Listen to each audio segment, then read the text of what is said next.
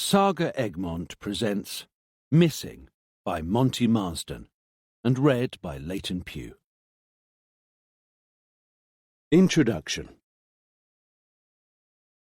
Claps was already at the table when Sensi entered the restaurant. He stood up as soon as he saw the police commissioner walking towards him. "Please sit down, my friend," Sensi said. He shook his hand. "How are you?" Once a month the two would meet in the Italian cafe almost opposite the central police station. They both enjoyed the time spent there, talking like old friends, and each time Clapp showed considerable progress with his speech. Up until 3 years ago, his life had been very different, completely different. Psychiatrist, criminologist, expert in psychological profiles of violent criminals for the police department. His help had often been crucial to the police when solving apparently obscure cases. He had never taken part in the operative part of the investigation, except for the last time. The criminal's knife had pierced his femoral artery. He had a massive hemorrhage.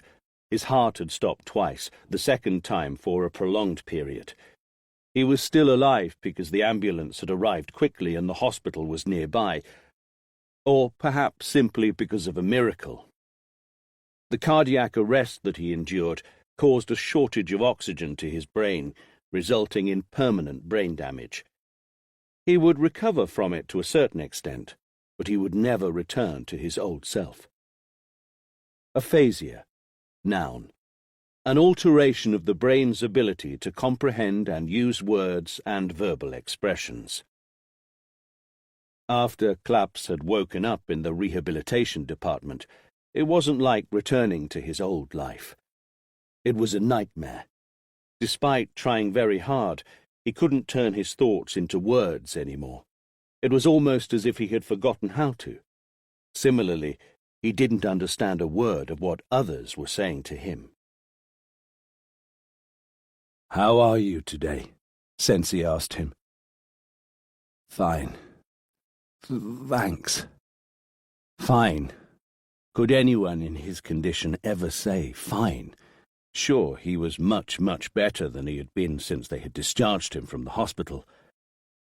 A long time ago, in his previous life, every single word had a specific meaning, and it became immediately apparent as soon as he heard it. Each word was a living part of his world. He built his world with hundreds, thousands of words. Each of those words triggered a range of emotions. Mastering words meant being able to awaken memories, to understand things, to conceive ideas. To put it shortly, it meant to have a life. Then everything had vanished out of the blue. It had all been cut off by a criminal's knife. Rehab had been long and atrocious. He had forgotten the simplest words, and he had been encouraged to strive to remember their meaning by sounding out his own memory. It was as though he had been thrown into a pitch-dark room, and he had been forced to get familiar with it by blindly touching every single object in it.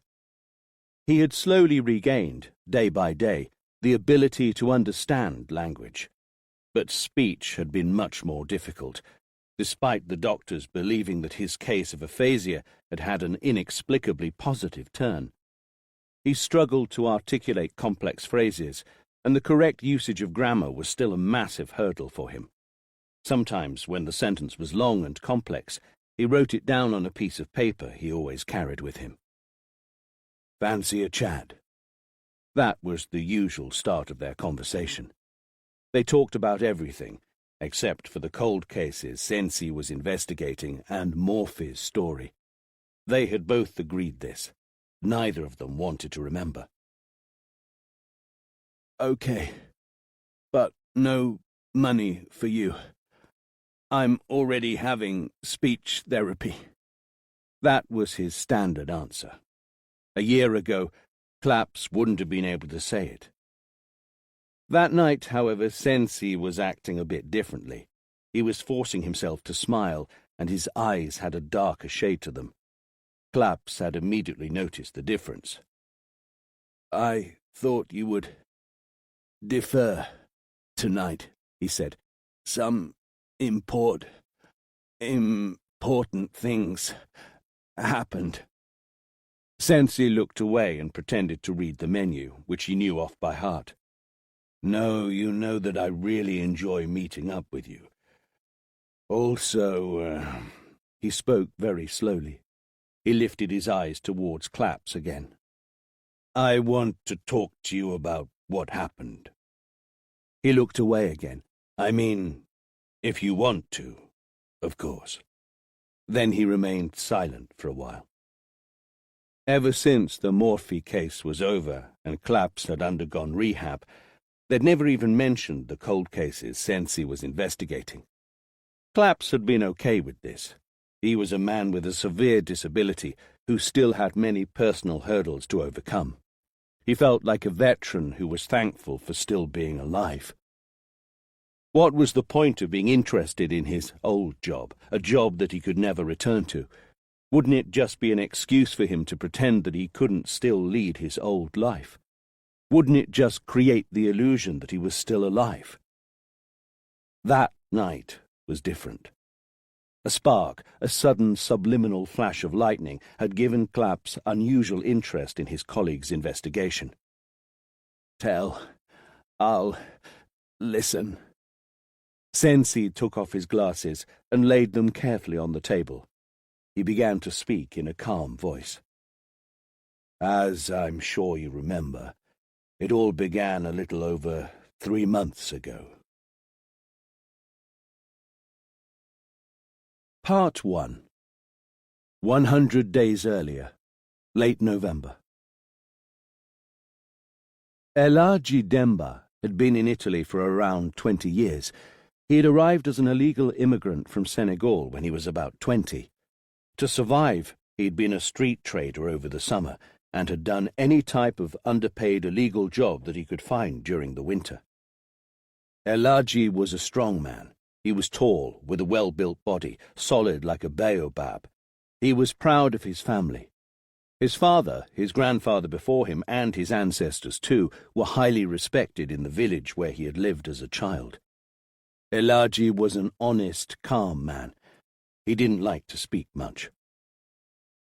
Those who always speak will always know less than those who keep calm and ponder. After a while, he had managed to legitimize his stay in Italy and had found a job in this little town in the north. He lived near a river that looked very different from those of his homeland. In the winter, it would get colder than he ever could have imagined when he was a child. Elaji's life hadn't been easy, but a baobab thrives whatever the weather.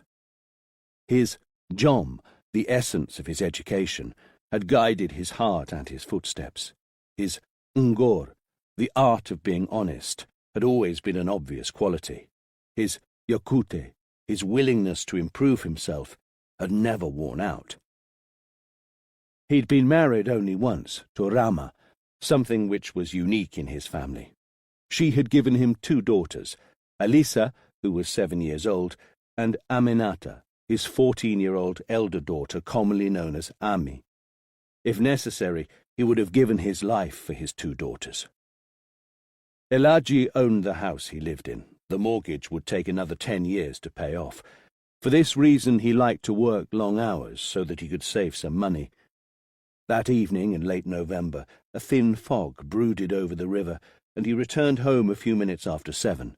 Rama wouldn't be much longer. She had gone into town to do the laundry, as she did every day. Only Alisa ran to him.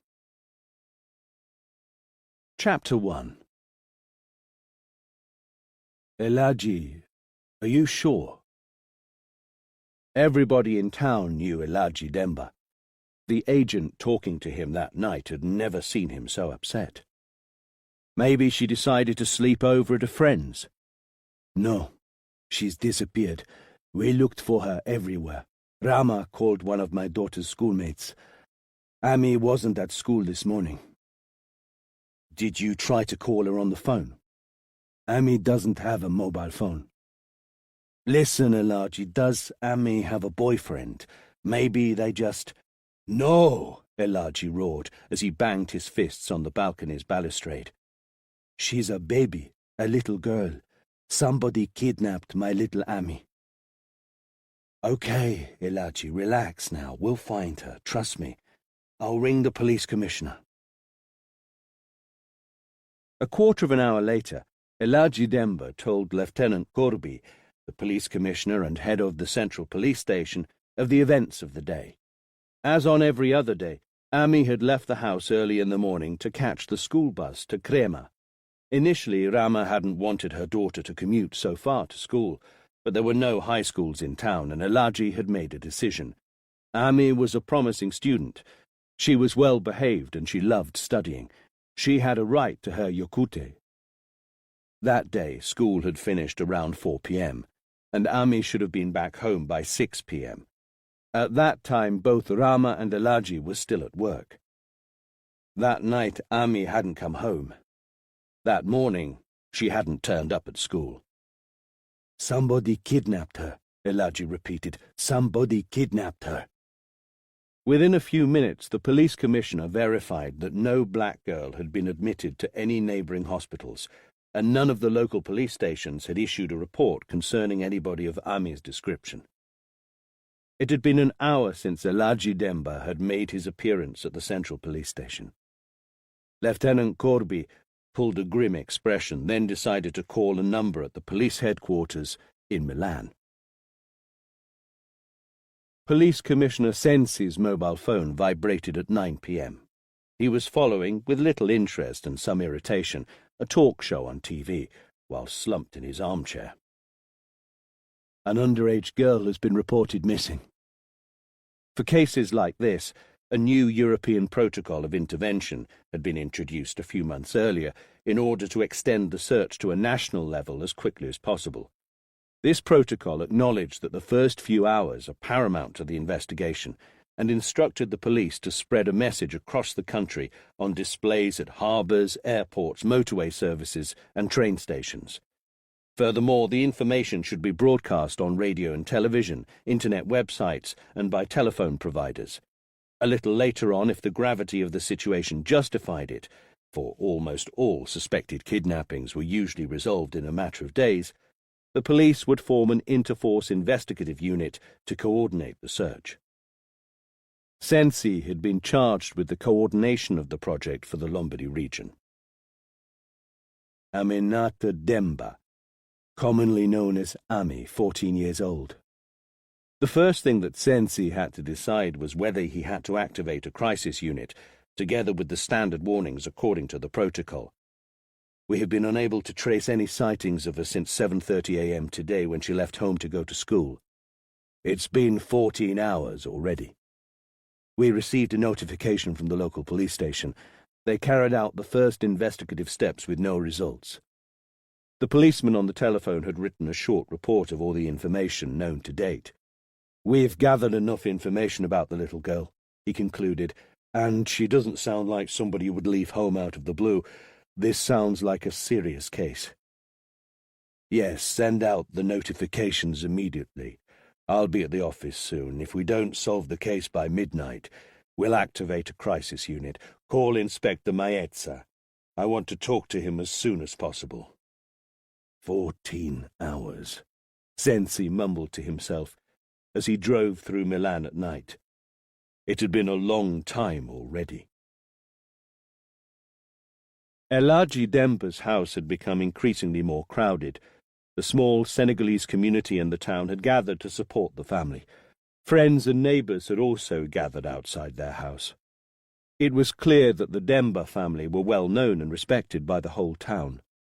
The women were gathered round Rama, who was crying quietly while they prayed for and consoled her. The men were standing around with expressions of impotence mixed with blind rage for an injustice that nobody had the courage to call by its proper name. Every now and again, Elaji repeated to himself, "They kidnapped her. They kidnapped her." The opening theme tune of the late-night news on television attracted everyone's attention. Following the headlines, the anchorman announced in a serious tone, "During the evening newscast, we announced that Ami Demba was declared missing. She's a young girl of Senegalese origin who was born and brought up in Italy.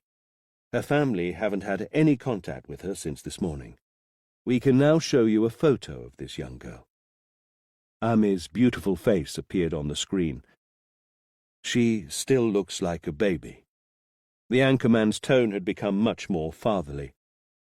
Ami is 14 years old, and she's about 1.4 meters tall. When she walked out of her house to catch the school bus this morning, she was wearing a light blue coat, the same one that you can see on this other photo. Another photo appeared on the screen. It portrayed Ami holding hands with a friend, smiling and waving at the photographer. Ami goes to a secondary school in Crema. Every morning she catches a bus to get to the city from her town. Investigators are attempting to find out whether Ami did actually get on the bus this morning. She was not seen at school. After the photo had disappeared from the screen, the anchorman paused for a moment. "If you have seen or heard news about little Ami, please call the number below. We hope that the girl will be found sooner rather than later." The anchorman smiled. "We hope that it's only one of those pranks that are typical of adolescence. Let's move on with the following news." Somebody turned off the television.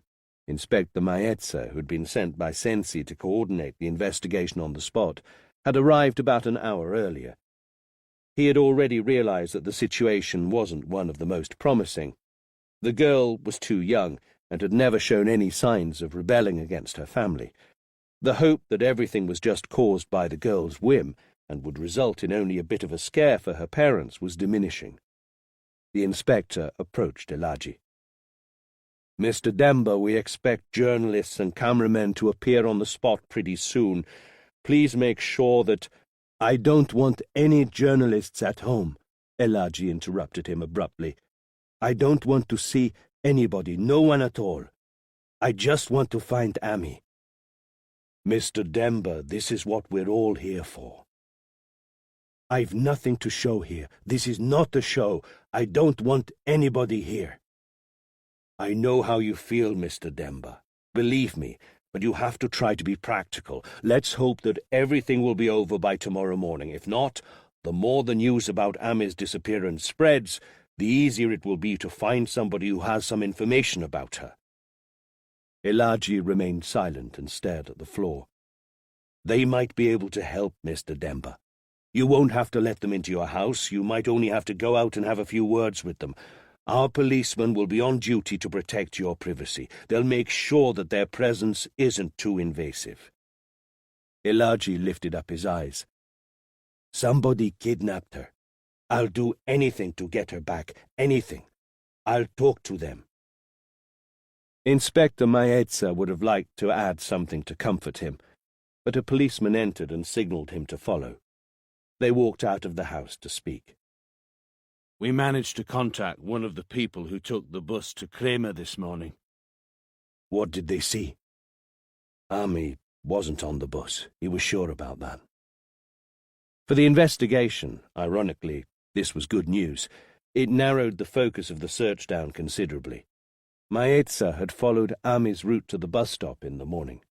Her house was only a 10-minute walk away from the bus stop, so it had to be in those 10 minutes that everything had happened. "We need to recover any CCTV recordings," he said decisively. "We'll focus firstly on any CCTV footage of the path between the house and the bus stop, and then that of the whole town. Shops, traffic lights, banks, I mean everything. We'll have all the recordings by tomorrow morning." "For fuck's sake, tomorrow morning!" Maetza was furious. "We have to be quick. Call all the policemen who are available. Pull them out of their beds and get the recordings from the traffic lights. Same for the banks. I've noticed one on the way from the house to the bus stop. Call the manager. Let's not waste any time. Let's get on with it right away." The policeman nodded and turned round to walk away. "What about the telephone line?" the inspector asked. "It's been monitored for over an hour. Do you really think it's kidnapping? Will anyone want a ransom?" Maetza stretched out his hand to point out to the Demba family's humble dwelling. "Do you think there's much here to raise a ransom with?" Chapter 2. The investigative unit met at the Police Commissioner Sensi's office at 11:30 a.m. the following morning to discuss the disappearance of Ami Demba.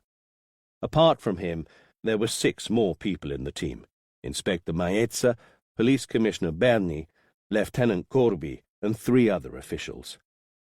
Ami had been missing for 28 hours now. The atmosphere was tense. Nobody believed any more that it all may have been caused by the girl's whim.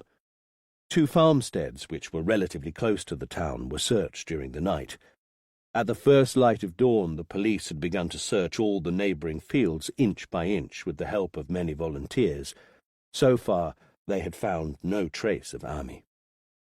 Nobody had rung the green number to report any sightings, but the police were expecting several calls in the near future. They were hoping that there would be at least one valid report among all the false alarms. Sensi looked visibly annoyed. "Any news from the recordings?" he asked Maesza. "There are 3 cameras on the route that Ami should have taken yesterday morning." Maesza began his official report. "All of them filmed the girl. The last camera is at the end of the road about 60 meters from the bus stop. Ami walks past it at 7:33 a.m. What time did the bus pass?" "It comes from the National Highway, and the reason it's not caught on camera is that it's due to arrive at 7:35 a.m., and the bus driver said that he was on time yesterday. Ami didn't get on board, though. We found and interviewed 5 individuals who were at the bus stop yesterday morning, and they all agree Ami wasn't there." 2 minutes to walk 60 meters. Sensi muttered to himself. "That's more than enough. She may not have wanted to or been able to take the bus." "Ami has never skipped a single day of school in her life," Lieutenant Corby chipped in. "We all know each other here in this town. She's a good, well-behaved, shy little girl." Sensi made a noise that almost sounded like a groan. "Go ahead, Maesza." "There's no image of Ami on any other CCTV during the following hours. We've looked at all possible recordings. She never returned into town." Sensi looked thoughtful for a few seconds, then spoke to Corby. "What do you think about this? Is it possible that Ami came back into town from a different road that's not monitored by CCTV?" "It's possible, but she would have had to detour through the fields around the town. The town is really small. She would have been filmed by some cameras in town anyway." Are there any buildings she could have sneaked in to avoid being recorded on CCTV? Corby paused for a while to think. Then he replied, "Yes, there are a few." "We might have to investigate, then. We can't afford to overlook anything. Fuggiano, you take care of this, please." "I've noticed something on the recordings," Maesza said. "Yes, go ahead." "Ami walks past the first camera at 7:21 a.m. Then she walks past the second camera, which is that of an ATM nearby, at 7:23 a.m. As we saw, the third camera records her at 7:33 a.m., which is 10 minutes later." "What are you suggesting, Maesza?" "It takes about 4 minutes to walk the distance between the second and third cameras at average speed. Ami took 10. Sensi paused for a moment. He looked thoughtful. Ami had disappeared between 7:33 a.m. and 7:35 a.m., at which time she should have caught the bus she never reached. She would have had plenty of time to reach the bus stop. "Did somebody convince her to follow them?" Sensi asked. "Maybe they offered her a lift, or maybe they, But how would it be possible that nobody noticed anything? What happened during those 2 minutes?" Sensi paused to think. "Does it have a connection with anything that may have happened during the 6 extra minutes that she took to walk from one camera to the other? We need to reconstruct Ami's walk all the way from her house to the bus stop. We have to understand what happened during those 6 minutes. Walk around town, ask anybody, shop owners, passers-by, citizens. As for the recordings, we'll have to view them again and analyze them frame by frame. Did anybody follow Ami? Find the number plates of all the cars that passed by the CCTV that morning. Question the drivers. Ami may have been in one of those cars. We also have to question all those who were waiting at the bus stop again. We need to know everything that they saw and noticed that morning. Sensi glanced at his watch. Let's do this, he concluded. He stood up from his chair. It's already been 28 hours and 6 minutes since she disappeared. Elaji and Rama didn't sleep that night. They kept staring at the telephone. At dawn, Rama had snoozed for a few minutes on the armchair. She almost carried on crying silently during her sleep. Elaji couldn't even feel tired. He wanted to take part in the investigation, but he was eventually convinced otherwise. He was sitting before Rama, the pain and anger his heart was burdened with, triggering involuntary twitches in his face and chest. The first troop of journalists had arrived at 10 a.m. and consisted of just the bare essentials, a cameraman and a journalist. It still wasn't clear how they should label Ami's disappearance, and the producers didn't want to waste money on a case that could well be solved easily in a few days. April Fools don't attract an audience. They recorded around town and near the house. They didn't ask to interview Elaji or Rama, but asked a few quick questions of the neighbours. They drove away after a few minutes. Elaji watched them with an expressionless gaze from a window. Try to focus, try to remember something. Any detail could be essential. Maetza repeated that sentence 1,000 times. They had interviewed all of the people who were standing at the bus stop that morning. He had repeated that sentence to them all, many times. He wanted to find some different words. They sounded like an empty phrase from a cheap thriller on TV. Was there anybody else at the bus stop? Anybody who didn't take the bus? His eyes were burning with tiredness. He felt his eyelids becoming increasingly heavy. I don't think so. I'm not completely certain, though. I'm sorry. Maetza grumbled. You don't need to be sorry, he said to the witness. You just need to remember. From the night when Ami had disappeared, he had only managed to snooze for a couple of hours. Okay, he said more kindly. Were there any cars parked near the bus stop? Maybe a car that passed by a few times in front of the stand? There was a car parked somewhere. It wasn't exactly in front of the bus stop. Where was it? There's a parking space for the supermarket customers on the other side of the road. It's a small shopping area. It's not really in front of the bus stop. It must be 20 or 30 metres to the left-hand side of it. Was the car there then? Yeah. Were there no other cars in the parking area? No, the shops are still closed at that time of morning. The man was struggling to remember. I can't remember seeing any other cars. Could you tell the make and type of car? It was black. I'd say a Golf, but I'm not completely certain. The number plate? The man spread his arms. I was 30 metres away from it. It was a bit foggy, and I had no reason to observe the number plate. Okay. How was this Golf parked? I'm not following. Maetza groaned again. With reference to the bus stop, did you see the bonnet, the boot, or the side of it? His tone was irritated. The bonnet was facing the bus stop. Okay. Was there anybody in the car? Try to remember. Think carefully. The man remained still for a few seconds, thinking. He was trying to recollect all of his memories from the previous morning. Then he spread his arms again. I'm really not too sure. Maetza got rid of him without ceremony. He was busy thinking about something else. Including this last witness, 4 people had noticed a black Golf. This could be a lead, albeit a very small one. There are less than 3,000 people in this town. Almost 10% of them are immigrants. Among them, 1/3 are from Africa, and Senegal is the most highly represented country. Mrs. Ferrari was a schoolteacher who had retired a few years ago. Now she volunteered enthusiastically at the social services office for the town council. She was familiar with most of the immigrants in town.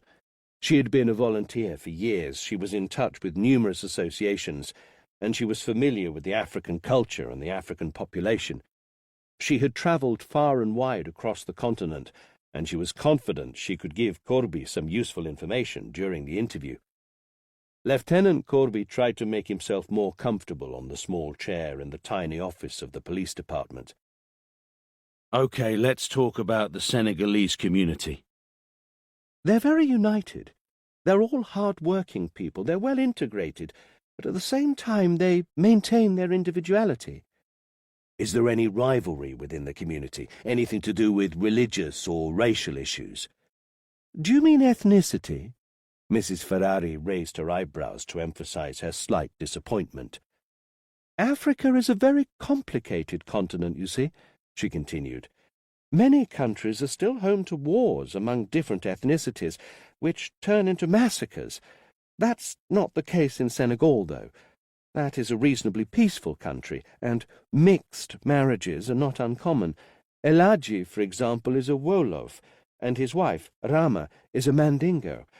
I believe that their open-minded attitude depends on their culture, their education, Jom, which is based on honesty, Ngor, tolerance, Mun, work, Ligay, hospitality, Teranga, and obviously Dina, religion." "Are our people from Senegal all of one religion?" "They're all Muslim, but their Islam is adapted to the traditional animist religions of their country." "No integralism?" "Mun, tolerance. No integralism. The Senegalese community is very pacific." "So do you exclude the possibility that Elaji and his wife Rama may have experienced tensions with a member of their community for religious or ethnic reasons?" Mrs. Ferrari didn't think for a moment. "Absolutely." "What about the other immigrant groups?"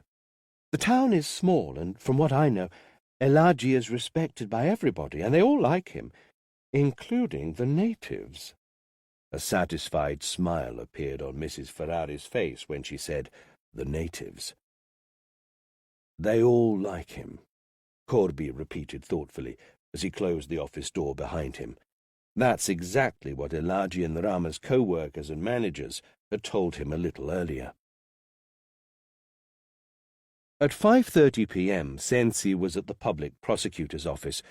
He was accompanied by Police Commissioner Fuggiano and a tired Maezza. The search for Ami in the neighbouring fields hadn't been fruitful, and had been suspended because night had fallen.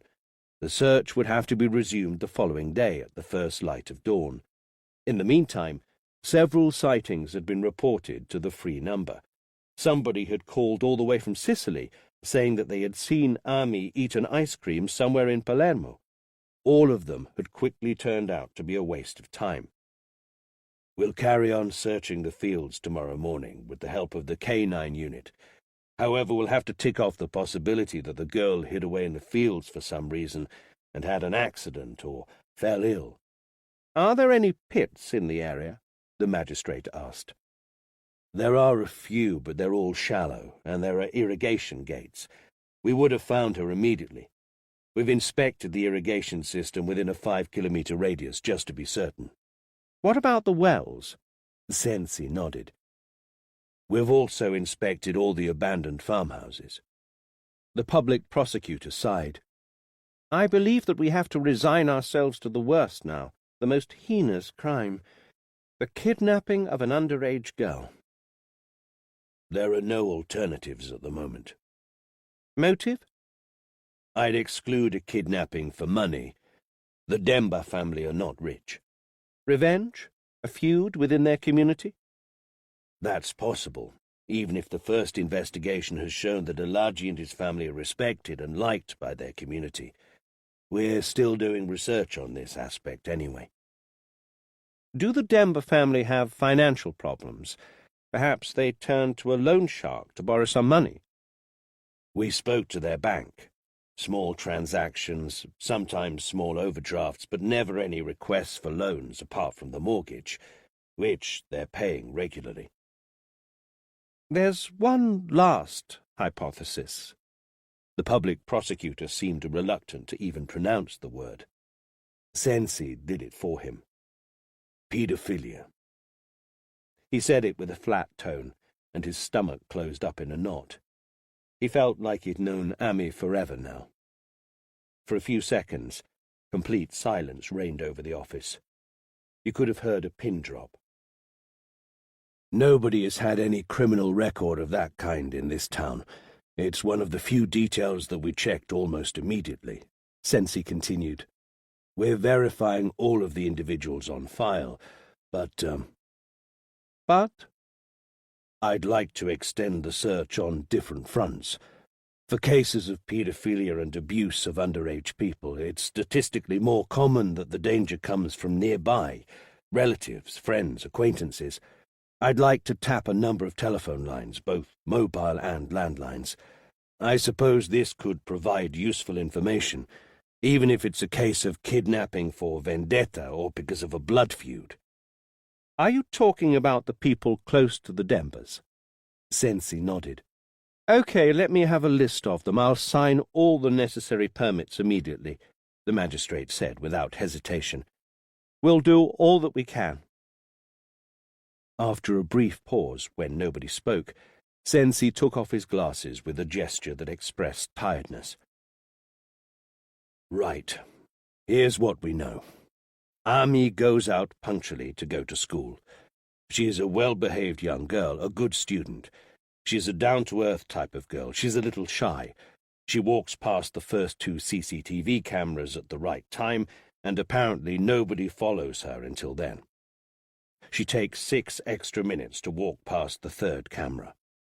Commissioner Fuggiano? She stopped at the bakery to buy focaccia to eat at school, Fuggiano explained after he was called upon.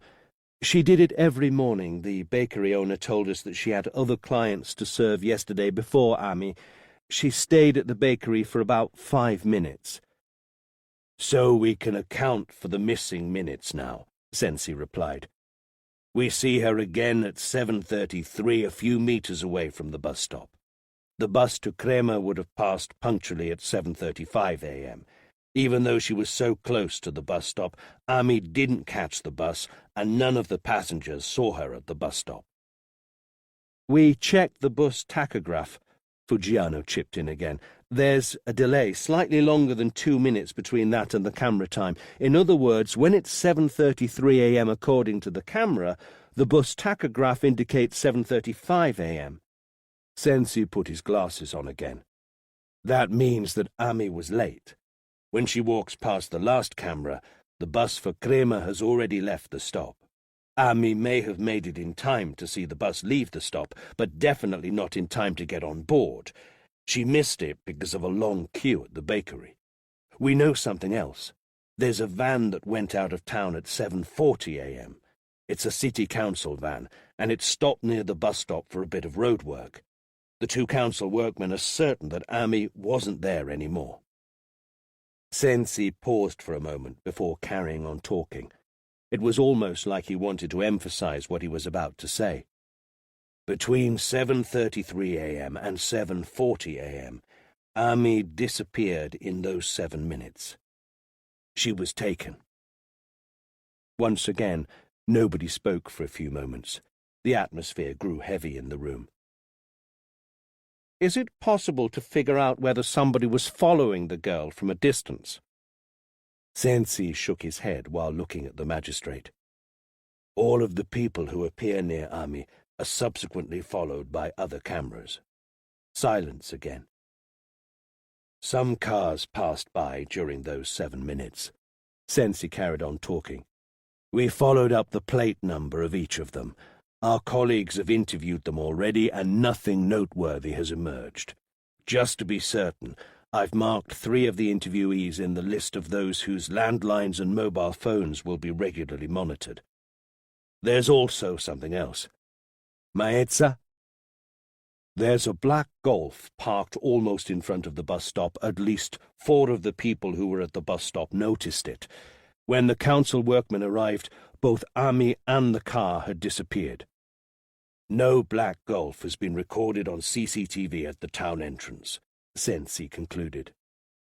It came from out of town to stop at the parking lot of a shopping centre, and it went out of town again before the shops opened. The public prosecutor sat up in his chair. It could have been parked there since the previous evening. No, Fuggiano broke in. When cars are left overnight, they're full of dew in the morning, if not a layer of ice. All of the witnesses agree.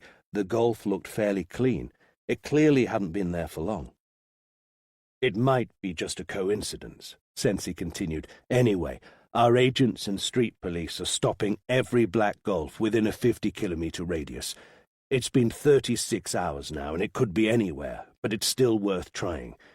We're also working to get a list of the owners of this type of car.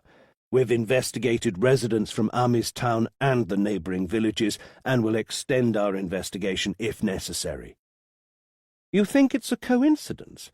This one car in the parking area of a shopping centre still closed right before the girl disappeared.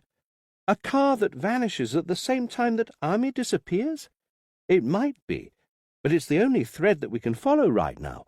Let's try to find that Golf, and we'll evaluate whether or not it was a coincidence. The magistrate paused thoughtfully for a moment before continuing. Now, let's suppose that it's a case of premeditated kidnapping, vendetta, feud, paedophilia, you name it. Would you ever go and do anything like that in your own car, Mr. Sensi? We're verifying all missing car reports, and, just to be certain, the car rental companies.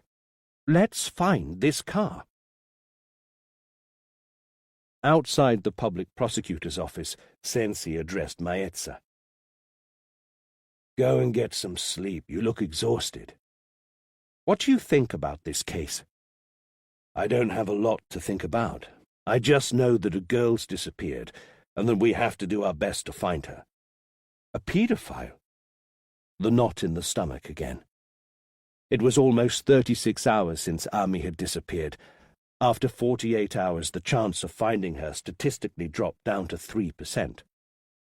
Go and get some sleep, Maezza. It'll be a long day tomorrow. Elagi squinted as the beam of light was pointed at his face. Rama, at his side but half a step behind him, didn't have to squint. She was keeping her eyes down to the ground. After the morning visit, more journalists and cameramen had turned up in the evening, this time in large numbers. Elagi and Rama were outside their house. They were surrounded by a flock of people who had been arranged meticulously by the interviewer by mixing roughly equal numbers of black and white people. It was the evening newscast of the most popular national news show. A red light turned on next to the camera, and the journalist began to speak into the microphone. What you see in the background is the small, humble house where Ami lived with her family, her parents Elagi and Rama, and her sister Elisa. As you know, Ami disappeared yesterday morning as she was going to school. The investigation hasn't been successful so far, but the police are using all their means and are getting support from several volunteers. The journalist spoke to Elagi. Mr. Demba, I know that your wife doesn't want to speak. Would you like to tell us anything about Ami? Elagi grabbed the microphone. He held it so tightly that he was almost crushing it. His strength equaled his anger, which in turn equaled his pain. After a moment of hesitation, he found the courage to speak. Ami's good. She is a good girl. She brings joy into people's hearts. She has to be found. The journalist took back the microphone. Everybody knows Ami here in town, and, as you can see, they're all around the Demba family as a sign of support. The journalist made a gesture to indicate the crowd near her and the Demba family. Then she continued. Without hesitation. In the meantime, the police are carrying out investigations in every direction. We have some breaking news. It's a detail that might turn out to be extremely important in this case. Some witnesses noticed a black Golf where Ami was last seen. This car vanished soon afterwards. The police are trying to trace the car owner. If anybody has any information, they can call the free number that you can see on the screen. That's it for now. We hope to be able to interview little Ami with her family very soon. The lights were turned off. Rama broke into tears. The previous day. The grey of the sky mirrored the grey of the asphalt. At 7:30 a.m., the darkness had slowly dissolved, but the sun was only a cold, distant circle, as it often was during those cold winter days in northern Italy. The black Golf had been parked for a few minutes already at the edge of the town. Its outline was barely visible in the floating fog that morning. The bell tower emerged from the mist and stretched itself above the brown house roofs. The man sitting inside the car turned on the engine, and then, nervously, the windscreen wipers, to clear the condensation that his breath had formed on the windscreen. It had been the third time that he had inadvertently switched the wipers on, but that wasn't his problem. If anything, this weather was perfect for what he had in mind. He couldn't have wished for any better. He had been there for about 10 minutes. Same time, same place every day. He often waited at that isolated parking area, which was out of the range of any CCTV from the nearby shopping centre. At that time in the morning, the shopping centre was still closed. The bus stop was about 30 metres away from him, on the other side of the road. The bus route, which linked the town with Crema, passed there. The man couldn't stop staring at the bus stop. One more sudden windscreen wipe. The time had almost come. He breathed in deeply. He had learned to recognize the handful of people who gathered every cold weekday morning at that stand, waiting for the bus to Crema. There were 3 or 4 adults, most likely office workers and shop assistants, and maybe a nurse, he guessed. The rest of them, and they were who he focused on, were school kids. Only one of them was really of interest to him. She still hadn't turned up that morning. It had been an unwise decision to choose her, perhaps even a mistake. He had planned everything, and that had to be the day. She had to turn up. The man adjusted his heavy-framed glasses with a clumsy gesture. In the meantime, the bus had appeared from around the corner. He finally saw her. She was far away. She was later than usual and out of breath. Her heavy blue coat almost hid her completely, and her school bag bounced on her back. Najla. He had decided to call her Najla. She was clearly struggling to walk fast with her heavy bag on her back. Her breath condensed in the air every time she breathed out. She was wearing a multicolored wool hat. She hid her hair under the hat. He was sure that he had noticed her hairstyle before. He kept his eyes on her. Najla. She went to a secondary school in Crema. She had to be 14, 15 years old, but she looked way younger than that. She was a petite girl, and her facial features and her movements were still childlike. Najla. Her dark skin, her sweet face. He'd chosen her the first time that he saw her. The bus stopped and the people began to get on board. The girl had started to run, but she was too late. It was obvious that she wouldn't make it. When the bus door closed and it pulled back into the road with a burst of black smoke, the girl was still about 20 meters away from the bus stop. The man in the car sat up straight in his seat. He had planned everything. He knew what he would have done in Crema, and now everything was going pear-shaped because the girl was late. He didn't have much time. That day. It had to be that day. The girl was still. She was panting. She was staring at the bus while it was driving away. The man looked around. The road was deserted. The bus had taken everybody with it. Maybe Maybe he shouldn't act instinctively and without a plan. Najla. He had to get her. The man turned on the engine and selected a low gear. The car moved slowly away from the parking area. Professor Trevis had woken up reasonably early on that cold November morning.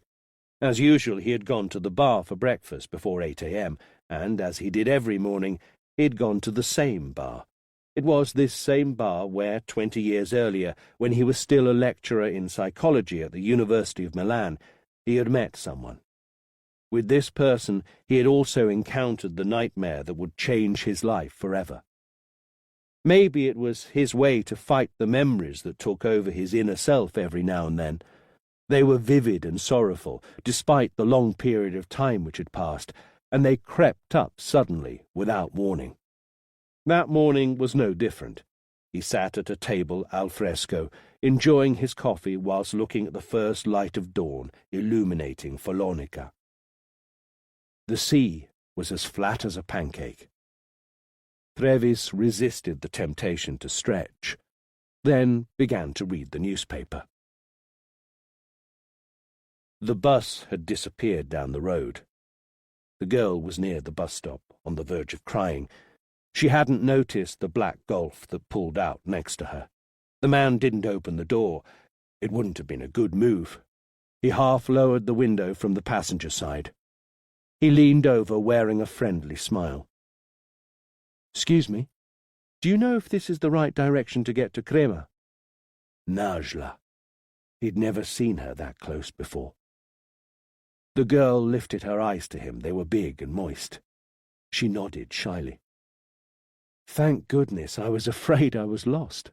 Another friendly smile. "You're crying. What happened?" "Nothing." "Nothing? You look distressed. I think I know the answer. You had to go to school and you didn't do your homework." Najla. Her eyes were incredibly big compared to her slim, small face. A wave of excitement and desire overwhelmed the man, but he kept the kind, reassuring smile on his face. "I can't go to school. I missed the bus." The little girl put her hands on her face and began to sob quietly. "Will your mum be angry with you?" The little girl nodded. He glanced at the rear-view mirror. Still nobody around.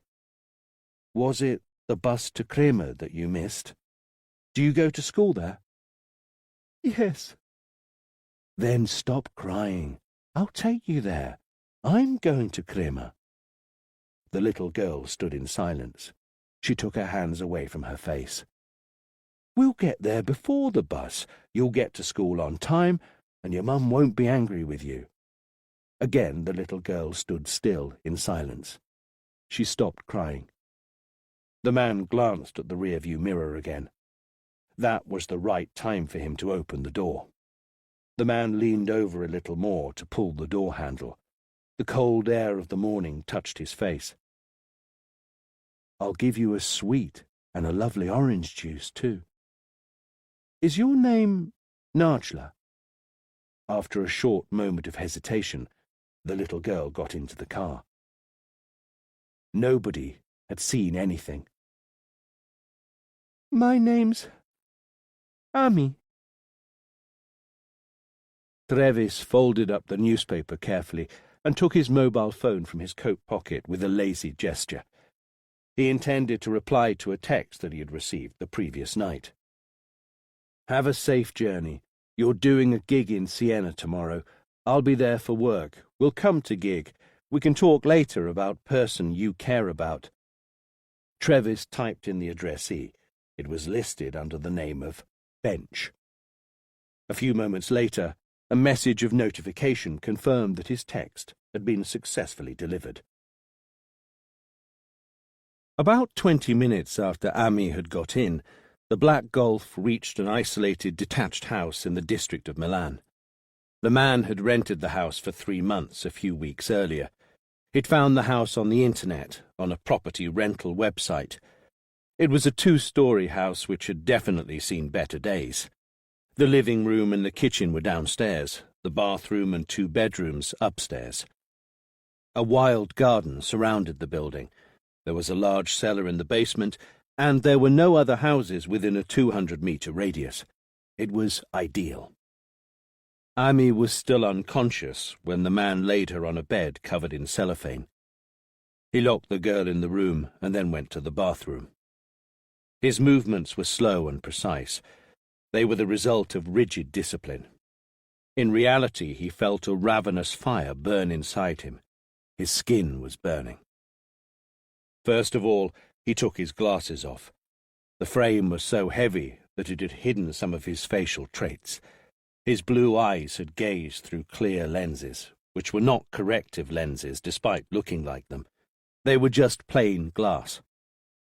With a few quick movements, the man took out his coloured contact lenses and uncovered a much more common pair of brown eyes. He took off his ginger wig and moustache and saw his real face in the mirror again. The friendly face had disappeared now. The mirror reflected the image of a man with a rough face and a feverish light in his eyes. The night had overtaken the last few days of dusk. Trevis was walking slowly to the chess club meeting in town. The promenade was practically deserted at 9 p.m. on a cold November day. In the summer, the same place would have been packed with people. He enjoyed his weekly chess club meetings, which had been a habit ever since he moved to Follonica a few years earlier. He knew his opponent for that night very well, and he was sure that he would attempt to win the match with his queen. Consequently, he had decided to lure him into the insidious territory of the Benko gambit. He would let him take one of his pawns on the queen's wing, so as to have a more open, aggressive match. Trevis liked using gambits. He had learned enough to allow for any kind of opening into the enemy's army. He liked Benko and Mora, the king and the woman gambits. He knew that his way of playing chess wasn't just pure strategy. It was a way for him to express his anxiety, to force a situation, to rapidly get to a fierce battle which ended the match in one way or the other. Was it a mark, a legacy, a scar left by events in the past? Inevitably, even though he was used to sweeping away those thoughts, his mind began to zone off and wander through his long-lost memories. The young face of Denise emerged in his memory. What would she be like today? He surprised himself by asking. How old would she be? 52? 53? He didn't love her enough. He didn't protect her enough. He didn't help her enough.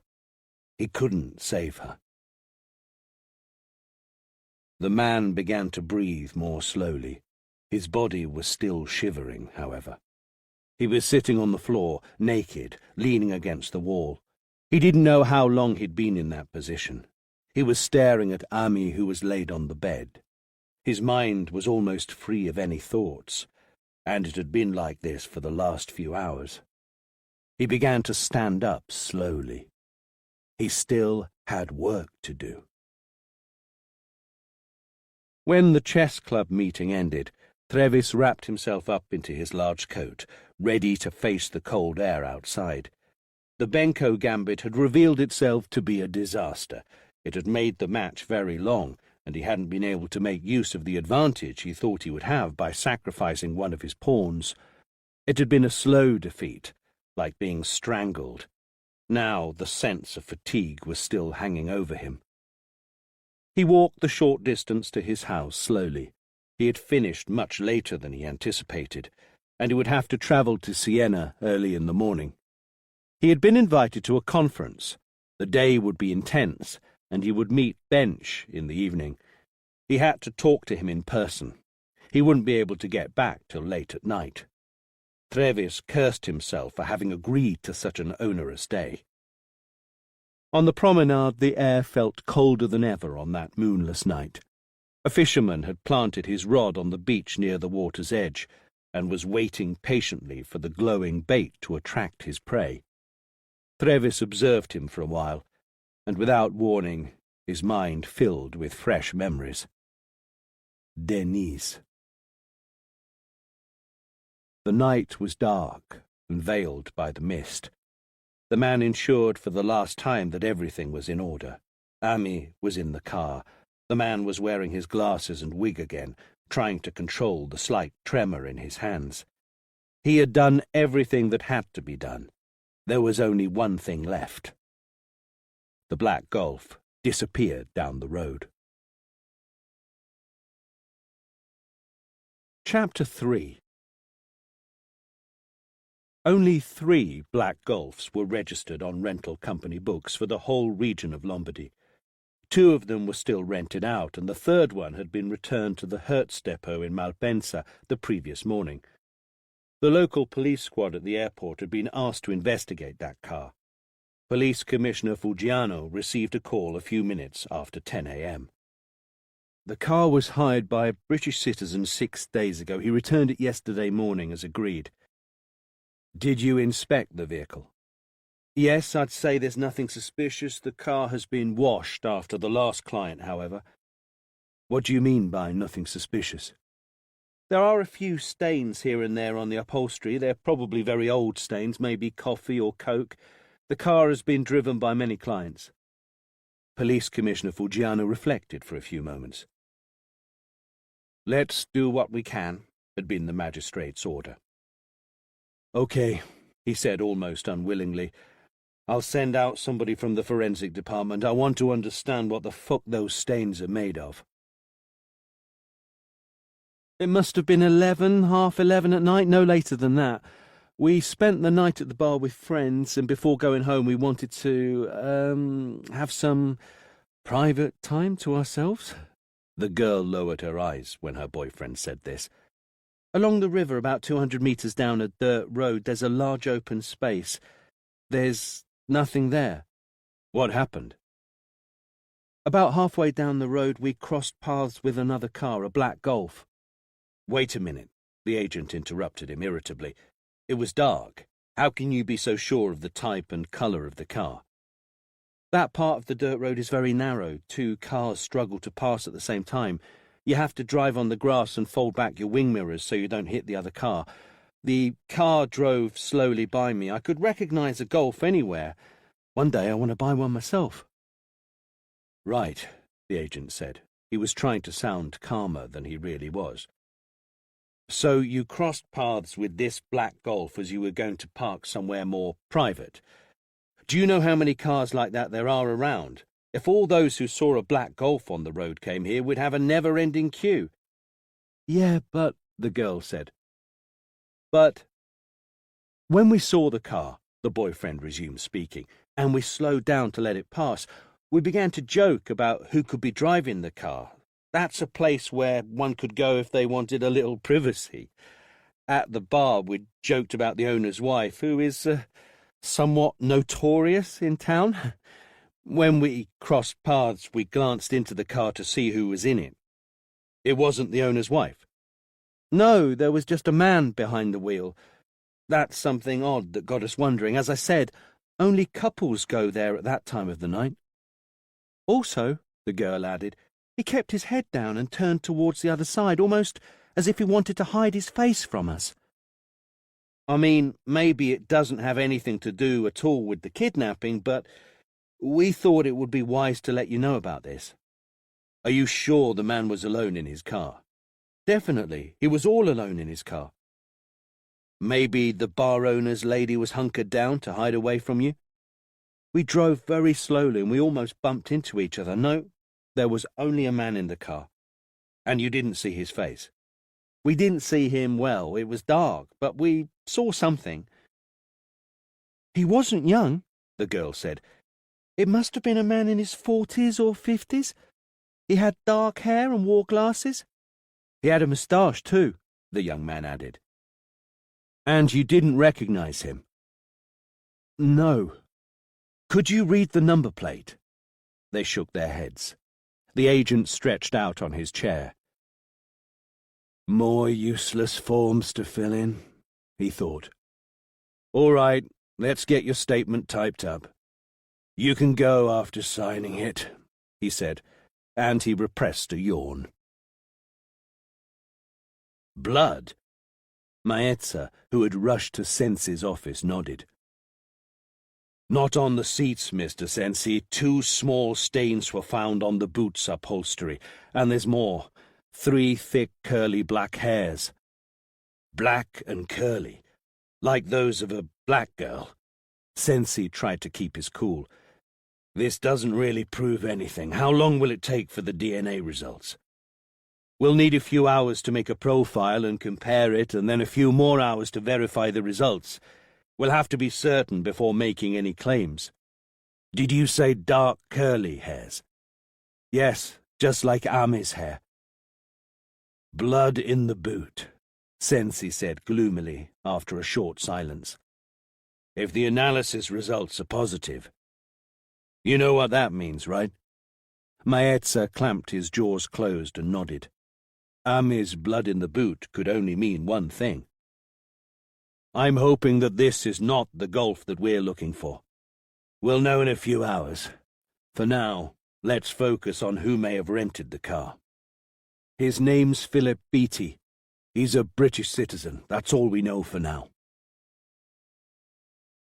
An hour later, all the members of the crisis unit were reunited at Sensi's office. Maetza had found out a lot more about Philip Beattie. "He's 46 years old and he lives in London. This," he said, as he distributed some photocopies, "is the scanned copy of his driving license which they took when he showed it to the Hertz staff. The document is authentic. We have checked the license number against the national database. The document has not been stolen or lost." The driving license photo portrayed a middle-aged man with heavy glasses and dark brown, almost ginger hair. His moustache was quite thick. His eyes were barely visible, but they seemed to be of a light colour. It was difficult to tell what exactly. "He didn't book the car in advance. He popped up at Hertz 6 days ago at the airport and filled in the papers to rent the car. He didn't leave any contact number with the rental office." "What flight did he take? And where did he go straight after returning the Gulf?" "That's the strange thing about it. No Philip Beattie has been recorded in the list of passengers arriving at Malpensa on the day that the man rented the car. No Philip Beattie had booked a flight for or left yesterday either. There aren't any flights booked in his name for the next few days." "Are you sure, Maetza?" "I double-checked many times. We're still analysing the passenger lists to find out when he arrived." "Maybe he landed at a different airport or travelled by a different mode of transport," Fujiano said. "Then why bother going to the Malpensa airport to rent a car? Perhaps he lives or works nearby, or—" "It's useless to speculate now," Sensi concluded. "We don't even know if that is the Black Gulf that we're after. For now, let's try to find out whether Mr. Beattie is still here in Italy. Let's ask hotels, residences, bed and breakfasts, everyone. Let's hunt him down, at least until the DNA results turn out to be negative." Sensi was trying to convince himself that he should eat something after all. While he was thinking this, his mobile phone began to vibrate. "This is Corby. I hope I'm not bothering you at this time." Sensi glanced at his watch. It was 9:30 p.m. "I'm still at the office. Don't worry." "Right, I'm also at the office. I didn't talk about it during our meeting today because I wanted to double-check and be completely certain. There's one sighting of a Black Gulf that stood out for me among the many sightings that were reported. The description of the man who was driving the car seems to match Philip Beattie's photo." The lieutenant briefly summarised the young couple's report. "I asked the young couple to come to our office again. They recognised the man who was driving the Gulf in the driving licence photo." He paused. "Are they certain?" "Yes, as much as one can be certain by looking at a faded photo and glancing at a man who turns his face to the other side. Anyway," he carried on, "whether or not the man was Mr. Beattie, it's a bit strange for a man to be all by himself somewhere where couples usually go. It's a dirt road that stretches for kilometres along the Adda River and then branches out into multiple tracks towards the reservoir. There's nothing there, no bars, no houses, no farms. There's just a river, bushes and some fields." How far is this area from the place where Ami was last seen? About 20 kilometers. Here's my plan. I'd like to send out a squad to inspect at least the area where the car was seen. The area is large, but we could start from there. A car with only a man in it in an area where couples go to have some privacy. It's hard to draw much of a clue from such flimsy evidence. Sensi sighed heavily. Okay. Send somebody to have a look. It won't hurt. Sensi let his mobile phone slide onto his desk and leaned back in his armchair with his eyes closed. There was no way he could eat anything. His tense stomach wouldn't let a single mouthful in. It was now well over 48 hours since Ami had disappeared. Statistically, there was only a 3% chance that they would find her again, safe and well. There was still some hope that they would find her, maybe traumatized and tortured, but alive. Sensi flicked through some documents to find the statements of the Hurt staff on the day that Mr. Beattie's black Golf was returned. He flicked through the pages quickly until he found what he was interested in, the statement from the member of staff who had cleaned the car. The car was tidy inside. It's very rare for clients to take care of it, but everything inside the car seemed to have been cleaned recently.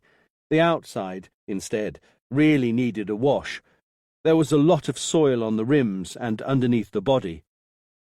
Soil. He began to feel nauseous. It sounds like he drove through a dirt road. Sensi glanced at his watch again, then retrieved his mobile phone quickly. This is Police Commissioner Sensi. Can I talk to the manager? He waited for a few minutes. A man with an unfriendly voice answered. Good evening. Did you call for the DNA results? If so, we're doing our final checks. Can I have any information yet? Do you want some information now? Do you want the right information? His tone was almost sarcastic. Fuck, Sensi roared. Stop being so patronizing. We're not in a lab here, he almost shouted.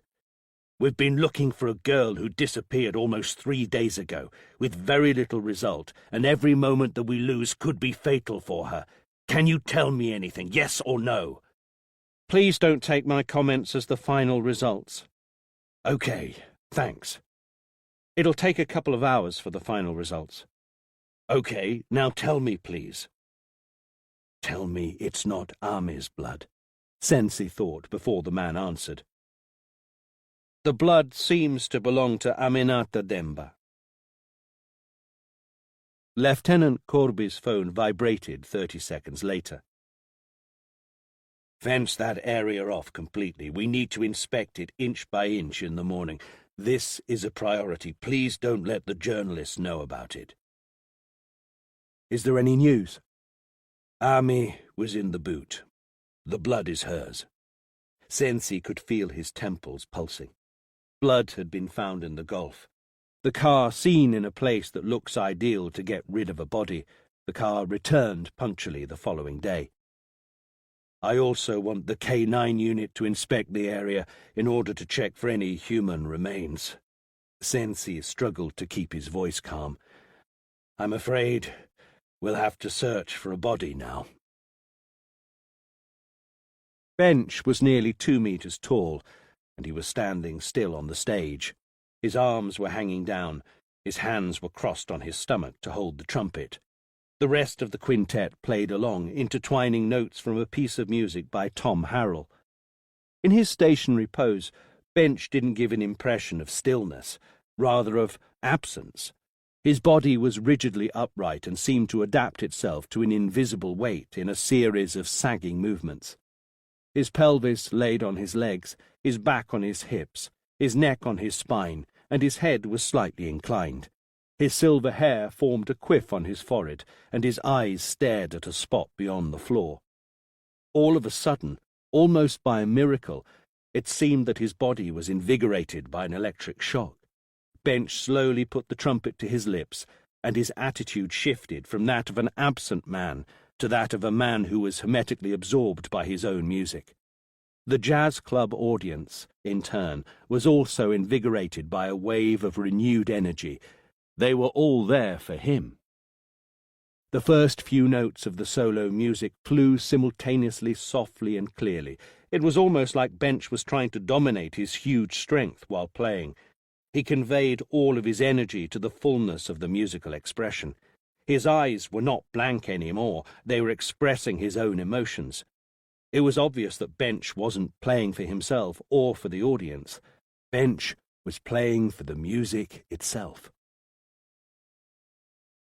40 minutes later, the members of the crisis unit were all assembled again at Sense's office. Those who had a day off had been called back into work again. Lieutenant Corby was the only one missing. He had remained in the area to organize the inspection for the following day. "Philip Beattie, we have to find him. We have to do it now. I know what we're all thinking, but we have to believe that despite everything, Ami could still be alive, wounded, but alive. We have to find Philip Beattie. We need more men, but that's not a problem. We'll have them. We have to find out when he entered our country, and if he's still here, or if he went back to England. Make his photo public. Get in contact with Scotland Yard and Interpol. Do everything that you can think of. Let's find that son of a bitch right now." Trevis sat at one of the tables, sipping his cognac. Bench walked towards him. His movements were rigid and his head was low. "Well done. Amazing gig. That's no surprise." "Thank you." Empty conversation. They both knew very well that Bench wasn't interested in the audience's opinion. "Did you go to Milan to record?" "Yes, they invited me as a special guest for a couple of album tracks. The band was skilled. A few days were all it took to do the job." Bench was keeping his eyes lowered towards the table. His quiff still covered most of his forehead. He looked exhausted. "Are you still following the therapy?" "I'm taking a smaller dose now. I always do when I have to do a gig. It's all good, though. I'll go back to the usual dose tomorrow." "Everything under control?" Bench lifted his eyes for the first time. "Everything under control." He had begun to play the trumpet 25 years ago, before his hair was silver and when his name was Tommaso Bencivenga. He was a lively, intelligent young man, and his talent was already well known to the director of the city orchestra. After a short period of indecision, his parents had finally decided to support his studies at the Musical Academy in Siena. His history of music lecturer was also a skilled jazz drum player and had an important influence on the young man's musical instruction. The young Tommaso had quickly made so much progress that at the age of 20 he gave his first concerts at a jazz club. He had amazed the audience with his perfect technique and his improvising skills. Each time the notes intertwined to make different musical phrases and explored new, surprising combinations. Bench, that was the name he had given himself as a musical artist, was clearly heading for a brilliant career. Then, when he was 22, he had begun to have some problems. His friends had been the first to notice. The joyful, extroverted young man had slowly turned into a silent, introverted musician. His enthusiasm for meeting friends had worn off, and he had become bashful. These problems rapidly became worse and worse. Shortly after, Bench had become completely absent-minded, uninterested in anything that happened around him. He had become incapable of feeling emotions, joy or pain. He had become very quiet, and often what he said didn't make much sense. He believed that he was surrounded by copies of himself, clones that echoed whatever he said and overlapped one another. Finally, voices and sounds had begun to crowd his mind. He would sit on the floor for hours in the same position, crouched down in the corner of his room, holding his trumpet in his hands. Then he would become hyperactive a moment later, and he would become agitated and aggressive towards anyone who was around him. He was diagnosed with schizophrenia and spent the following years in and out of hospitals and rehab centers. He never stopped playing the trumpet, but occasionally the heavy drugs that he had to take would sedate him to the point where he was unable to function properly. He only played when he was by himself, and he would compose surreal music. That was usually his best music. Things had changed a little for the better in the last few years with the arrival of new drugs, which didn't give him any more hallucinations. Despite the struggles and the general dampening down of his emotions, Bench began to connect timidly with the outside world again. His music, however, had not been the same. Then somebody introduced him to Trevis. At the end of 3 years of long and difficult therapy, Bench became independent and was able to convince his doctors that he didn't need such a high dose of drugs. He rediscovered his long-lost enchantment with music. Recently, he began to further reduce his dose before gigs on his own initiative. This worried Trevis. "Who did you want to talk to me about, Bench?" "Elisa. She's from my town. She's the daughter of a family friend." Bench lowered his eyes again. It seemed like he didn't have anything else to say. Trevis encouraged him to speak. "Tell me more about her." "She's been ill for 5 years." "Is it a clear diagnosis?" Bench nodded. "Schizophrenia. Her father asked me if he could see you." "You know that I don't take on new patients anymore." "Yes, and he insisted I plead with you." Bench paused again for a few seconds. "Just for a chat." Trevis stared thoughtfully into his cognac while he swirled it round in the bottom of the glass. Some time ago he decided to focus only on patients that he was still treating, and not to take on any more new ones. It was basically a decision to partially retire. A few patients, some papers to publish, a few conferences. "Did you say just for a chat?" "Whenever you have time." "I don't have a lot of time," Trevis lied. "I would be free tomorrow at 3 p.m. in my office in Follonica." He thought it would be best to get rid of this new patient soon. Chapter 4. It was raining heavily. He had begun working during the night and hadn't stopped since. The soil was muddy. The dirt road alongside the river was little more than a lane and had turned into a creek of mud. The area to be searched was immense. The dirt road stretched for kilometres along the river and branched out into several different paths towards the forest. There were hectares of fields and bushes through which the Black Golf may have driven, assuming that it was the same car that Mr. Beatty was driving. The rain had erased every possible trace of tyre tracks. Sensi was standing about 100 metres away from the beginning of the dirt road, next to one of the police cars and under the shelter of his umbrella, which was being pelted by the constant rain.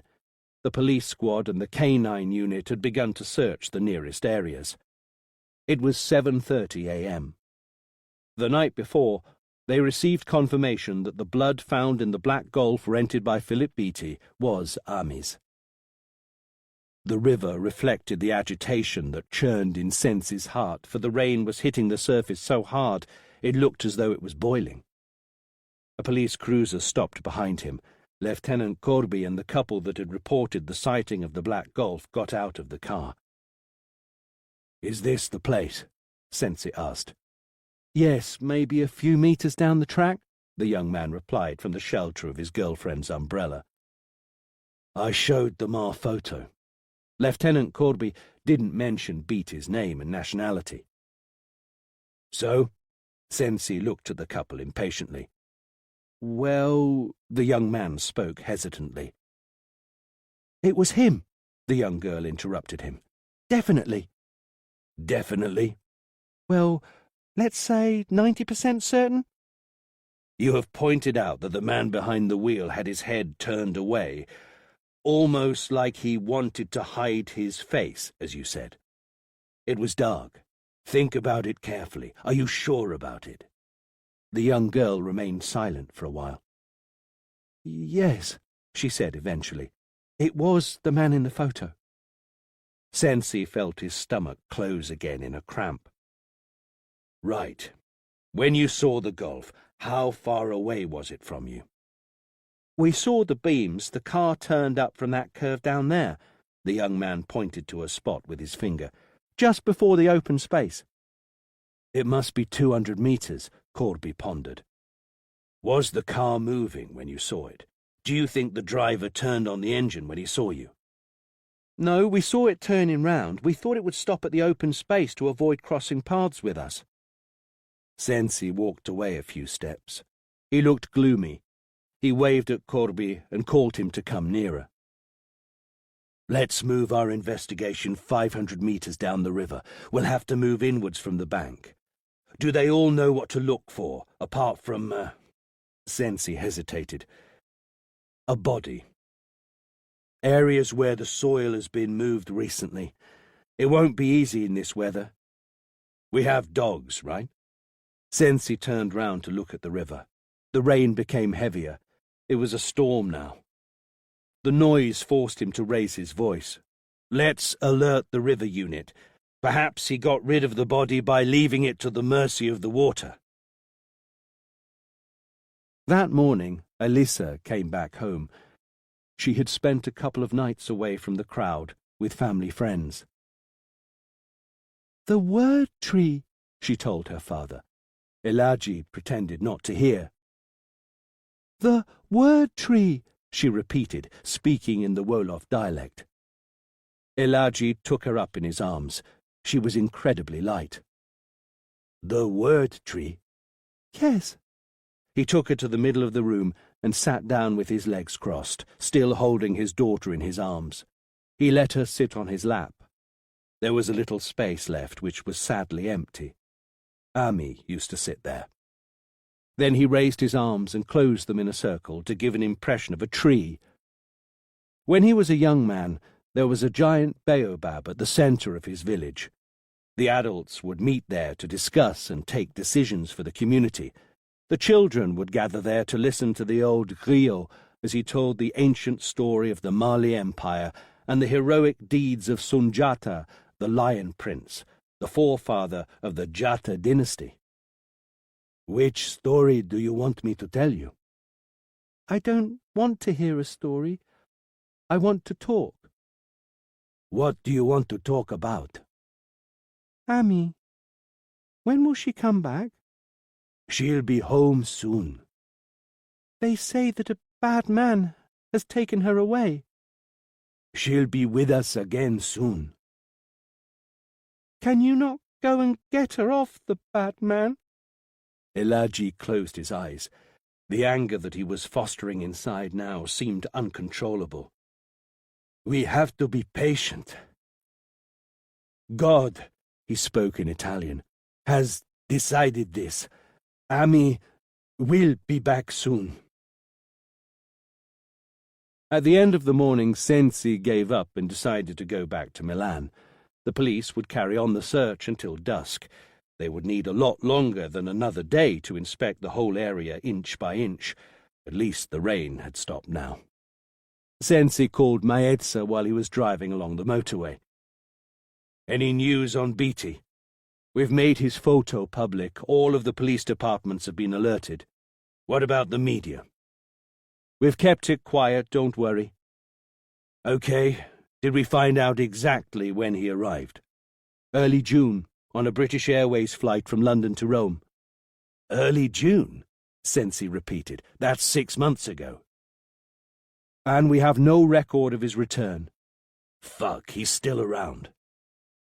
It seems so, but he's not registered at any hotels. We're still looking for him. He's been in Italy for a good while. Maybe he rented a house. That's possible, perhaps near Malpensa. Why rent a car there otherwise? Sensi remained silent for a little while. Scotland Yard? The magistrate signed the international mandate a couple of hours ago and has sent it out to London and Interpol. Beatty is wanted all over Europe now. Okay. I'll be back in the office in half an hour. Call me immediately if you have any news in the meantime.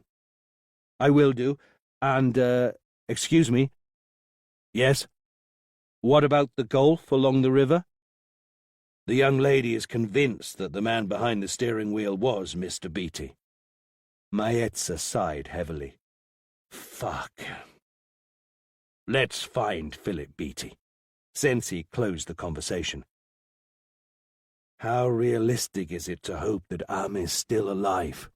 He asked himself gloomily.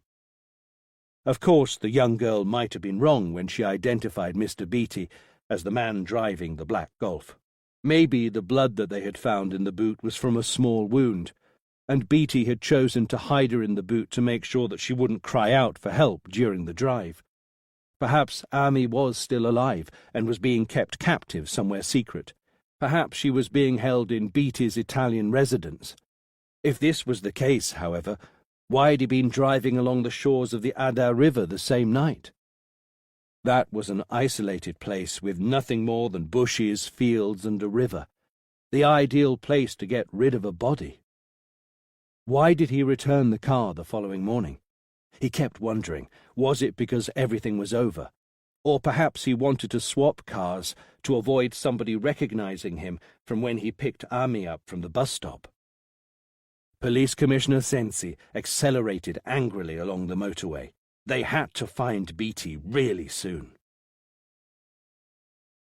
It was a few minutes to 3 p.m. when Police Commissioner Fuggiano threw himself into Sensi's office without knocking. "We got him. He rented a house." Sensi sprang up on his feet. "Son of a bitch." "It's about 20 kilometers away from where he picked up Ami, in a village near Milan. He rented the house for 3 months on the internet." "Fuck, are there any police departments in the area?" "The Paolo police district is only a few kilometers away. Ask them to inspect the place and keep an eye on the house. Tell them not to give away their presence, for goodness sake. Let's go." Sensi tried hard to believe she might still be alive. "Let's go and get him." He had to be only a little over 50, but the network of wrinkles on his face was misleading and definitely made him look older than he really was. Trevis welcomed the man into his office. The glass windows rattled as they were buffeted by the wind. "Southwest wind," Trevis commented. "Yes, it started last night. I walked along the promenade. There was a storm and the wind was sweeping the sand from the beach onto the road." His voice was as rough as his aspect, and hinted that this tall, robust man still had some strength. His eyes were brown and penetrating. His hair was thin and ruffled, but still incredibly black. Trevis wondered whether that colour was natural or he dyed his hair. "Please take a seat, Mr. Cellini." Trevis pointed to an armchair in front of his desk. "Have you known Bench for a long time?" Trevis asked. "I've known him forever. We're from the same village, Niccioletta. It's such a small village that we're probably relatives somehow." Cellini hesitated. "I noticed how much better he's doing thanks to your help." Trevis also hesitated for a while. "Bench may have already told you that I don't take on new patients anymore." "I'd like to tell you my daughter's story." The man's eyes looked darker now. The glass windows rattled again with the wind. Trevis thought for a moment that he could smell the stormy sea. "Elisa is 20 years old. She's been diagnosed as schizophrenic for the last 5 years. Cellini's eyes were clouded again. "She doesn't really have a normal life. She has a vegetative existence in a drug-induced straitjacket." "Risperidone?" "Yes, and high doses of quetiapine. Without these drugs, Elisa becomes aggressive. She has hallucinations and becomes delirious. Under the effect of the drugs, however, she's like a ghost, completely absent. She doesn't speak, she doesn't answer our questions, she doesn't seem to notice anything that happens around her." Trevis nodded silently. He knew well that the latest generation of drugs were able to suppress the active effects of schizophrenia, like Elisa's hallucinations and delirium, but they had no power over the negative effects. The absence of emotions, the indifference towards whatever is happening around, the absence of communication, all these problems remained. "We have to take care of her completely. We wash her, we dress her, we feed her at regular intervals. We accompany her to the bathroom. Cellini sighed noisily. My wife passed away 3 years ago. I take care of everything with the help of a couple of people. Don't get me wrong, Professor, I'm not complaining about my life. I'm happy to do everything that I do. I just want a better quality of life for Elisa. I wanted to have a semblance of a normal life. Trevis rocked back and forth for a while in his armchair. Did it all begin out of the blue 5 years ago? Cellini hesitated for a while, then he answered. He gave Trevis the impression that he wanted to collect his thoughts before speaking. Bench didn't talk to you about it, right? Something caused her to fall straight into the illness. She'd only shown a few signs beforehand, and we never paid a lot of attention to them. She was 15 years old. That age can be difficult. What signs? She seemed unable to enjoy the little things, to have fun. She was obsessed with the idea that she didn't smell nice. Occasionally she was aggressive with her mother, and she would become very quiet soon afterwards. The wind shook the glass windows again, making them rattle noisily. What happened then, Mr. Cellini? Elisa isn't my only daughter. She had an identical twin. It was like looking at her mirror image. Cellini swallowed. He was struggling to carry on talking. She disappeared 5 years ago, during a barbecue.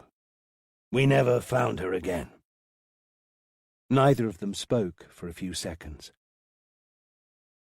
What a tragedy. Trevis spoke, then paused again for a little while. I believe there is something we could try, Mr. Cellini. If you prefer, I can refer you to somebody who can see her regularly. I trust your abilities, Professor Trevis. Do you really not want to care for Elisa? Trevis smiled kindly, but said firmly, I'm sorry.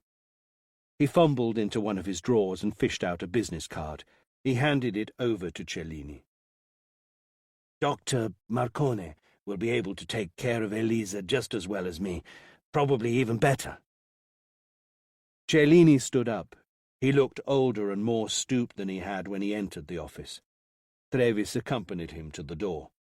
He asked the question casually by way of making conversation and showing empathy with Elisa's parent. What was the other twin's name? Denise.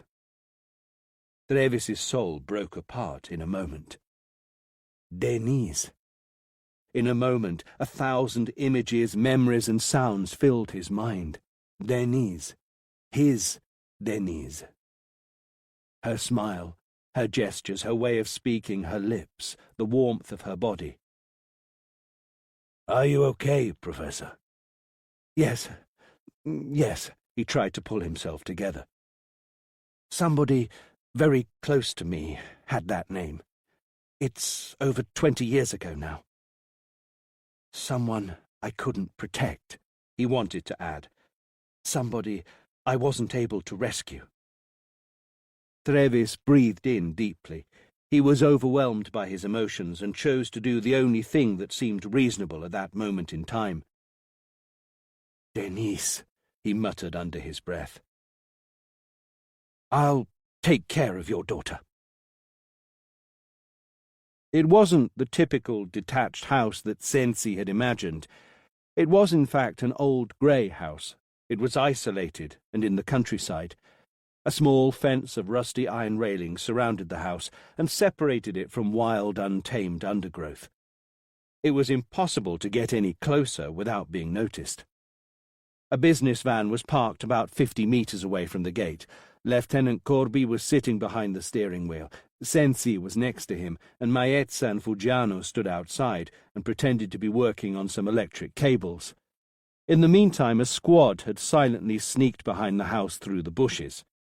Sensi handed the binoculars to Corby. It seems to be empty inside, he sighed. There are no cars parked nearby. Maybe he's sleeping. Sensi's emotions swung between the exhilaration of having found Beatty's abode, perhaps with Ami captive inside, to the fear and the fury that he might be too late. "How long will your agent take to arrive?" he asked impatiently. "He should be here already." "There he is." A postman arrived from round the corner and stopped outside the gate for a few seconds. "Get ready," Sensi ordered into his microphone. His voice had suddenly become shrill. Maetz and Fuggiano walked to the other side of the road. They could charge to the front door in a moment if necessary. The other squad was ready to enter the house from behind. The postman approached the door and, holding a parcel in his hand, rang the buzzer twice. He had hidden his gun in the back of his trousers. It would have been impossible for anyone to notice that he was armed. Sensi grabbed the binoculars again and observed the house. There was no movement inside, no lights switched on or off. The postman pressed the buzzer again, this time for a longer period. "Nothing?" Sensi asked as he addressed the squad. "No signs." The postman made one last attempt, then, following his instructions, he left a parcel delivery slip in the postbox and disappeared round the corner again. "He's not in," Corby said. "Or maybe he's suspicious, a postman delivering a parcel in the afternoon. Maybe that wasn't a good idea." "Can you see any back doors?" Sensi said into his walkie-talkie, addressing the squad. "Yes, there's a back door and a window." The daylight was fading. It would be dark very soon. "Can we get into the house through there?" "We can get in easily. If he's in another room, he won't hear anything. We'll wait for your order." "Wait a few more minutes. Let's wait until dark. Let's see if and where lights turn on in the house." The following minutes lasted hours, and nobody spoke. The daylight faded slowly. No lights went on in the house. "Now," Sensi ordered. 3 men from the squad jumped over the fence and ran silently towards the back door. They broke the lock in a few moments with barely a sound and sneaked inside. Another endless pause. Sensi realized that all of his muscles were taut. He tried to picture the 3 men. He hoped that sooner or later one of them would shout into the walkie-talkie that they'd found Ami alive. "Nobody," one of them shouted suddenly. "Nobody around. It's empty here." An hour later, the forensics department were analyzing the house in order to find any helpful hints or traces. Sensi walked around the rooms wearing plastic overshoes and being careful not to touch anything. Everything seemed perfect, like a hotel room ready for the next guest. "Did you bring her here, son of a bitch? Where the fuck are you now? Where's Ami?" His phone vibrated. "I'll get you, son of a bitch. I'll come and get you. It's just a matter of time," Sensi thought as he picked up the call. "He's in London." The public prosecutor was a man of few words. "Scotland Yard informed us that they found Philip Beatty. An English judge will approve his arrest tomorrow, and then he'll be with us." A wave of shivers ran through Sensi's spine. "Was he interrogated? Did he say anything? Where's Ami?" "We only know that Mr. Beatty was found in London. I assume that our Scotland Yard colleagues will ask him a few questions soon. We'll have to wait. The English procedures are very strict. The case has to be considered at the magistrates' court in Bow Street. They will have to approve the arrest and OK the extradition procedures." "Fuck, when are we going to be able to interrogate him?" "It'll take a few days for the extradition, but I think we'll be able to ask him questions as soon as the arrest is approved. Get ready to fly to the United Kingdom." The TV show had been one of the most popular in the last few years. It was broadcast weekly on one of the nation's channels and dealt with missing people. That night's episode was all about Ami. The show began with a live broadcast from the Demba family's neighborhood. They had organized a march, and almost everybody had taken part in it. Elaji and Rama had preferred to avoid the cameras and to remain at home with little Alisa. They followed the march from their small TV. The journalist began to summarize the whole story. She emphasized some details, including the black Golf. Then, all of a sudden, she received a call on the desk telephone. "I'm sorry," she said as she interrupted a conversation between two of the guests. She drew the camera back to herself. "I'm sorry for interrupting you. We have some breaking news. Somebody has been arrested." Elaji thought that his heart had stopped for a moment. Rama brought little Alissa, who was fast asleep, closer to her chest, without realizing that she had done so. "In London," the journalist continued, "a British citizen was arrested after the manhunt had officially been made international. Investigators currently believe this man was involved in the kidnapping." Rama began to cry uncontrollably. Elaji's heart filled with hatred. He would never have imagined that he was capable of this feeling. For the first time in his life, he wanted to kill somebody with his own hands. Chapter 5. The morning had been very stressful due to the intrusion of the media. Together with the arrest of Mr. Beatty in England, some journalists had discovered that the police had entered the house where the Englishman had been staying in Italy. The journalists seemed to pop up from every corner and pestered everyone in town with questions. The public prosecutor eventually decided to request a news blackout during such a delicate point in the investigation. The search in the house had been carried out all through the night. All the latest technological equipment had been used. The results, however, had been fairly disappointing. It almost seemed as though a professional cleaning team had tidied up every corner of every room. There were no fingerprints, no organic material, no hairs, nothing at all. On one of the stairs that led from the first floor to the ground floor, microscopic traces of blood had been found. The traces were so small that it would be very difficult to recover a full DNA profile from them. At the first light of dawn, the search along the river had also resumed. Sensi was in his office together with Maetza. They were both pacing impatiently as they waited for permission from London to carry on with their investigation. Beatty had organized every detail well in advance. Nothing had been left to chance. When he felt that it was the right time, he had rented an isolated house from the internet, a house that guaranteed him some privacy. He had rented the black Golf at the airport, pretending to be a tourist who had just arrived in Italy, and had taken Ami in that same car. Little Ami. He had to know her daily routine. He had taken her early in the morning while she was on her way to school. He had taken her to the house. Then Sensi closed his eyes.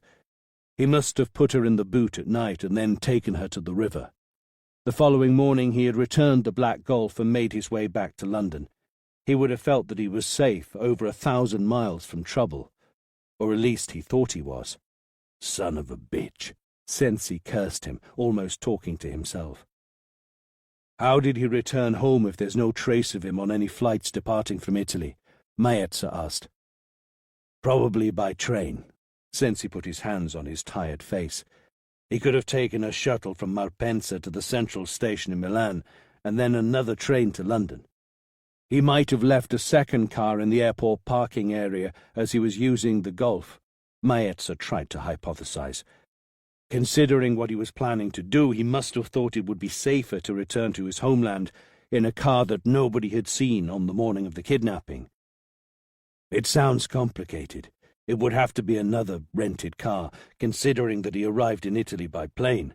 Anyway, we'll soon know everything. Elaji had decided to return to work. He felt that he couldn't stay at home any longer. He was tired of waiting for the phone to ring, and it was painful to see Rama crying and praying. He was currently working as an ironsmith in a small business with 4 other people. That day he had furiously hammered the white-hot iron non-stop to make a huge tractor ploughshare. That job would have been exhausting for anyone else, but not him. The night before, when he heard the news that Beatty was being held by the police, he had run to the police station in town. "Was it him?" he had shouted. "Does he have Ami with him? Where did he hide her?"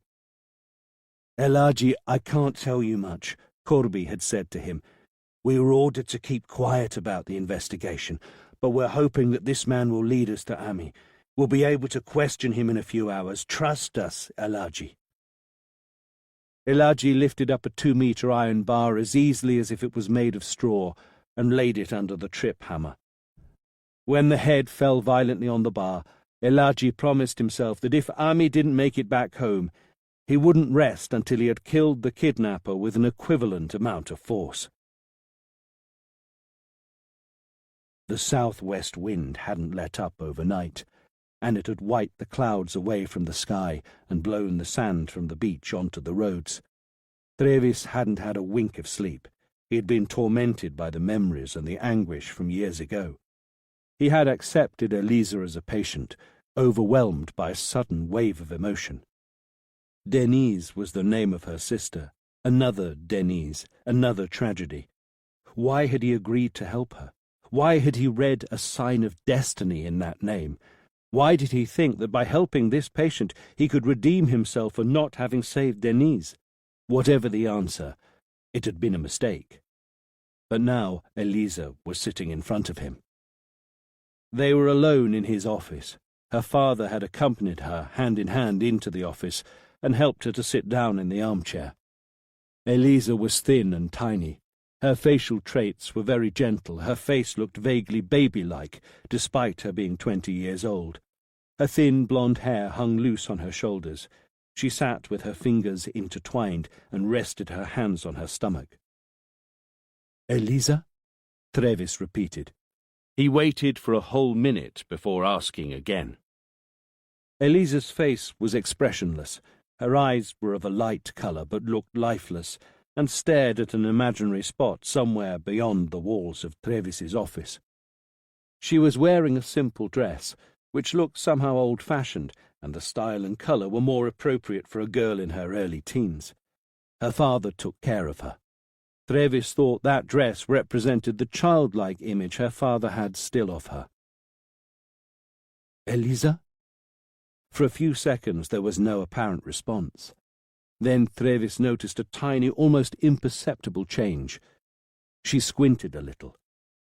Trevis heard a noise. He leaned over his desk a little to see better. Elisa was peeing. "I don't have any good news, unfortunately."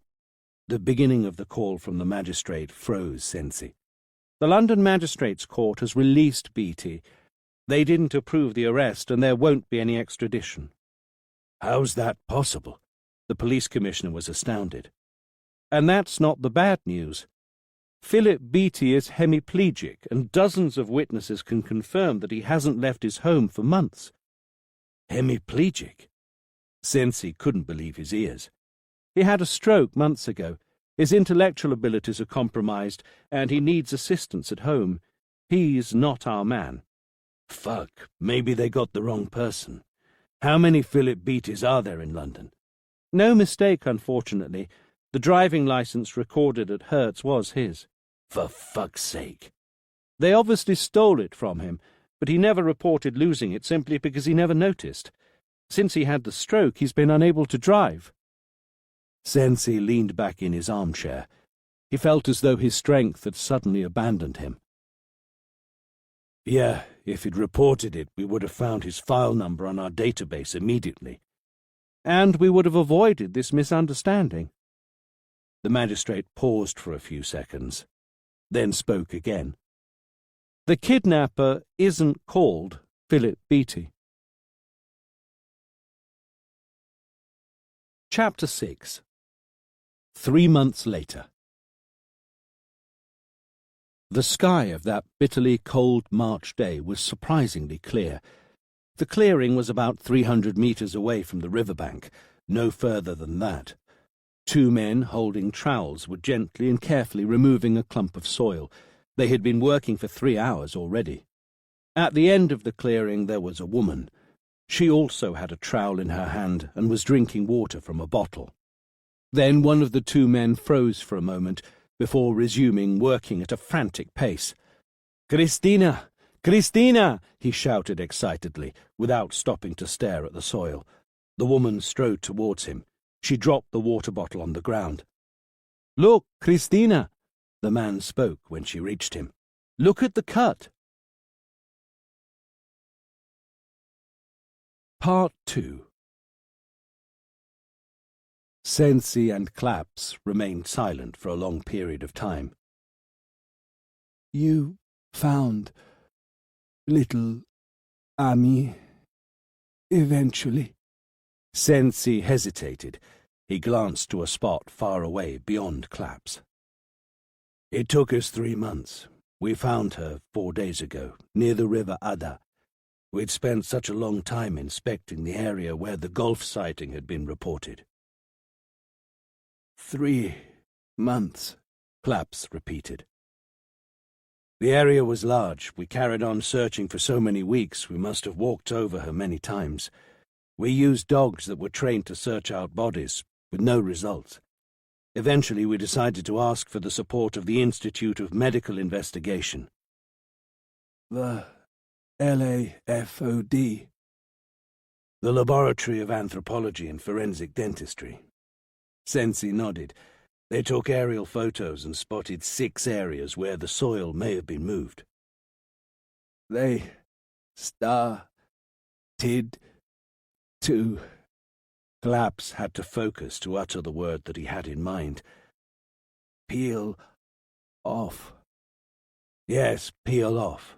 They began to gently remove the first 5 inches of soil from the 6 spots.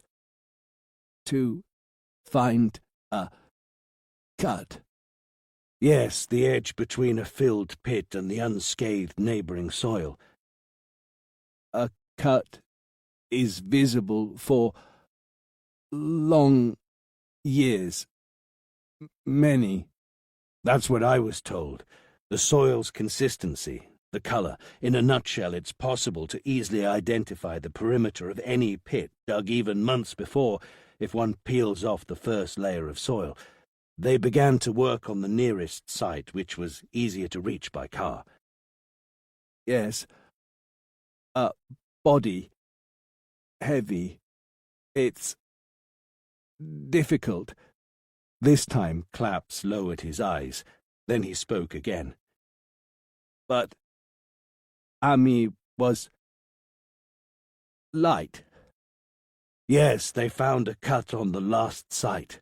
They had lost any hope by then. It was the furthest away, right near the forest. Sensi took a sip of water. They dug almost half a meter down, he said. Then he paused again. He was struggling to carry on talking. Ami was there. She was wrapped in cellophane. Claps imagined the scene. He could almost smell the damp soil, the odour of decomposition wafting from Ami's body. For a moment everything around him disappeared, and he fell prey to the all-too-familiar vertigo. We still don't know much, Claps. Ever since we discovered that Philip Beattie is the wrong man, we've made no progress. The man who stole his identity is like a ghost. Driving license? How? Beattie was a university lecturer in history of art. This was a sabbatical year. He arrived in Italy at the end of June and travelled around. One day somebody stole his driving license, or maybe they just took it off him. We don't know when it happened. The reason he never realized is because during all that time he never needed it. He used public transport to move around: Rome, Naples, Venice, Florence. Then he suffered a stroke at the beginning of September. Once he had recovered enough to travel, he was sent back home on a Europe assistance flight, which is why he wasn't listed on any of the regular flights. We looked for him in Italy. When he returned to his homeland, his driving license remained here, in the hands of somebody who was up to no good. The house? Given? Rented. Through the internet. How? Paid? It would have been great if he had used a credit card. Sensi smiled bitterly.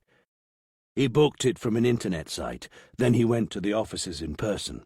He paid cash. We interviewed the person that spoke to him, and basically he described someone who looked like Beattie. We inspected his house but found no trace, only hair from a wig. The ghost dressed up to look like Beattie, or better, to look like Beattie's photo on his driving license. He's much bigger than Beattie. He's nearly 2 meters tall, according to the car rental assistant. The cellophane? Anything? Nothing that can be used to identify the DNA of that motherfucker, if that's what you were trying to say. Claps wrote something down on his notepad. He was very quick. Then he spoke, glancing at what he had written. This ghost has an organized pattern of behavior. Evidently, he planned everything well. He probably had chosen Amy before. He paid attention not to leave traces. He was cautious. He must feel very proud of himself. He could do it again. He's a tall man, between 30 and 40 years old.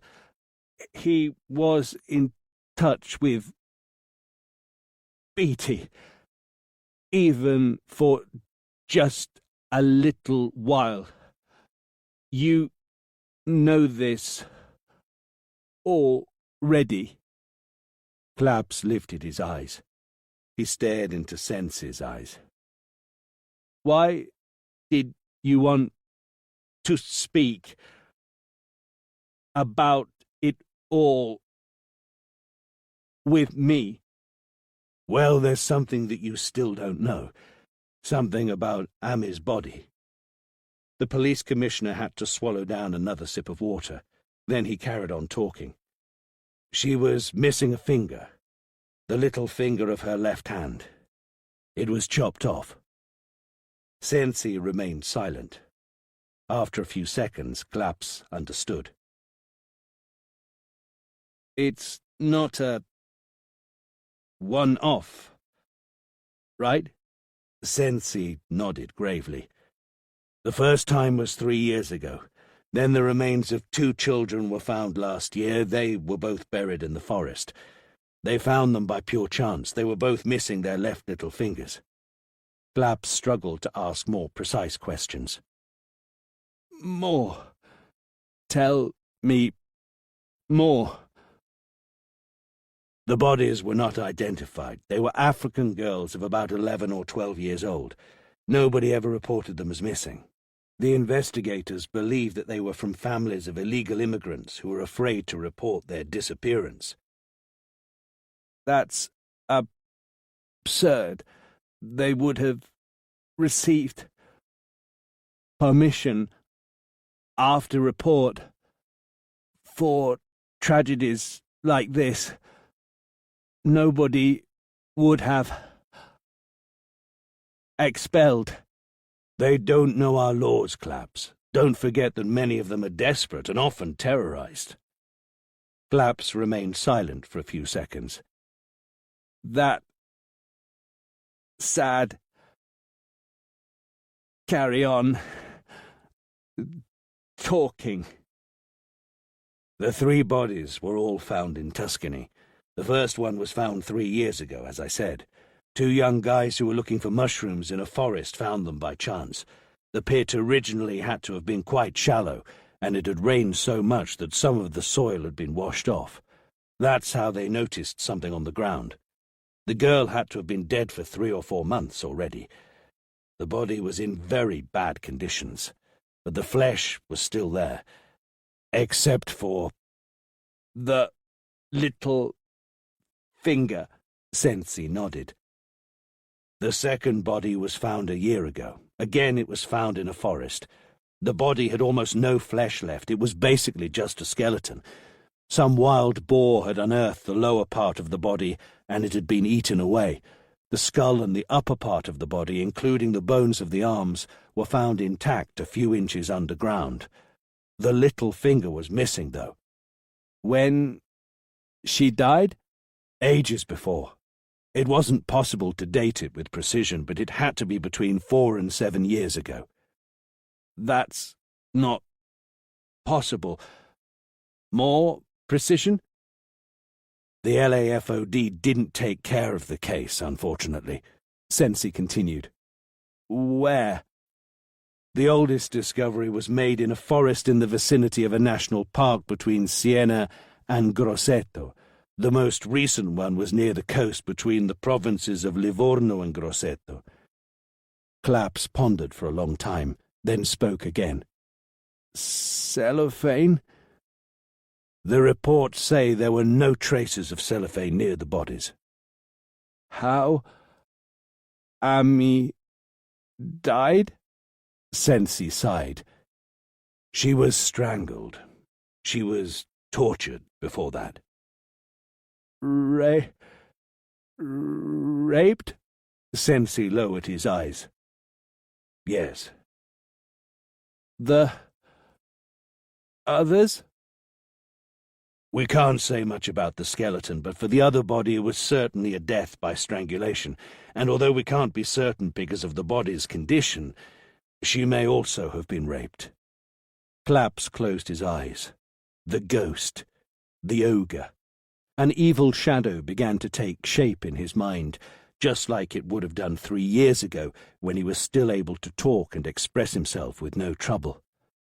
By analyzing the extremely organized behavior of the ghost in the most recent story of little Ami, it was obvious that the man would strike again. Ami hadn't been his first and only victim. Perhaps there were more than 3 victims. There may have been up to 7 years between the first murder and the last one, maybe too much time for only 3 victims. The ogre. He was from Tuscany, he was certain of it. The first murder was there, and usually they don't go too far from their local area the first time. The second murder had also been in the same region. There was no trace of cellophane in the pits. Why? He had used it with Ami to avoid leaving traces in the house. He must have laid on the cellophane to lay on her, like a beast. The first 2 bodies showed no trace of cellophane. Maybe he had a hideout where he felt safe, where he knew that nobody could have found the girls. Who would have found them anyway, if nobody had reported them missing? Certainly the monster had counted on that factor. Nameless, faceless victims with no justice. Tuscany was the region where Beatty, lecturer in the history of art, must have travelled several times. Florence, Pisa, Siena, probably also Volterra, San Gimignano, and God knows how many other places. The beast had met him somewhere and stolen his driving license. He lived in Tuscany, the ogre. A body in the forest, another one near the coast. Maybe his hideout was somewhere in between the 2 spots. Claps opened his eyes. He struggled to express his thoughts out loud. Yes, the police commissioner replied, after listening to him. It's all very likely. Why did he strike here now, though? One possible reason is that he recently moved to live in this area. Claps spread his arms. Possible. But here, now, no trace. I think that if we want to find the ghost that took Ami, we need to find the ogre who kidnapped the victims in Tuscany. Claps was trying his best to speak clearly. In the meantime, one question dominated his mind. Why Ami? She wasn't his standard victim. He couldn't have thought that nobody would miss her. He wasn't in his environment. He wasn't in his forest anymore. Then why Ami? Again, for a moment, the faint shadow of the ogre rematerialized in his mind. What will you do now? He asked. I'll think about it, and then I'll follow your suggestions. As always. We'll carry on our investigation in Tuscany. Chapter 1. I want to talk to the Demba family, and I want to go to Tuscany. Sensi had been at the office for only a few minutes when Claps had appeared in front of him. Listen, my friend. The police commissioner was trying to be careful not to offend Claps. Maybe I shouldn't have talked to you last night. He remained silent for a little while. He was trying to find the right words to say. I wanted to talk to somebody to sort out my ideas. I wanted to have some opinion, some new ideas. That's why I needed you. That's why I talked to you. But that's all that I wanted. It has to be all that I want. Claps remained expressionless. He carried on staring into Sensi's eyes. It's too late now to keep me out of it. I feel alive. You brought me back to work. Sensi stood up and walked towards the window. He began to stare out of it. He had turned his back to Claps. Come on, it sucks to be back at work. You realized that the last time. Remember? It didn't end that badly. We got him. Morphy almost killed you. He almost took away my speech. I move normally. I can walk, and I have very good health otherwise. I understand, and I let others understand me. Most importantly, I'm still able to think, just like 3 years ago. I feel the same. Sensi turned round and looked at him almost with pity. I can't. I'm sorry. Claps stared intensely into his eyes. It's true. I didn't want to work, but do you remember? You convinced me to. You had to insist. You were convincing. Sensi lowered his eyes for a moment. Then Claps spoke again. I wouldn't be like this now. You owe me something, Claps concluded. My previous life back. The police commissioner walked to his desk and sat down again. Then he raised his eyes again. Even if I wanted to, it's not possible. You're retired now. Retired? The law allows pensioned people to work. You can take me on as an external consultant. Sensi remained silent for a few seconds. Why? Why do you want to come back? Because, after all, I'm alive. I understood it. Last night. Sensi knew Claps very well. Is that everything? No. The man. He's now on my mind. The police commissioner observed Claps's hands. They were clutched into fists. On your mind? And you won't rest until we've found him, right? Until we've found him. Neither of them spoke for a goodly while. Then Claps broke the silence. Sienna is in Tuscany. Hospital. It's easier to steal. A driving license. There. Sensi nodded. He'd already thought of that. He took his telephone and dialed an internal number. Police Commissioner Fuggiano replied immediately. Listen, I need a list, please. I want to know the names of the doctors, nurses, and patients who were in touch with Beatty when he was hospitalized in Siena following his stroke. Do a quick, detailed job, please. Sensi hung up and looked into Klaps's eyes. "Okay?" "That's a start." He opened a drawer and pulled out a heavy folder. He dropped it onto the desk in front of Klaps.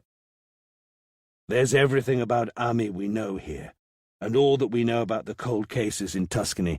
There's also the Demba's family address, obviously. Are you going to drive your old wreck there and meet them?" "I don't have that car anymore. I have an estate car now. Easier for my dog." "Brando? I haven't seen him in a while. How big is he now?" "He's overweight. He's 80 kilos. "A Corsican shepherd of 80 kilos? You must be crazy." Sensi handed the folder to Klaps. "And I must be crazier than you."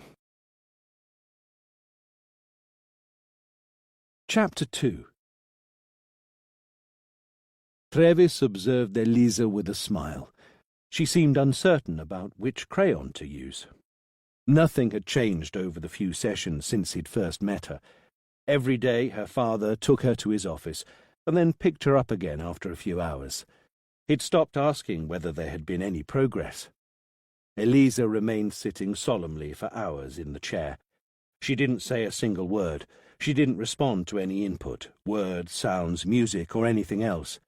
Her eyes were fixed, expressionless, but it didn't look as though she was staring into the void. In his notes, Trevis had defined it as simply transparent, as if there wasn't anything to look at. After all, that's how it was. There was no surrounding environment for her. She existed only in her own world, inside her mind. Trevis had begun to modify the doses of the drugs that the girl had to take every day.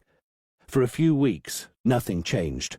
Then he began to decrease the doses with caution, progressively. Finally, one day after he shouted, "Elisa!"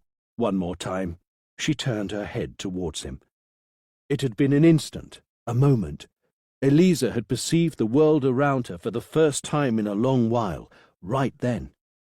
It was only a first small step down the long, rough path to a better life, and there was no guarantee that they would reach their destination, but it was the first step, a fundamental one. Trevis was hoping that Elisa would show some kind of break from her constant state of self-isolation and her obstinate rejection of the world surrounding her.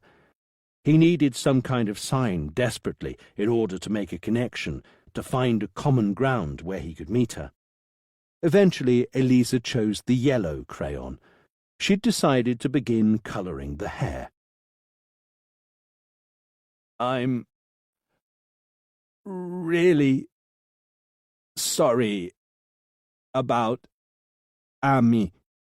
He was struggling to speak that day. As soon as he'd woken up, he'd felt the same sense of alienation that had accompanied him for a long time during his recovery. He hadn't felt that way for weeks now.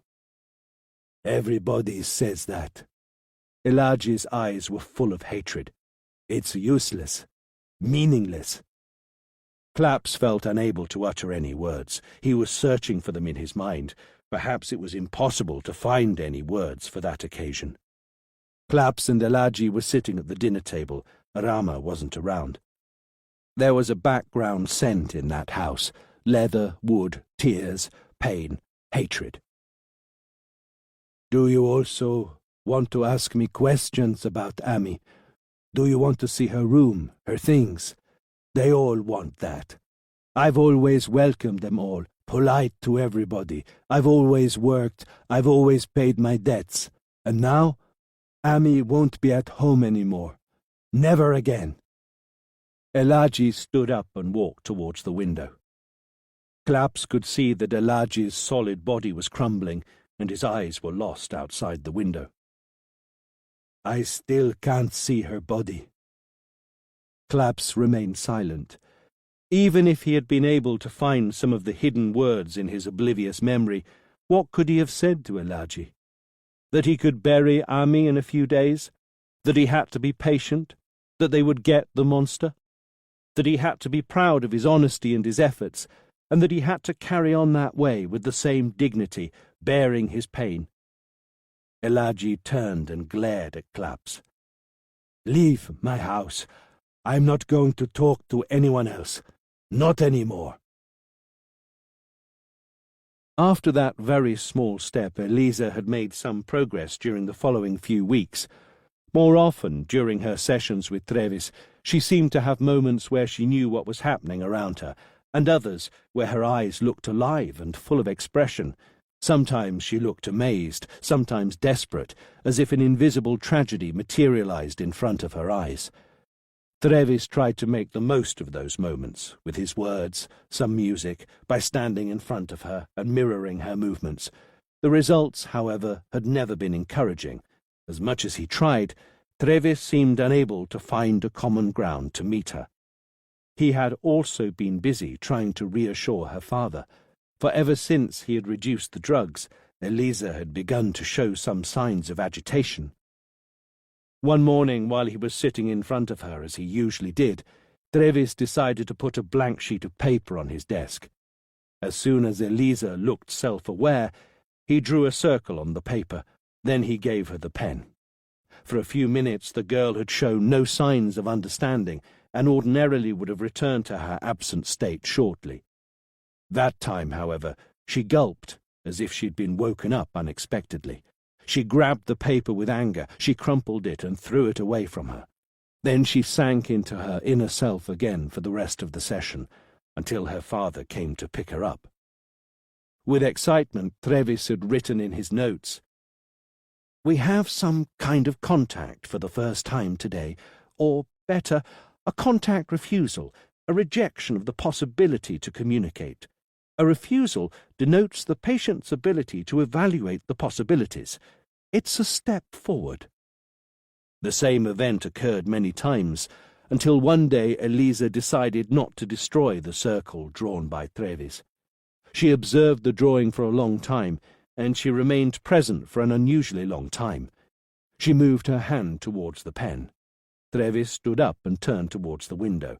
His back was towards Eliza. He followed her movements from her reflection in the glass. Eliza grabbed the pen and scribbled frantically. She was trying to erase the circle drawn by Trevis. From that moment things began to change. Trevis would draw circles and other shapes, and Eliza drew lines on top which looked increasingly less shaky and angry. Then Trevis began to draw some lines using coloured crayons, one colour at first, then different colours for each line. A week later, Eliza had stopped drawing her lines on top of Trevis's drawing, and she had begun to use the same colours more regularly. Eventually, Trevis left her alone with some crayons and a blank sheet. Eliza began to draw. Chapter 3. 2 days later. The cross-country train stopped at the small station of Campiglia Marittima, exactly on time. 5 passengers got off the train. One, a woman, was wearing sporty clothes, her blonde hair tied up in a ponytail. She wasn't that young, but she moved with agility, and she acted younger than she looked. She had a red suitcase with her, and as soon as she landed on the platform, she began to search around, looking for somebody. As soon as Clapp saw her, he waved. "Christina!" She waved back and smiled. She had a beautiful smile. "Thank you for coming. You must have a lot of work to do for LAFOD. How can I reject an old friend? I have a lot of leave owing anyway." Claps had travelled to Tuscany the day before. He had gone immediately to the police station in Massa Marittima, for theirs had been the first team to visit the area where the unidentified skeleton had been found. Sensi had told him that the victim had died between 4 and 7 years earlier, but it was essential for the investigation to identify the time of death more precisely. A few minutes later, without saying any more, they left the train station and headed towards Clapps's car, which was parked outside. "Where's your lovely dog?" "I left him with a friend for a few days. Greta? Yeah. They make a good match.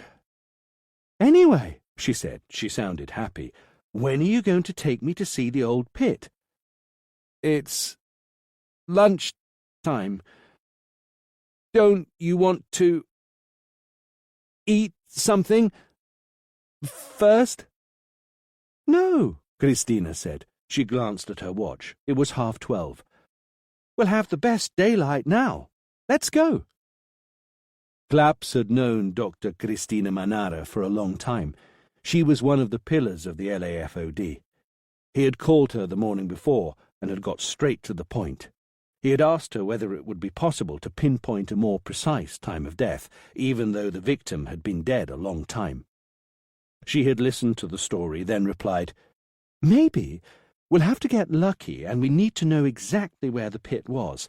There's always a hint somewhere in the wilderness. Of course, I'd have to see the place in person."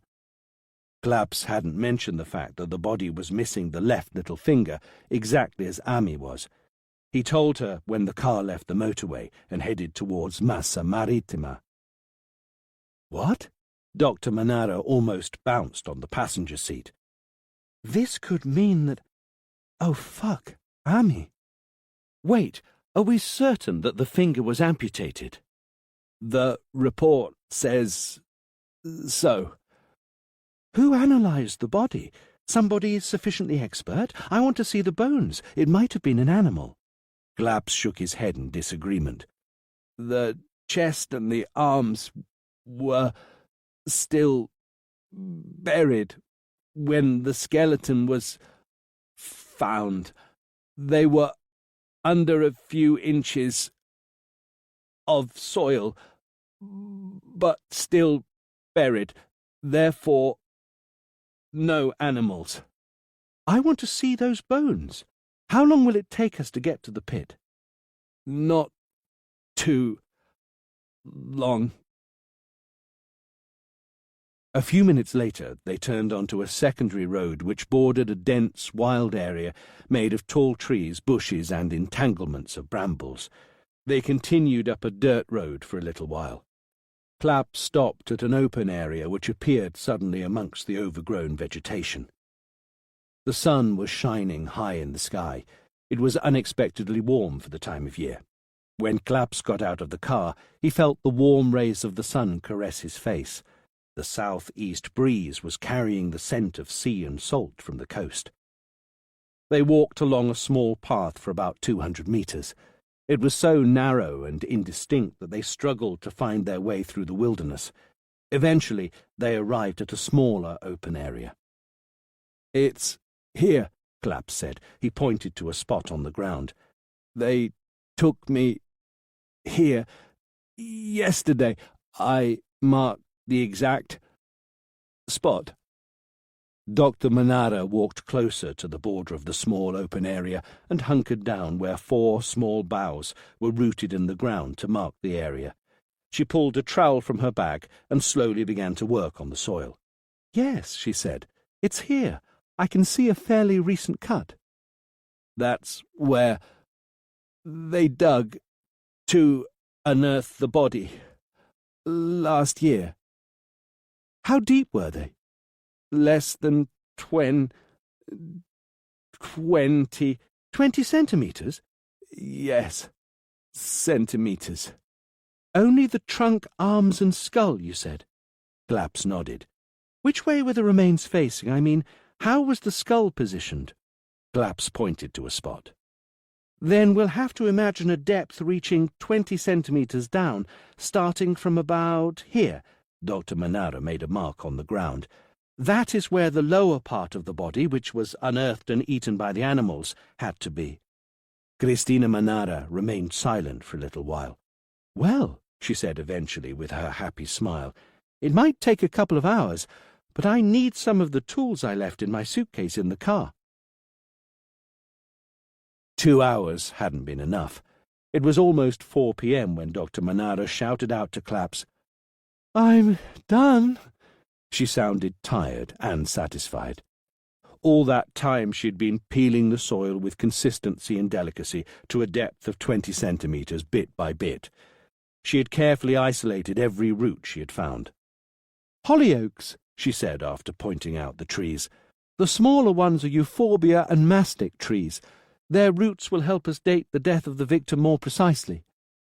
Dr. Manara classified and numbered about 20 roots and quickly jotted down on her notepad the position of the roots in the pit. Then she chopped the roots gently and placed them in a box. "When the pit was dug to hide the body," she began to explain, "the roots of the neighbouring trees were cut off. However, they grew again and fed off the rotting body. If we analyse the root, we can figure out its age from the number of growing circles that it has inside." "1 circle per year?" "Exactly. So once we identify the regrowth spot, we can calculate with accuracy how many years have passed since the burial." "The pit was dug again last year." "Yeah, I'll most likely find regrowth signs from last year too, but I picked up a few roots to analyse and some of them seemed promising. With a little bit of luck, I'll be able to tell you the date." "That's important." "I know." Dr. Manara's face didn't reveal any joy yet. "You're convinced that Ami wasn't the first one, and that there was at least one more victim?" "Yes, at least. Listen, Christina, 3 years ago, found another pit here in Tuscany. Little African girl killed 3-4 months before. Little finger amputated." Dr. Manara remained silent for a while. She looked grim. "Claps, I'd like to see those bones. I want to analyse the amputation spot. Even if it was a long time ago, we'll still be able to recover some information." Claps nodded.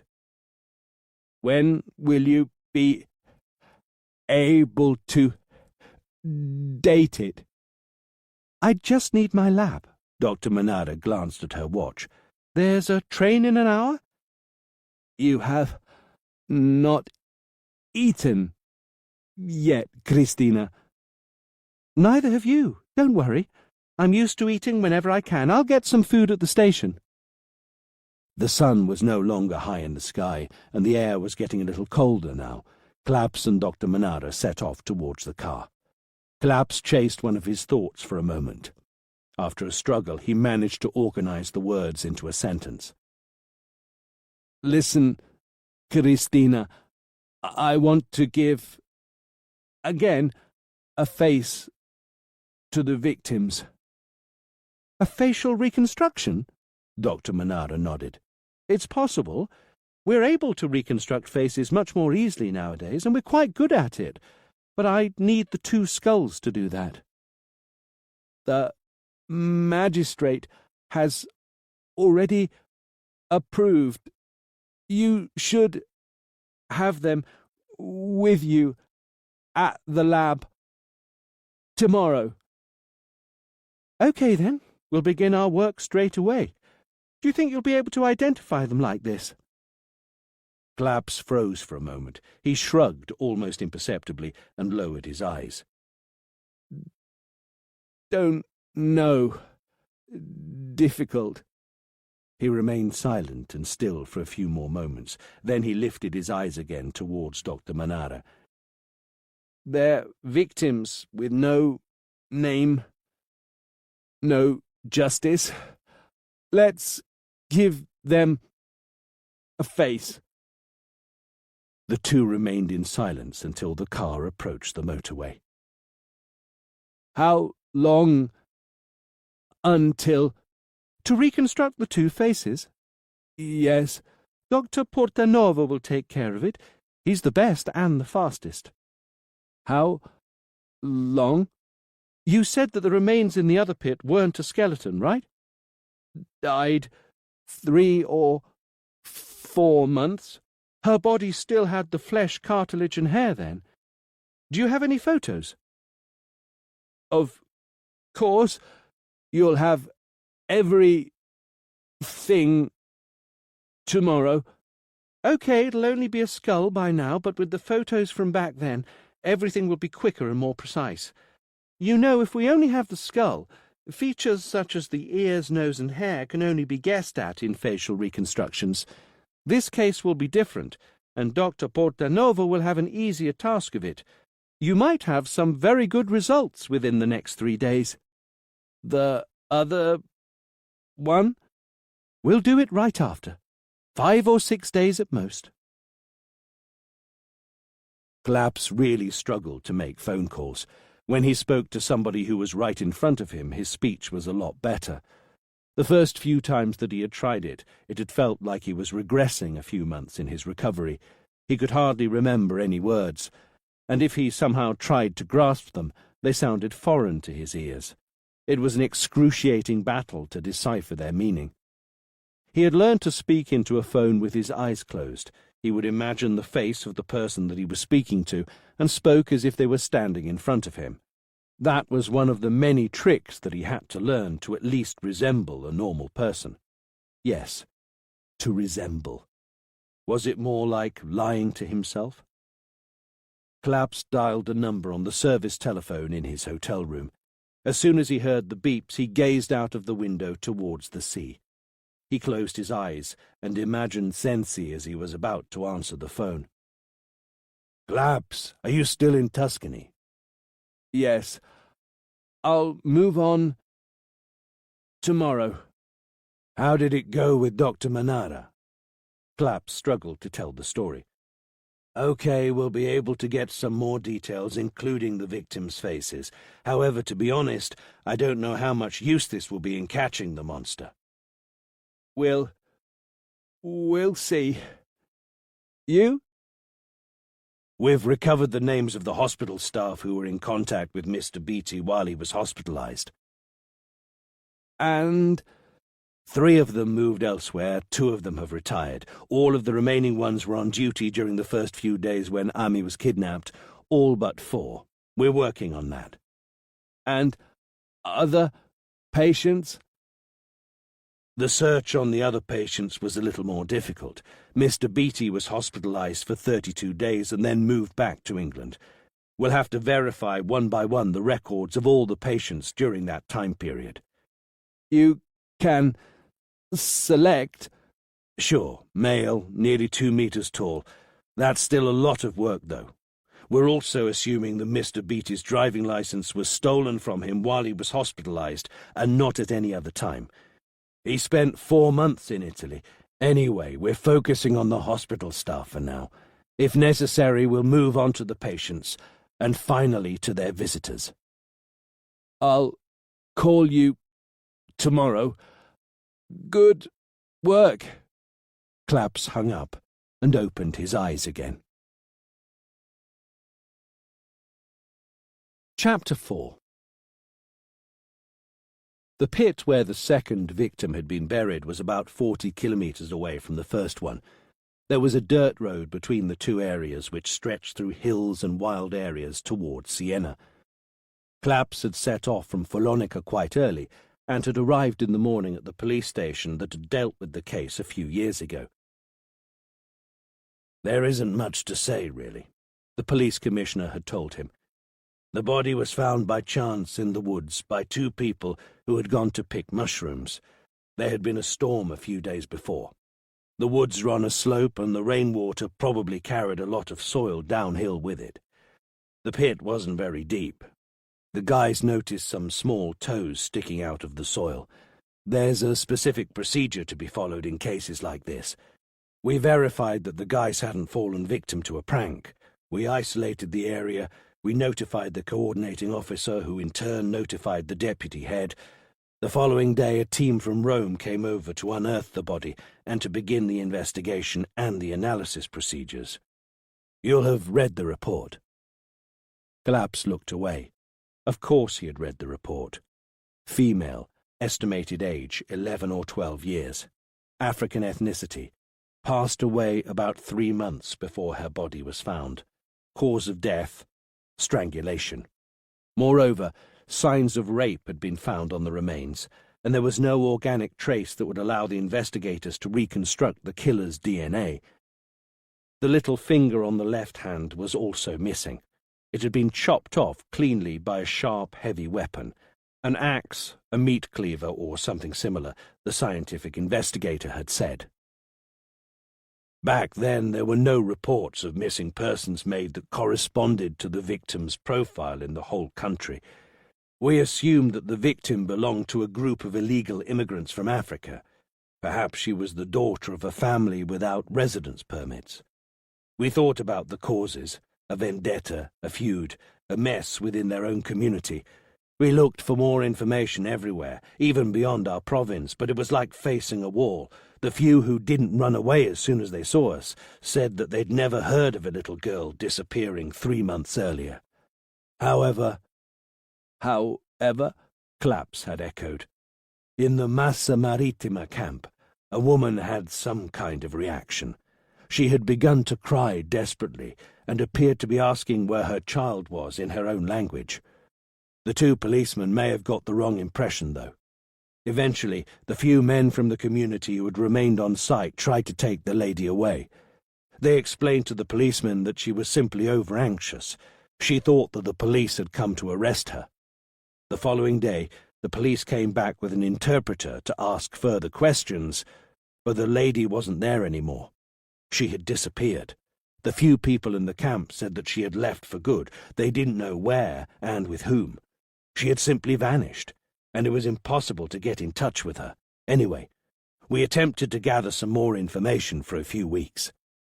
The police commissioner spread his arms eloquently. Claps made no further comments and asked for directions to the community camp in Massa Marittima. He also asked to be accompanied to the site where the body had been found. The pit was about 100 meters away from the dirt road that let visitors into the woods. For Claps, this was déjà vu. The monster's method of disposing of the young bodies was basically the same everywhere. A tiny dirt path, difficult to even walk along in places, made its way through the undergrowth to a small open area where there was a pit. The young policeman who had accompanied Claps pointed silently to the spot where the victim had been found. Exactly the same method. Claps closed his eyes. He was suddenly overwhelmed by a feeling of vertigo, and eventually saw the whole scene in his mind. The panting man digging a pit at night, his wild breathing. Was the moon out that night, or did he have to use a lamp? How did he feel about the atrocity he had committed? He could see his back as he leant over to dig the pit, grunting with exertion. He could almost smell the odours, the pungent, horrible smell of blood and sweat, and death. He saw him straighten up. He lifted up the small body. It appeared very light. He laid it into the pit. "Are you okay, sir?" The young policeman touched his arm. The vertigo disappeared suddenly. Claps felt almost completely unable to speak. He asked to return to the car and drove to Milan. Elisa had taken 3 days to finish her drawing. It still looked childish, but it was one of the best drawings that she'd made so far. Above all, it was the first one that represented a human being. There was a young blonde girl at the centre of the page. It was as if she was suspended in the air. Her dress was light blue, her arms spread wide, her long hair was wavy and blown by an invisible wind. The little girl didn't smile. Elisa had drawn her eyes, but not her mouth. Around the little girl, it was all white. Yes, Trevis thought, Elisa feels like she's suspended, surrounded by emptiness, nothingness. You don't need a mouth to speak to the void. Clap's phone vibrated. He had just driven into Lodi. It would only take a few more kilometres on the motorway for him to finally reach the city. He slowed down and pulled out towards the right lane, then he pressed on the loudspeakers. "Hey, it's Christina!" Dr. Manara's cheery voice echoed inside the car.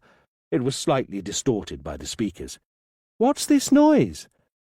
I'm in the car, almost in Milan." "That's great. Still, your car sounds incredibly noisy." Claps pulled over and stopped in the emergency lane.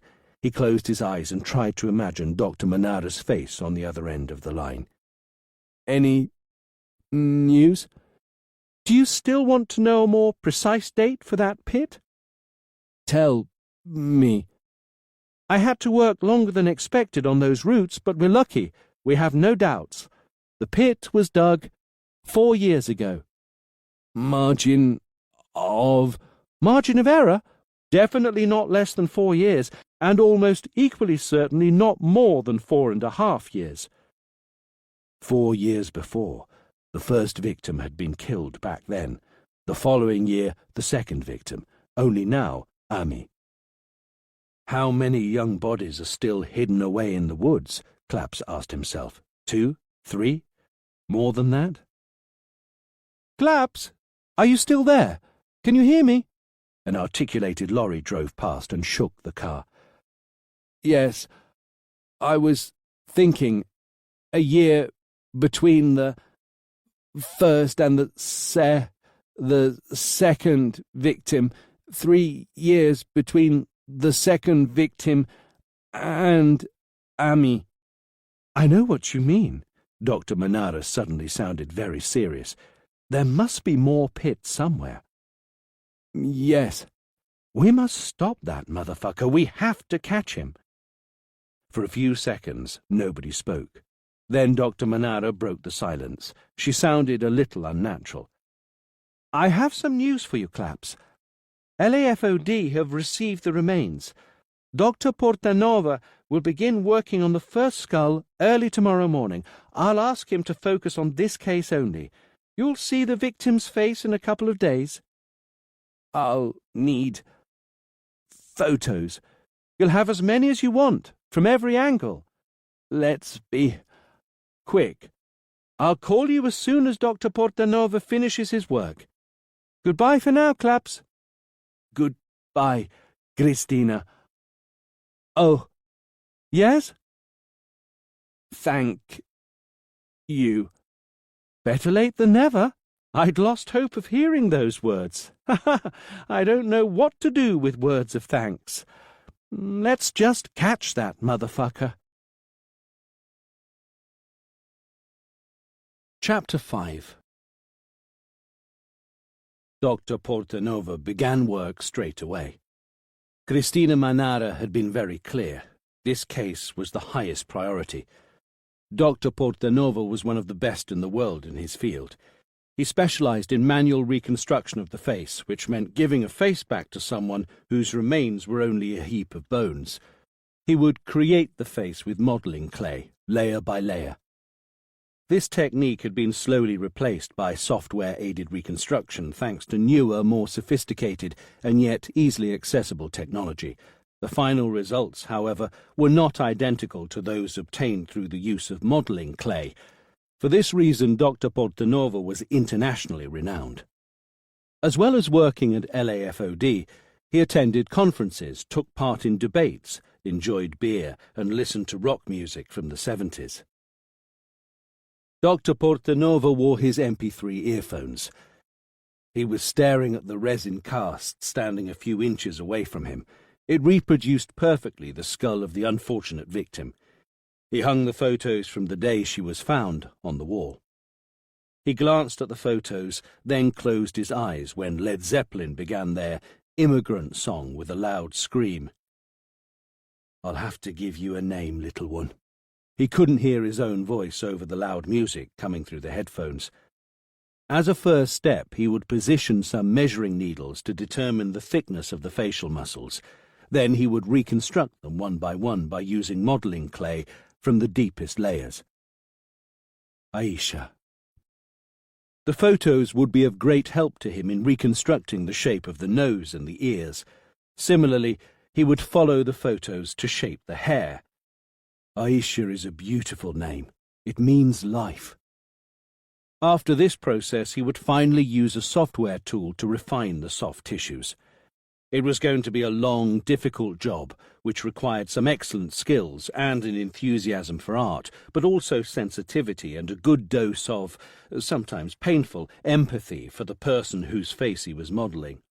This aspect of the job was miles away from a cold piece of software that created an expressionless, dull face in a few minutes, almost as cold as a mannequin or a flat photo kit. Dr. Portanova's faces were alive. "I'll work hard, Aisha. 2 days, and I'll see your face." Dr. Portanova began to insert the measuring needles. In the meantime, Black Sabbath began to play Paranoid. LAFOD dated the 1st. Pitt. Claps had called into Sensi's office. 4 years. The following year. The 2nd Pitt. Then Ami, after 3 years. Yes. God knows how many other pits. Hidden. Sensi nodded gravely. Do you have a better idea of the monster that we're dealing with? Do you have a profile of him? I wrote all here. Claps dropped a bunch of papers on the desk. They were filled with small handwriting. He made a quick gesture, almost to justify himself. Read. It will be easier than me speaking. In fact, writing wasn't any easier than speaking for him. If anything, Claps struggled twice over, because, as usual, he struggled to find the words, and he had to retrieve the shapes of the letters from his mind before eventually finding their shapes on the keyboard. This process could take an extremely long time on occasions. However, he was free to take as much time as he wanted, and didn't have to contend with an audience's impatience with and wavering attention to his slow and sloppy speech. He had worked late into the night to write that report. Sensi began to read. There are 3 known cases. The victims' physical characteristics are recurring and similar to one another. They are all young girls of African origin in their pre-adolescent years. The killer's methodology is constant. He kidnaps the young girls, he rapes them, and then eventually strangles them to death. Of course, for cases where only bones were found, it is impossible to establish the cause of death, but strangulation still remains a likely cause. The killer amputates the little finger from the victim's left hand, and eventually hides the bodies in pits he digs in small open areas in the vicinity of a forest or a wild area, woods, bushes, or a natural park along a river. This organized, repetitive behavior reveals the nature of the killer. He is not a simple killer. He is not just a pedophile who gets carried away with sexual pleasure. He isn't someone who kills out of temporary foolishness or a sudden delirium, which would be unrelated to what would be his main goal, sexual abuse. Rather, death is the real climax, the apex of the possession of the victim. Paedophilia is only one aspect, yet it is a fundamental one, to his personality. We are dealing with a serial killer. Sensi stopped reading. A serial killer and a paedophile. It sounds like the title of a terrible, cheap film, you know, a bad one. Statistics demonstrate that children are the most popular target after women, but the tag serial killer sounds inappropriate to me to describe what he is. Best to use a popular term. That is, ogre. He's an ogre. Before carrying on reading, Sensi glanced at Claps above his glasses. Whatever we call him, we have to catch him. His delirium is not limited to the hours during which he abuses the little victims and then kills them. It covers a much longer time span, which covers the individualizing of a victim and his fantasies about her. It doesn't end with the final amputation and the hiding of the body. He will always keep a trophy to touch and glance at to relive his pleasure over time. The horrible crime that he perpetrates, the sexual abuse, needs time, at least a day, to be completed. That satisfies his eager, selfish needs. In order to do this, he needs a place to take and hide his victims. He has a sick mind, but is not a stupid man. He knows very well what he does, and he is able to weigh its gravity and its implications. His extreme organization demonstrates how he feeds his pleasure in different ways at different times. Firstly, the individualizing of and the fantasies about the victim, with a dreamy pleasure that leads him to masturbate very frequently. Secondly, the organization of the kidnapping, where his desire to be powerful is gratified and pleased. Thirdly, the adrenaline of action, and finally, once he is alone with the victim, the outburst of his bestiality, the complete possession of the body and the life of his victim. The hiding of the body in the wilderness is not only an attempt to make finding the remains difficult, if not impossible, it is a way for him to act with extreme calm, without the fear of being seen. It is possible that the burial of the victims represents for him not only a necessity, but is also an emotionally important moment in the framework of his behavior. Sensi stopped reading once again. Do you mean kind of like a ritual? Why do you believe that? The amputated little finger. I don't understand. He would like to keep the body with him forever. He wants to be able to look at it, touch it, whenever he wants, but he can't do that. So he takes a small part that he can keep, is that what you mean? Claps nodded. Separating himself from the body is a huge sacrifice for him, and he has to find a way to celebrate that, right? That's quite likely. My word, Sensi sighed. Then he resumed his reading. He's cautious. He doesn't want to ruin his everyday life by getting busted. He has responsibilities, but I believe that he doesn't have family. More likely he's single or divorced. No sons. I would suggest he's devoted to his job or some kind of gratifying activity. Quite certainly, he leads a self-satisfying life and doesn't want to risk losing it. For this reason, he chooses victims whose relatives are unlikely to make a formal missing person report. He doesn't want the police or the media to know about it. Ami is a different case, a challenge. He feels powerful, almost invincible. He needs something that satisfies him more fully. He needs a challenge. The challenge will give him more power, a step forward which will demonstrate his strength.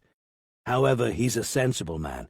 He acts only when he has an occasion to use a false identity, and he does so far away from his own environment. The man will most likely be over 30, probably nearer 40, quite tall with a gratifying job or activity, single or divorced, with no sons or daughters.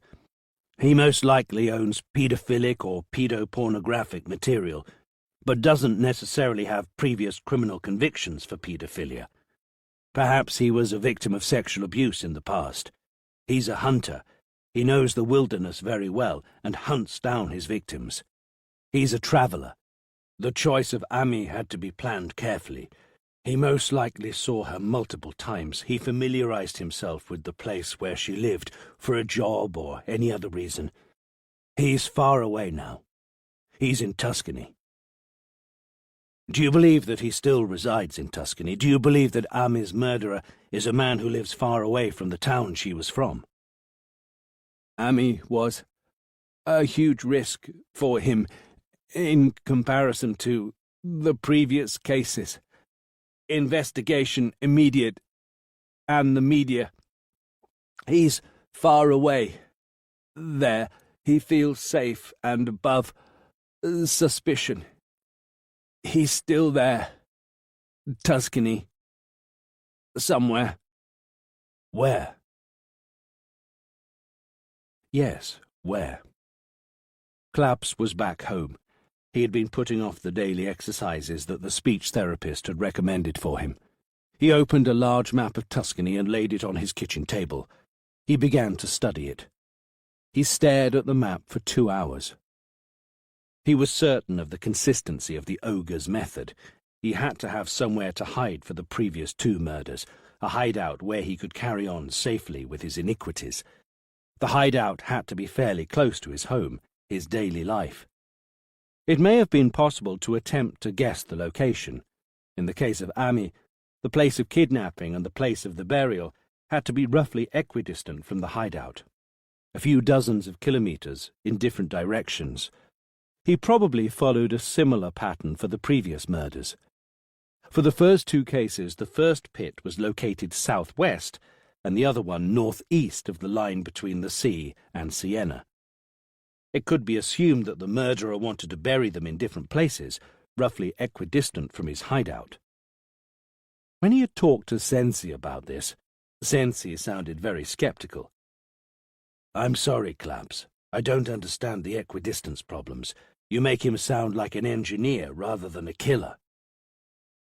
No, methodical, organized.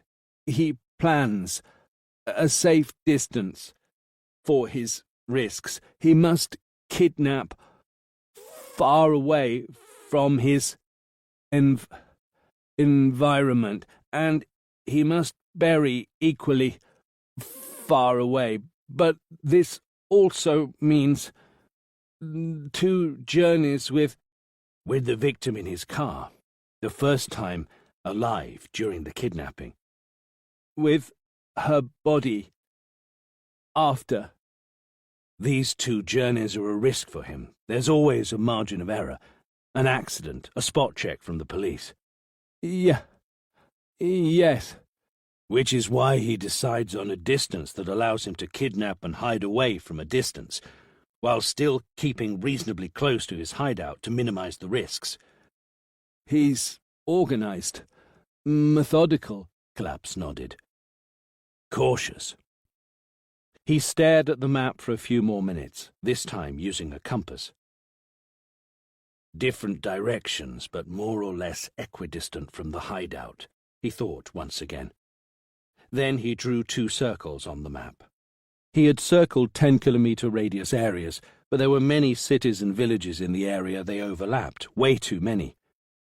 A 3rd point was necessary to restrict the area where the ogre's hideout could be, the kidnapping spot. Had that woman from the Massa Marittima camp really cried for the kidnapping of her daughter? Claps decided to insert a 3rd point on the map, the kidnapping area for victim number 2, the Massa Marittima camp. He had decided not to draw that point until then. There was no evidence to support the idea that the young girl might have been kidnapped there. However, now that the 3rd point was drawn on the map, the hot area was much smaller. The area was so much smaller that Claps decided to extend the tolerance radius up to 15 kilometers. Within the circle there were now only 3 towns and a handful of villages. Claps closed his eyes. It's only a few thousand people, he thought, assuming that Massa Marittima really had been the kidnapping site anyway. Chapter 6. Professor, I'm worried about Elisa. Mr. Cellini had come to pick up his daughter after her session with Trevis. She woke up screaming last night, and it took her a long time to calm down. It's not the first time that this has happened during the last 2 weeks. Trevis turned towards Elisa. She was sat neatly as always, her eyes as transparent and absent as usual. That morning hadn't been productive at all. Elisa had zoned out for the whole time. No drawings, no signs of presence. Did you give her some drugs to calm her down? I gave her some chlorpromazine. It wasn't easy to give her anything. Chlorpromazine. It was a powerful sedative. This explained why Eliza was completely absent now. After a few moments of silence, Trevis patiently addressed Eliza's father. You see, there's a relation between your daughter's improvement and the appearance of some old active signs of the disease. There can't be one without the other. Cellini looked shattered. He smiled bitterly. You talk about improvements. I only see drawings. As he said this, he pointed to the wall where Trevis had hung one of Eliza's drawings. The drawing is important. It doesn't necessarily suggest an improvement, but it demonstrates some effort from her to reach a state where I can actually help her. In other words, it's necessary for your daughter to be more, present for her to start therapy. Less sedated. That's not all. Trevis tried very hard to simplify the concept, but that's the overall meaning, yes. We have to make sure that Eliza gets to the point where she can talk to me and listen to me, with any kind of language, even one other than speech. Do you mean communicating through a drawing? Trevis nodded. To talk to and to listen, that's why I've slowly decreased the dose. Cellini's eyes were framed by deep bags. Eliza is suffering from distress. Sometimes I catch her standing still with an expression of pure terror on her face. It's almost as if she sees terrible things inside herself. It hadn't happened for a long time.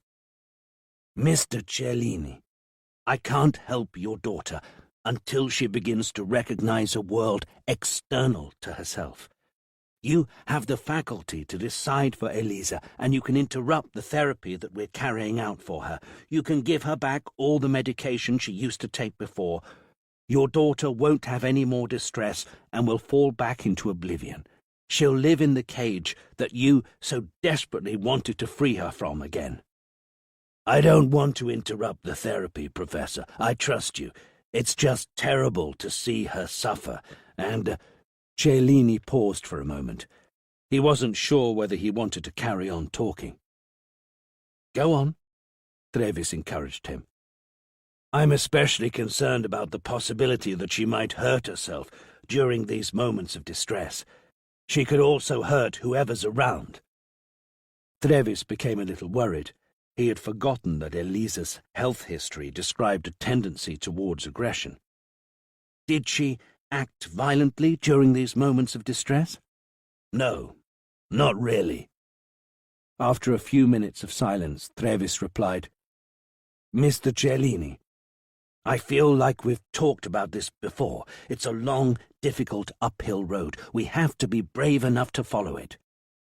Are we going to achieve anything? Again, as I've said before, there's no guarantee of that. Cellini lowered his eyes for a while, then looked back at Trevis. Thanks for your honesty. See you tomorrow, Professor. We'll be punctual, as always. Dr. Manara opened the laboratory door and let Claps enter the room before her. Claps, meet Dr. Portanova. This is his kingdom. Portanova, meet Mr. Claps. The lab was fairly small, but very tidy. A long work table was attached to one of the walls and stretched to the centre of the room. Computers and electronic tools were on one side of the lab, and the rest of the perimeter was filled with shelves and wardrobes. There were no windows. The neon light made a light buzzing noise, and the air was filled with a strange, unidentifiable odour. Nice to meet you, Dr. Portanova said, and shook Claps's hand. Lovely to meet the person that I've been working day and night for 2 days in a row for. Claps noticed immediately that the photos of the young girl's remains taken on the day she was found were hanging on the wall. That's Aisha when they found her, Dr. Portanova said as he followed Claps's eyes. Aisha.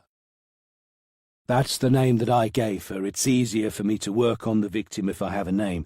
Anyway, I'm sure you're not here to waste time, and you must know the photos already. Let me show you something more interesting. Dr. Portanova walked to a locker and opened the door. At least 5 heads were lined up on one of the shelves, inside transparent cases at constant temperatures. Claps couldn't hold back a gulp of surprise. "Impressive, isn't it?" Dr. Manara said. The third one from the left was identified less than a month ago. She was a Moldavian prostitute. Her body was found by chance 7 years after her death. The first one is an archaeological facial reconstruction. The skull belongs to a prehistoric man and was found in a glacier in the Alps. He's the oldest one that we have. And here, Dr. Portanova took a case covered by a cloth and laid it gently on his work table. With the same gentleness, almost respect, he pulled off the cloth. "Aisha," he said with a sad note in his voice. Claps was amazed. The head in the case didn't look like an artificial reconstruction. It wasn't the wax museum face he had expected. "Wow, it looks real." "In a way it is. I mean, this is the real face of Aisha. As I'm sure Christina has explained to you before, we can see the shape of the nose, the ears, and her hair from the photos." "I told him," Dr. Manara interrupted him. "Would you like to tell him about the photos?" Claps was hypnotized. He couldn't take his eyes off Aisha's face. "Sure. I took some photos, front, profile, 3/4, and other angles.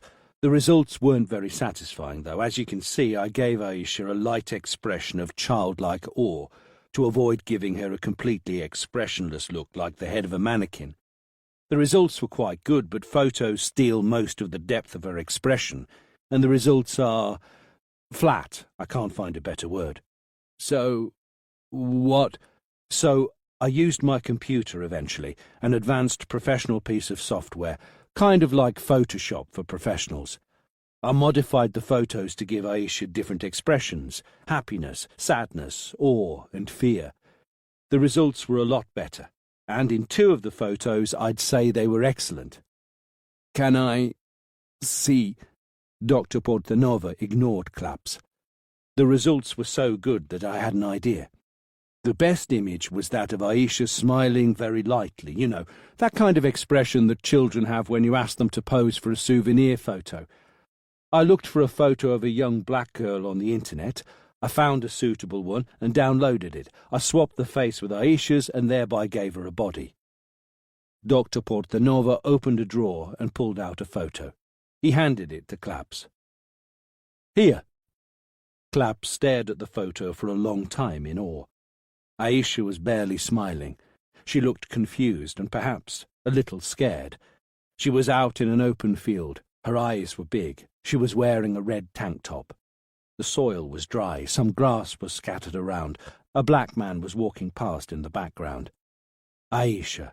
She was alive again. I worked on the colours and on the paper. I wanted the photo to look a few years old. "I studied the bone sections near the amputation on the microscope," Dr. Manara said. She was accompanying Claps as he left the laboratory. "It's likely to have been a voluntary amputation in both cases. However, it wasn't a single-cut amputation caused by a sharp, heavy weapon, like the official reports of the autopsy say." "How, then?" "The visible marks on the bones are clear. The finger was pressed heavily for a few moments before the blade reached the necessary force to cut the finger off. There wasn't just one blade, there were 2 opposite ones. The murderer used clippers." "What about Ami?" Dr. Manara lowered her eyes. "Again, clippers." "The same for all?" "There's no evidence to suggest that different tools were used, but that doesn't mean much. We can't tell whether it's the same clippers." It had begun to rain. They were just outside the front door. Claps wrapped himself up in his coat. "Will you keep me informed, Claps?" "I might need you." "You know where to find me. What will you do now that Aisha has a face?" "I'll try to find her." Claps touched the photo in the internal pockets of his coat. "In somebody's memories." Chapter 7. 4 years. That's a very long time for anyone to stay in the camp. The senior deputy head of the central police station in Massa Marittima frowned in reply to Claps's request. All we need to know is that he was at the camp at least 4 years ago, and that we can interview him. The old policeman thought about it for a few seconds as he massaged his grey goatee.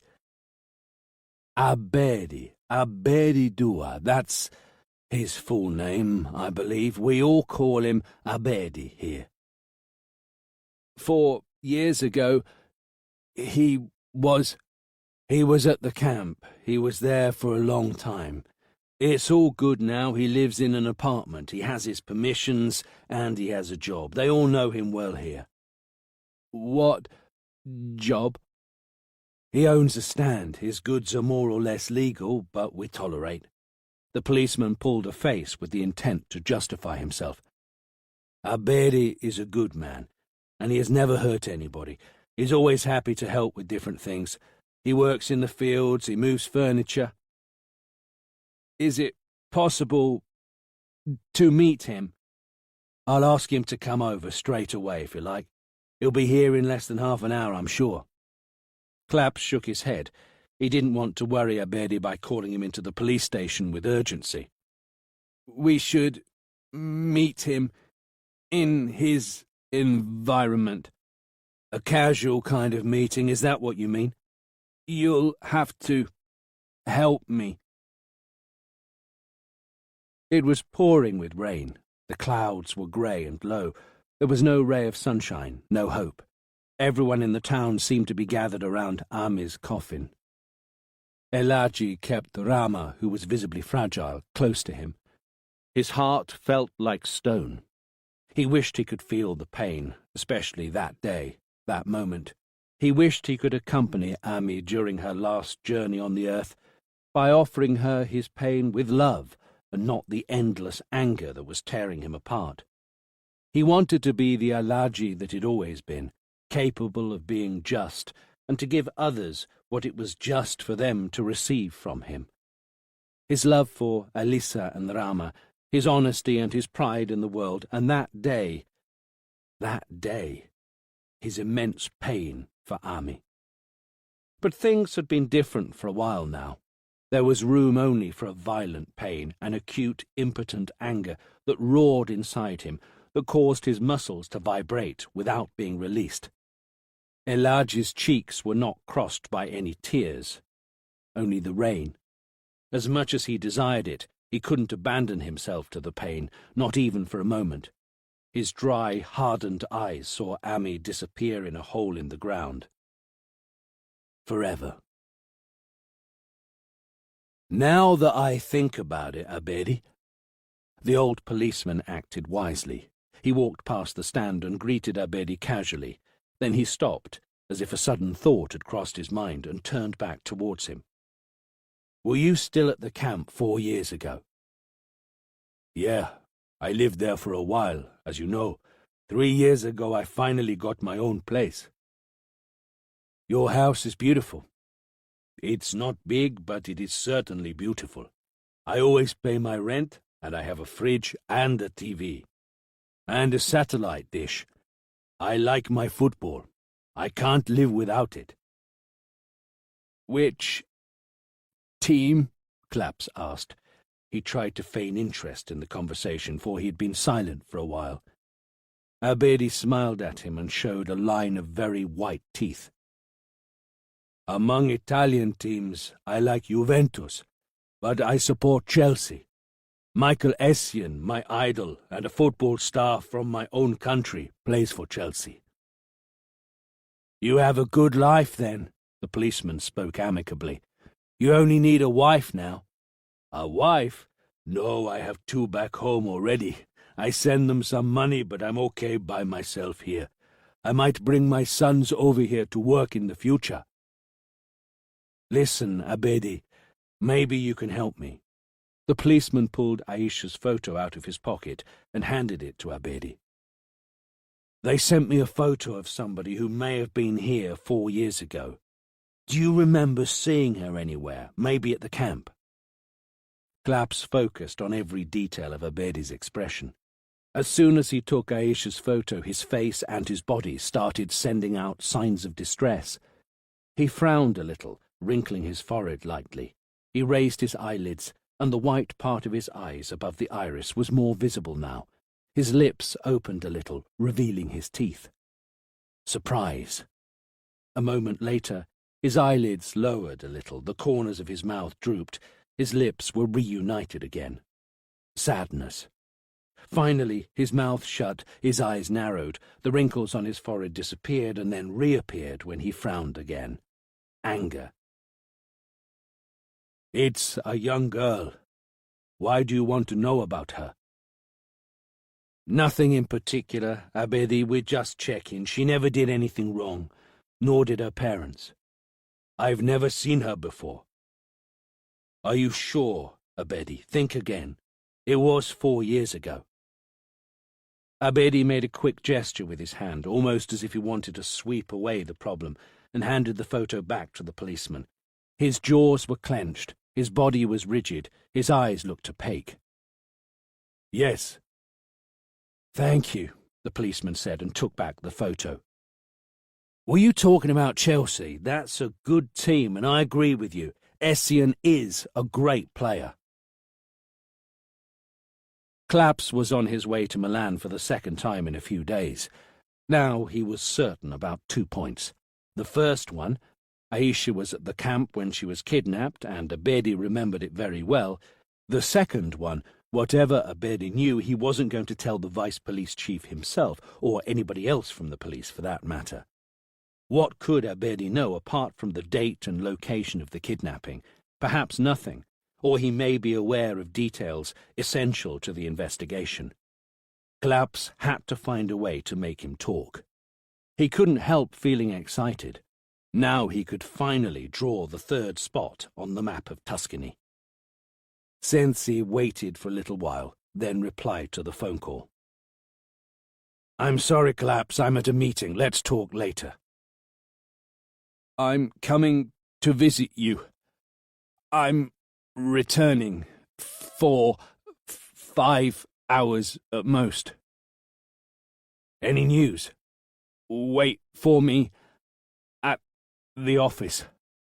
Clap stood on the accelerator and left Massa Marittima behind. The white and the black armies were locked in battle. Trevis was playing the white pieces and was clearly leading the game. The black pieces were struggling. The professor was playing well and patiently that night. No tricks or silly attacks. He was focused on how to win the game without making errors or taking useless risks. He wanted to win, and he knew he was going to. He glanced at the clock.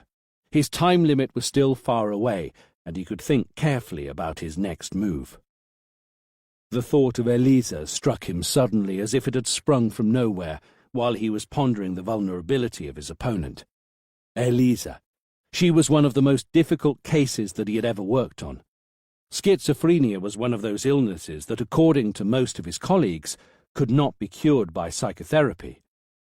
There was a knot in the mind of that young girl, a knot that had alienated her from the outside world and had distanced her personality from her body. The knot kept her anchored, protected, and enslaved at the same time in her crystal case. She was distant and inaccessible. Her illness had begun during her early years, but the disappearance of her sister had exacerbated its symptoms. That tragedy had tied the knot excessively, almost to suffocation, and yet her attempt to draw allowed Trevis to nurture the shadow of a hope. Trevis was lost in his thoughts. The chess table was a distant memory. Nothing had been easy in his career. In the beginning, Bench had been a lot easier. He'd been able to communicate with him early enough, but his patient had experienced extreme distress throughout. Bench would become extremely and unexpectedly violent, then calm down a moment later, as quickly as it had all begun. It was dangerous to be near Bench during those episodes. Trevis had definitely taken risks. He still wasn't happy about Bench's decision to reduce his medication before his gigs. He didn't find it safe. His opponent coughed, and he was catapulted back to reality. Trevis glanced at the clock again. He had wasted most of his time without even realizing. The position of the chessboard seemed different now. He saw his next move. He would destroy his opponent's right wing. He thought about it for another second, then moved his knight to the middle. He was preparing to attack. His adversary responded immediately. He moved a pawn from the other side of the board. The immediacy of his reaction made Trevis suspicious. Then he understood. In moving his knight, he had left his queen vulnerable to attack, and his adversary had taken advantage of that. The match was about to end soon. "He's here," Collapse pointed to the red circle that he had drawn on the map. "Are you certain about this?" Sensi was perplexed. "I mean, your theory on distances. It's only a theory, after all. It's difficult to be certain about it." "Yes, a theory. But tell me, if you were the ogre, if you had killed 2 girls in a year, where would you hide the bodies? Near your hideout? Or would you separate them as much as you can?" "That's fair enough, but would you kidnap near the place where you intend to dig a pit?" Collapse didn't wait for Sensi to reply. He carried on authoritatively. "Look at the map. It's a hilly area, almost fully covered in woods and forests, fields, hills and valleys, very few towns and villages. And above all, not many roads to move on." Sensi observed the map once again. He looked closely at the road connections. "Do you mean that he didn't have many roads to choose from to separate his hideout from the kidnapping and the burial areas, respectively? Do you mean that, consequently, there are very few possible places that he could depart from?" Collapse nodded. Then he pointed again to the red circle on the map.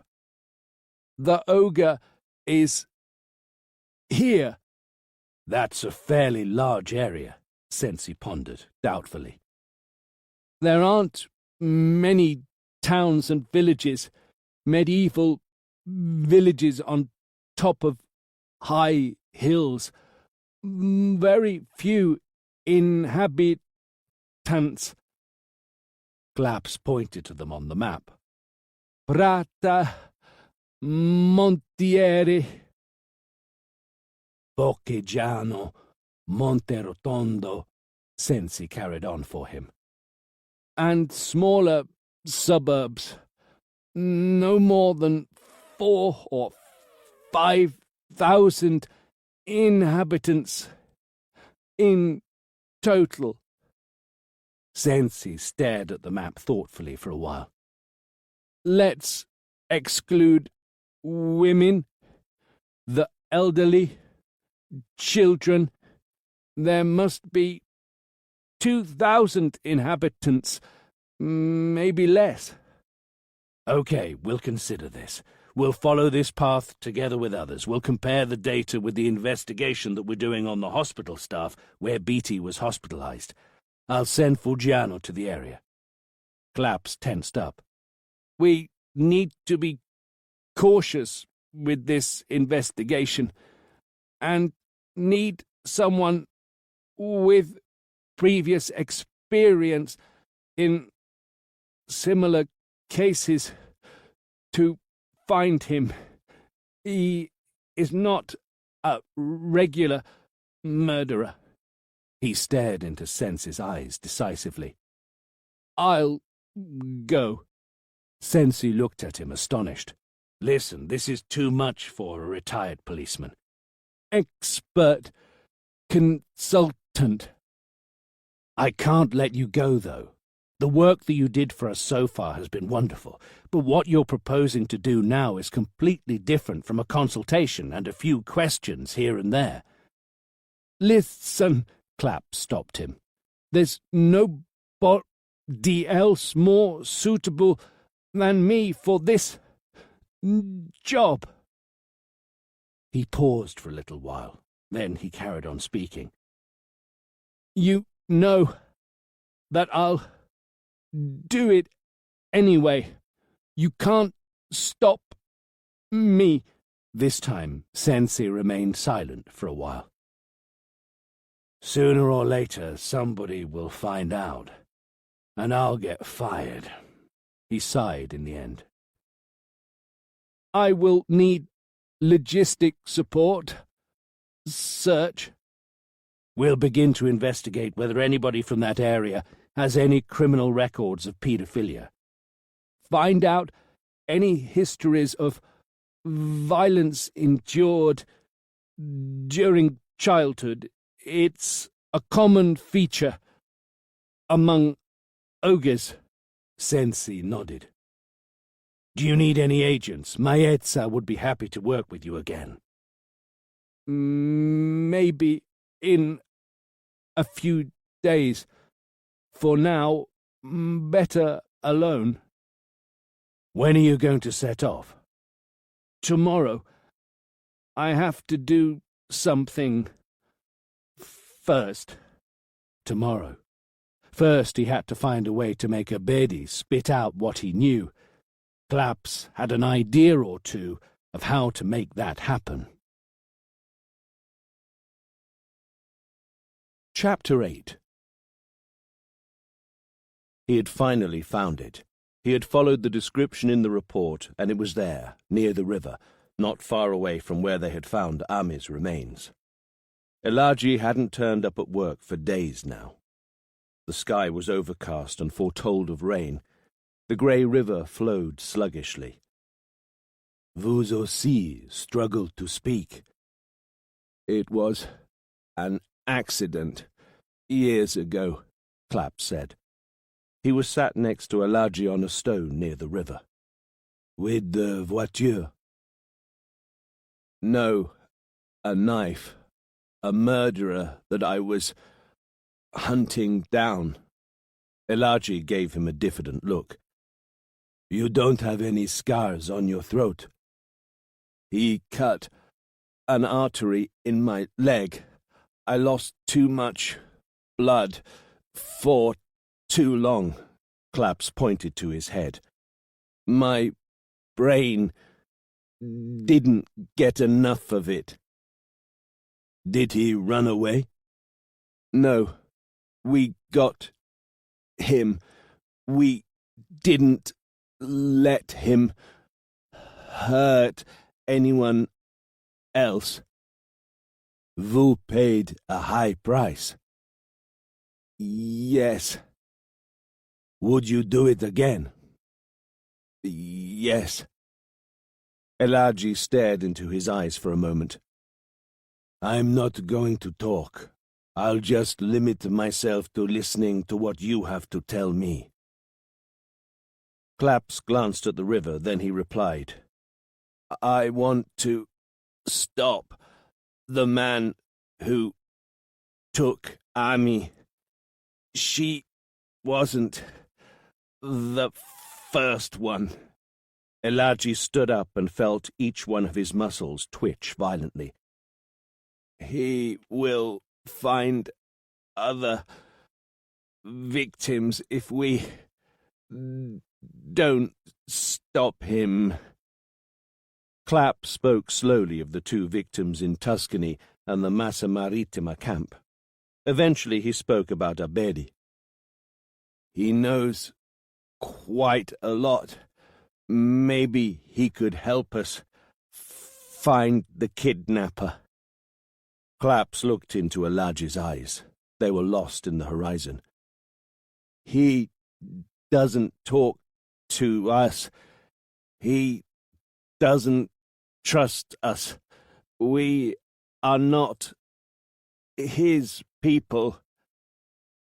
Elagi lowered his eyes to look at the slowly flowing water in the river. His face remained expressionless. A long pause.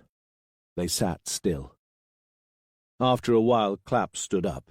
He handed Elagi a business card, then walked towards the bank. "That's my number. Call me when you need me." A few moments later, Elagi looked away from the river and saw that Clapp was walking away. His eyes glimmered with cold, firm determination. It was the same determination that Clapp had counted on. The weekly market was exceptionally crowded, for Massa Marittima was bathed in warm sunshine. The man moved his hat lower down on his forehead. The big sunglasses concealed his eyes. The man was focused on one subject. She wasn't as pretty as Ami, but her eyes were big and beautiful. Ami. He had never desired anyone more than her. He drew closer, pretending to observe some of the items on display. He was standing next to her. Someone called her name. Jara. Jara. How old was she? 10? Maybe 11? Nobody had made him as happy as Ami had. The man turned his head a little to look at her. "Will you be better than Ami, Jara?" "Claps, have you left already?" "I'm leaving now," Clapp said as he opened the car door. "Listen, Claps, where were you 5 years ago?" Another one of Clapps's problems was that of being unable to identify a specific location for his distant memories. It was almost like the past had no dimension for him. 5 years earlier was an incredibly long time ago. It was back when everything was a lot easier for him. He thought about it for a while. "Claps?" "The United States. I lived there for a year and a half. FBI. I was specializing in the behavioral analysis in the context of violent crimes." "That's why you don't remember." "Remember what?" Maetza noticed it when he issued the order to identify any inhabitants who have been reported for paedophilia or violence to children within the area that you identified. The map that you showed me yesterday named only the main towns, and there are lots of suburbs and villages missing. "What did you find?" "Niccioleta. It's a mining town which used to be quite populated in the past. Nowadays, however, the mines have closed and there are only a few hundred inhabitants. Maybe it's only a coincidence, but a young girl was kidnapped there 5 years ago. It was a case of kidnapping and ransoming. She disappeared and was never found." "I didn't know." "It was a major piece of news back then. The media discussed the case for weeks. An investigation was carried out for a long period of time, but with no results. Some journalists have recently mentioned this case, together with others, since Ami's disappearance." "I guess I should pay more attention to the news." "Niccioleta is almost at the center of the area that you identified." "Was she black?" "No, her name was Denise Cellini. She was blonde and petite." "How old?" 15. "White? 15? "Yes, her characteristics don't correspond with those of the other victims. Plus, she was kidnapped for ransoming. It sounds like a whole different story." "Yes, but the place could mean something." "It's possible that this first kidnapping was the trigger for the sick man to begin hunting and kidnapping young girls." "Yes, possible." Claps remained silent for a while. "I would like to know more." "I'll send you all the documents." "Can you send them to the Massa Marittima police station. They'll be there before you." Amy had been his obsession for months. When he had seen her for the first time, he knew he could never get hold of her. Too many risks. She was far away from his environment. The police would begin their investigation immediately. They would use all the means at their disposal to hunt for the culprit. He wasn't stupid. He knew that acting outside your environment causes you to leave behind some kind of trace, no matter how careful you are. He would have to find a car and a place to be with her. Too many risks. Then Lady Luck kissed him. The Englishman. The chance to steal his identity for a few days. If he had played it well, if he had done his research properly, everything would lead to Philip Beattie, not him. And well he had played indeed. Amy. She had been the most wonderful one. For weeks he had believed that his unquenchable and interminable thirst would disappear for a long time, perhaps forever. Instead, it was back, perhaps stronger than ever. Jara. Claps closed the files. He had been reading the documents for hours. It was late at night. He leaned back in his armchair and exhaled. He reclined his head and closed his eyes. Tiredness was taking over. Claps tried to resist it. Denise Cellini had disappeared on a September afternoon. She had gone to some kind of barbecue together with her twin sister and her father. Every now and then her father helped his brother, the owner of a cork factory, with routine maintenance of the factory building and a few hectares of cork oaks several kilometres away from Nicoletta. As usual, his daughters had come with him that afternoon and had played in the woods while he checked the health of the trees and classified the stages of the cork on the bark of a few trees in the woods. After about an hour, the other daughter had run to him looking extremely worried. Her sister had disappeared. They looked for her for at least 2 hours, then they went back into town and alerted the police. The search was resumed later that day with a lot more people and much more methodically. When the sun went down, they carried on searching with torches throughout the night. The following day, the police employed dogs trained to find missing people. They had sent a specialized unit from Grosseto. The dogs found traces of Denise up to the end of the woods, near a lake that separated the cork trees from the wilderness. Scuba divers explored the lake a few hours later, and the following day they began to dredge it, but found nothing. The investigators found fresh traces of wheels on a dirt road nearby. The Cellini family's telephone, which had been monitored, had remained silent. They hypothesized a family tragedy. A huge warehouse that was used for storing working tools and the cork collected was inspected by a scientific unit for traces of blood or anything else noteworthy, but with no luck. The letter arrived on the 5th day. It was a ransom for the liberation of Denise. 1 million euros. The letter had been sent from Siena, and the message had been created with letters cut out from a newspaper. There were no identifiable fingerprints. In the envelope, together with the request for money, there was a Polaroid photo of the necklace Denise had been wearing the day she disappeared. The letter stated that further instructions would be issued once media silence had been declared and the police had ceased to investigate. But nothing arrived. There were no more messages despite the media silence and an apparently uninterested attitude from the police. During the following months, the investigation gradually ground to a halt. The investigators followed the wrong path, and all hope of finding Denise Cellini was eventually lost. 5 years had passed since then. Denise. Was it really a kidnapping with the goal a ransom, as it seemed? Claps had seen her photos. He tried to imagine her when she was alive. That feeling of vertigo again. How did Denise smile? How did she move and speak? His mind struggled to form any images. Was it really a kidnapping for a ransom? He wondered again. She was white, Caucasian, and 15 years old, so different from Amy and the others.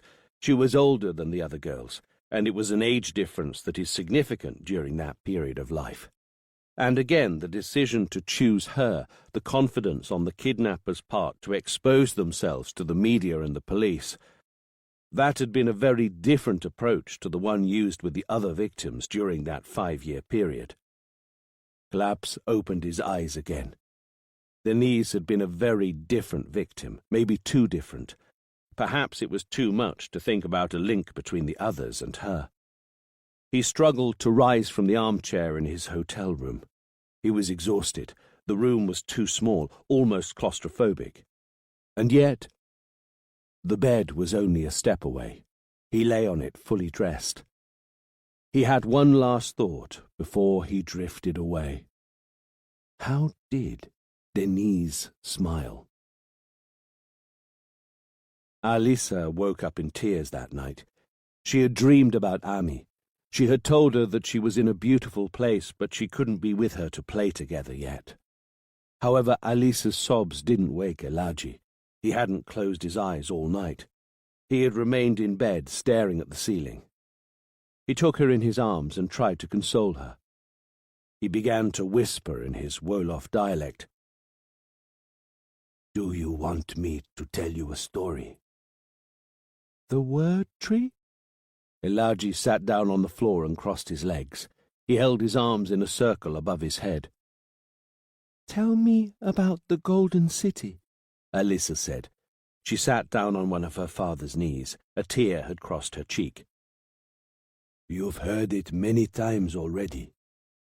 "Again, please." "Timbuktu, that's its name. Its buildings were all made of gold and shone like the sun. And it was the richest and most beautiful city in the entire empire of Mali and in the whole world. And one of the tallest buildings had so many books in it that the entire human knowledge was stored in there." "More books than my school?" "Many more. 1,000 times more." "Who lived in the City of Gold?" "Doctors, lawyers, great warriors, and many wise men." "Was there a king, too?" "An emperor, the great Mansa Musa." "Was the emperor rich?" "He was so rich that one day he set off on a pilgrimage to Mecca with 10,000 people and more than 1,000 Arabian camels following him." "And then?" "During the journey he gave away so much gold in Egypt that everyone became rich." "Was the journey a long one?" "It lasted many moons." "Weren't his children sad because he was away?" "Only a little. They knew he would be back." Elaji remained silent for a while. He lowered his arms, which had formed the foliage. The tree of stories died. "Listen, Alisa. I will also have to set out on a journey soon." "As long as that of the Emperor?" "Maybe. Will you be as good as the children of Mansa Musa?" "Are you going to bring Ami back?" "Ami is in a beautiful place, but she can't come back." "Yes, you said that before. Where are you going to go then?" "I'm going to find the evil man who took her away." "What do you want to do to him?" Elaji looked away for a moment. He didn't want Alisa to see the hatred in his eyes. "I will punish him." Chapter 9. The Central Police Station in Grosseto had investigated the case of Denise Cellini and had coordinated the investigation and search from the first few hours. Claps was welcomed into the police chief's office straight away. "Please take a seat. I had a call from Milan about your visit, and I'm at your disposal for any information regarding Denise Cellini's kidnapping." Musto, the chief of police, was 50 years old and looked a little older. He had light-coloured, lively eyes. Claps realized that he had a Neapolitan accent as soon as he spoke, although it wasn't very pronounced. Or maybe he was from Avellino, not very far from Naples. Just some details. Thanks. Claps didn't worry about sounding clumsy. He was sure that Sensi had warned Musto about Claps's speech problems, and that he was ready to face some challenges. A kidnapping, then a ransom demand, Claps continued. The request for money sounded legit. The envelope contained a letter with a photo of the necklace that the young girl was wearing the day she disappeared. The sum of money requested was appropriate to the family's wealth. 1 million euros. Why's Denise's father so rich? He's not really that rich, but his brother, Denise's uncle, is. He owns a cork factory and hectares of woods. Did he intend to pay that sum? He couldn't have done so even if he had wanted to. The magistrate froze all of his funds and Cellini's property as soon as the letter arrived. The police chief remained silent for a while. Also, what? But all that glistens isn't gold. The uncle didn't really have a lot of cash. The factory was almost bankrupt. He may have realized that sum if he had sold everything, both the factory and the woods, or maybe it wouldn't have been enough, considering that he was indebted to a lot of banks. The kidnappers had done the wrong maths. Not really. They didn't know about the financial problems of the factory, and considering the apparent wealth of the family, that was a reasonable amount. If the business had been healthy, the Cellini family would have been able to find the money. Perhaps they would have had to get into debt, but they would have found it. Denise was the perfect victim. She was chosen with care. How did they take her? It sounds a little improvised. Improvised? Was that because the kidnapping happened during a barbecue? No way. Musto lit a cigarette, then carried on talking. You see, Mr. Claps, that was actually the best moment to carry out the kidnapping, perhaps even the only chance. Denise Cellini was always with somebody, whether it was with her parents, her sister, or some of her friends. She rarely went out by herself, and when she did, it wouldn't be at times the kidnappers could predict.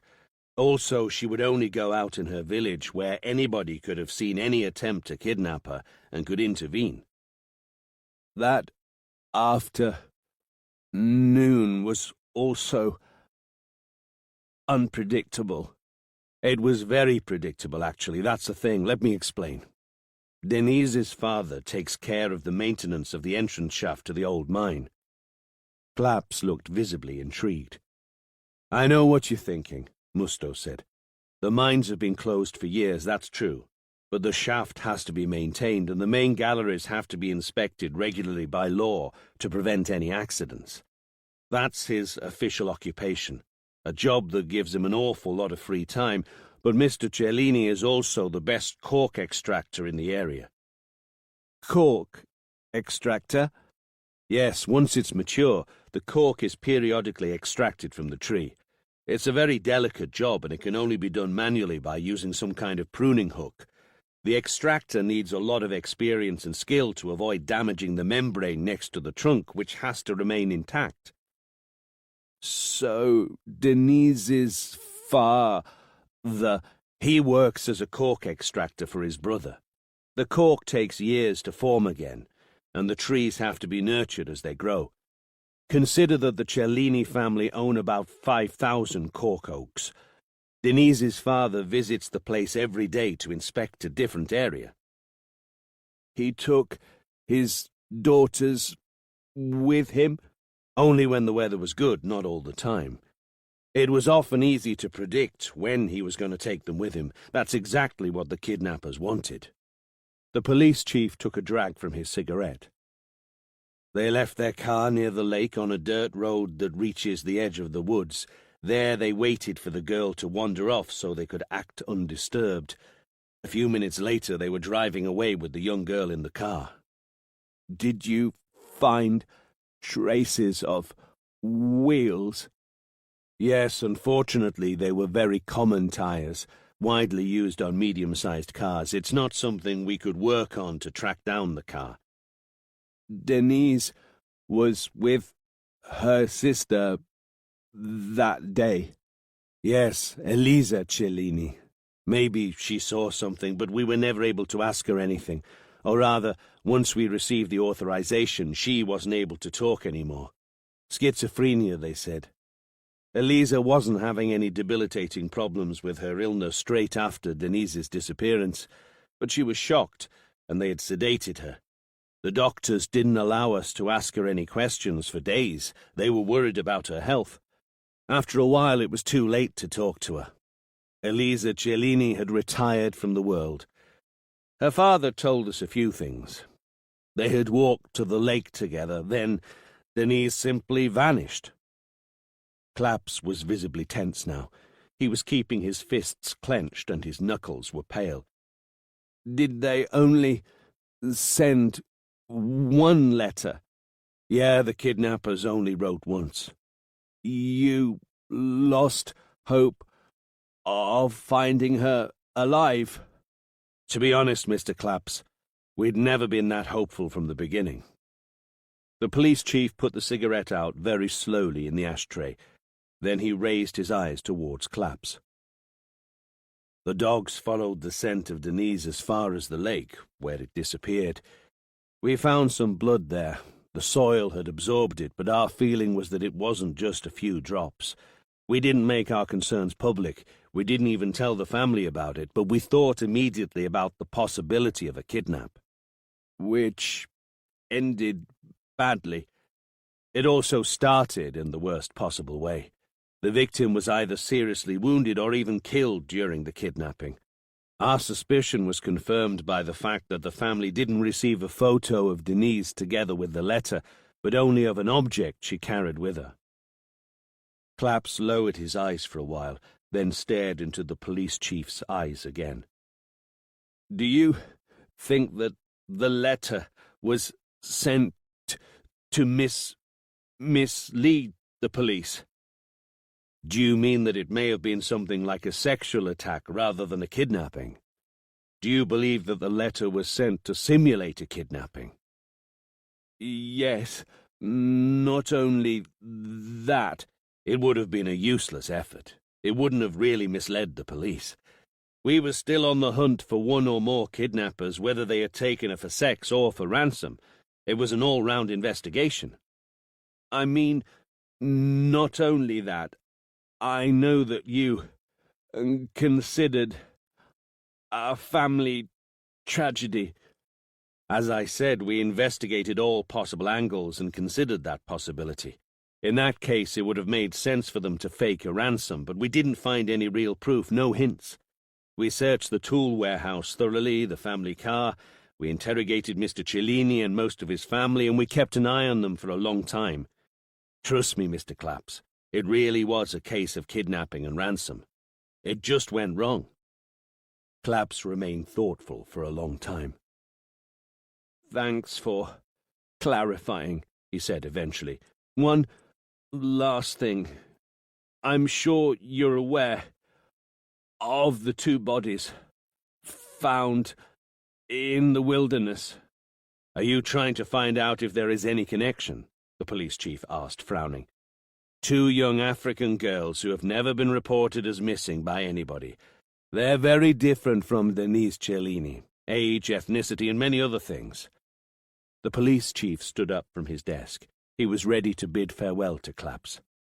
Those cases are incredibly different, and they're probably not related at all, he concluded. Yes, but they are all unresolved and have no justice. The culprits are still free, and they could strike again any time, Claps thought. However, he didn't say a word. The sun had sunk over the horizon, and the air had become a little chilly. The bus from Siena to Follonica arrived at the stop in Massa Marittima. The only person who disembarked was a tall, bulky black man. He walked a few steps away from the bus stop, keeping his head low. He looked around, trying to find his bearings. Elagi had been travelling for most of the day. He had taken 2 trains to reach Livorno and then Salonika. Then he had taken a bus. He was dressed as he used to many years ago when he was still an illegal resident in Italy, a worn hoodie, an old pair of jeans, and a very old-fashioned jacket. He had a gym bag taken from God knows where with a few things inside, all of his belongings for the journey. He had very little money in his wallet and none of his documents. He had hidden these inside his trousers with an extra supply of money. He knew Tuscany. For the first few years following his arrival in Italy, he had sold sunglasses on the beach and on the streets. He had never been to Massa Marittima, but he knew the towns and villages on the hilltops. The tourist areas were sheltered, but he remembered the weight of the bag full of sunglasses under the scorching sun, and the steep dirt roads. He walked towards the wilderness. He was looking for a place to spend the night. He would sleep outside, as he had done many times in the past, and he would neither feel the cold nor crave any food. He was aware of only the burning heat of hatred and blind determination. Chapter 10. Trevis had been surprised by the request for a meeting. He had wondered why Claps had been so insistent, but he didn't say a word and welcomed him into his office that same afternoon. He invited him to sit down in the same armchair that Elisa zoned out in every day. "Claps, are you the same man who was involved in that atrocious story? What's the name of that serial killer? Morphy, was that what he called himself in his delirious messages?" "Yes. I followed the story on the news, as many others did. I'm glad to see you recovered. I remember hearing bad news about your health." "I'm like new, almost." "That was 2 years ago, right?" 3, more or less." Professor Trevis took a bottle of cognac from his private bar. "Thanks. No alcohol for me." Trevis poured out a generous amount for himself and sat down again in front of Claps. Like new. These words had been enough for him to understand that he had problems with aphasia. "It's been a little vice of mine for many a year now," he said, and took a first sip. "Very well, Mr. Claps. I wonder, how can I be of help?" "We are evaluating, again, some aspects of the kidnapping of Denise Cellini." "That's another sad story. Did the police find out anything new after so much time?" Claps was now convinced that the kidnapping of Denise Cellini had nothing to do with the kidnapping of Ami and the other young victims. However, when he heard that Elisa was following Trevis's therapy, he had wanted to establish whether it was now possible to ask Elisa anything. "Only small details, maybe irrelevant. Again, I'm still not too sure how I can be of help. I know you're treating her sister. Elisa, she's her twin, actually. It's a very sad story. She was with Denise when she disappeared. Can I ask the young girl a few questions?" Trevis grew tense, then shook his head. He gulped down a mouthful of cognac. It was almost as if he wanted to take some time to find the most appropriate response. He didn't want anything to upset Elisa and undo the progress that he had made to date. "That's impossible. Elisa suffers from a severe form of schizophrenia. The outside world doesn't exist for her. She doesn't answer any questions and doesn't communicate with the people around her." "I didn't know," Claps lied. "Her illness worsened when her sister disappeared. Even if she was able to answer your questions, I would probably strongly oppose it. It would be a psychological disaster to take her back to that time." "I See, I'm sure you can understand. You're also a psychiatrist, right? Yes, but I never worked on psychotherapy. I took different routes. It took them a few minutes to relax a little. The atmosphere wasn't as tense anymore. How long has she been following your therapy? Only a few months. It's a long process, and there's no guarantee of success. Any improvements? Small steps. They're encouraging, though. Trevis took one last sip and finished his cognac. He was more relaxed now that he knew why Claps had wanted to visit him, and the problem had been solved. Eliza has recently begun to make drawings, he continued. It's only a very small door to the world that surrounds her, but it's something that I intend to work on in the future. I need to be able to communicate with her to help her regain a normal life. The professor pointed to a spot behind Claps. The drawing that is hanging on the wall behind you, it's the first one that she made, and it represents a human being, herself. Claps turned round and saw a drawing that was little more than a stick figure. She was blonde, and she was floating in the void, her arms and hands wide open, her hair floating in the air. Claps was struck with a vortex of emotions. It was like a powerful electric shock. He turned pale, like a ghost. "Are you okay, Mr. Claps?" "That's not Eliza. It's Denise." "Denise? Her left hand." He was almost whispering to himself. He was shaking. "It only has 4 fingers." An electric shock ran through his body again.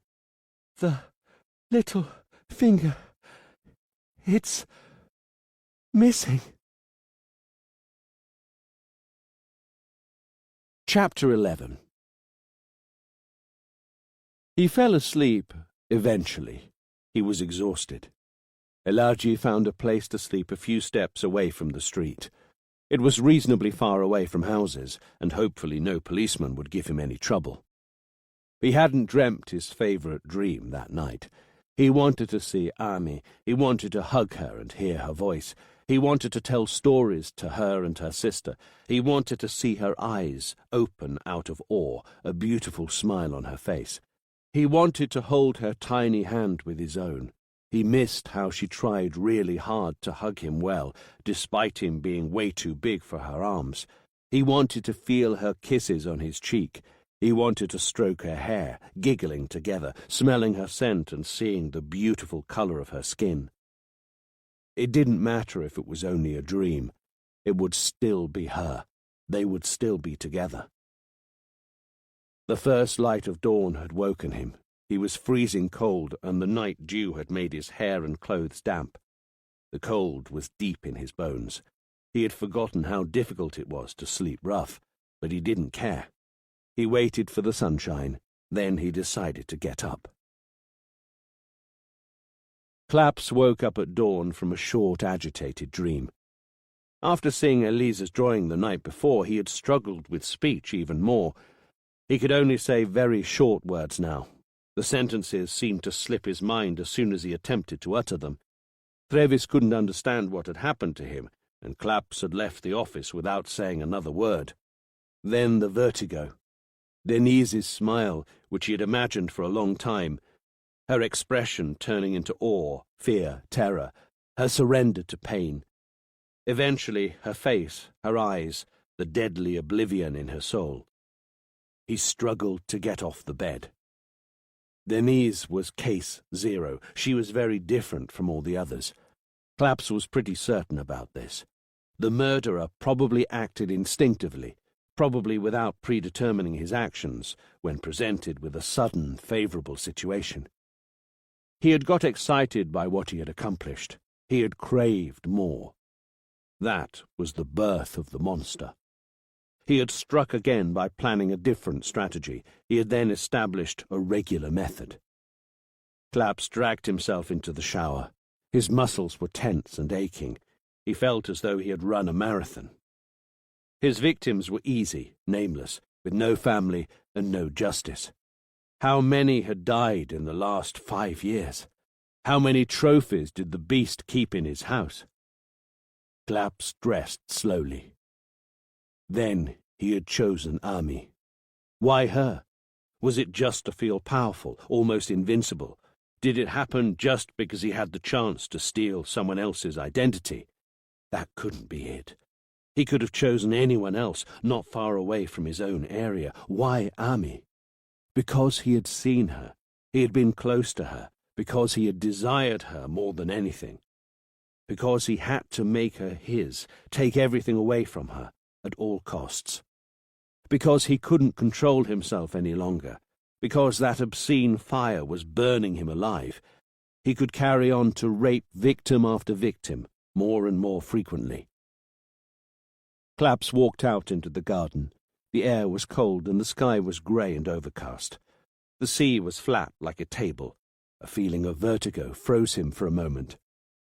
Denise's face, her eyes locked into the oblivion.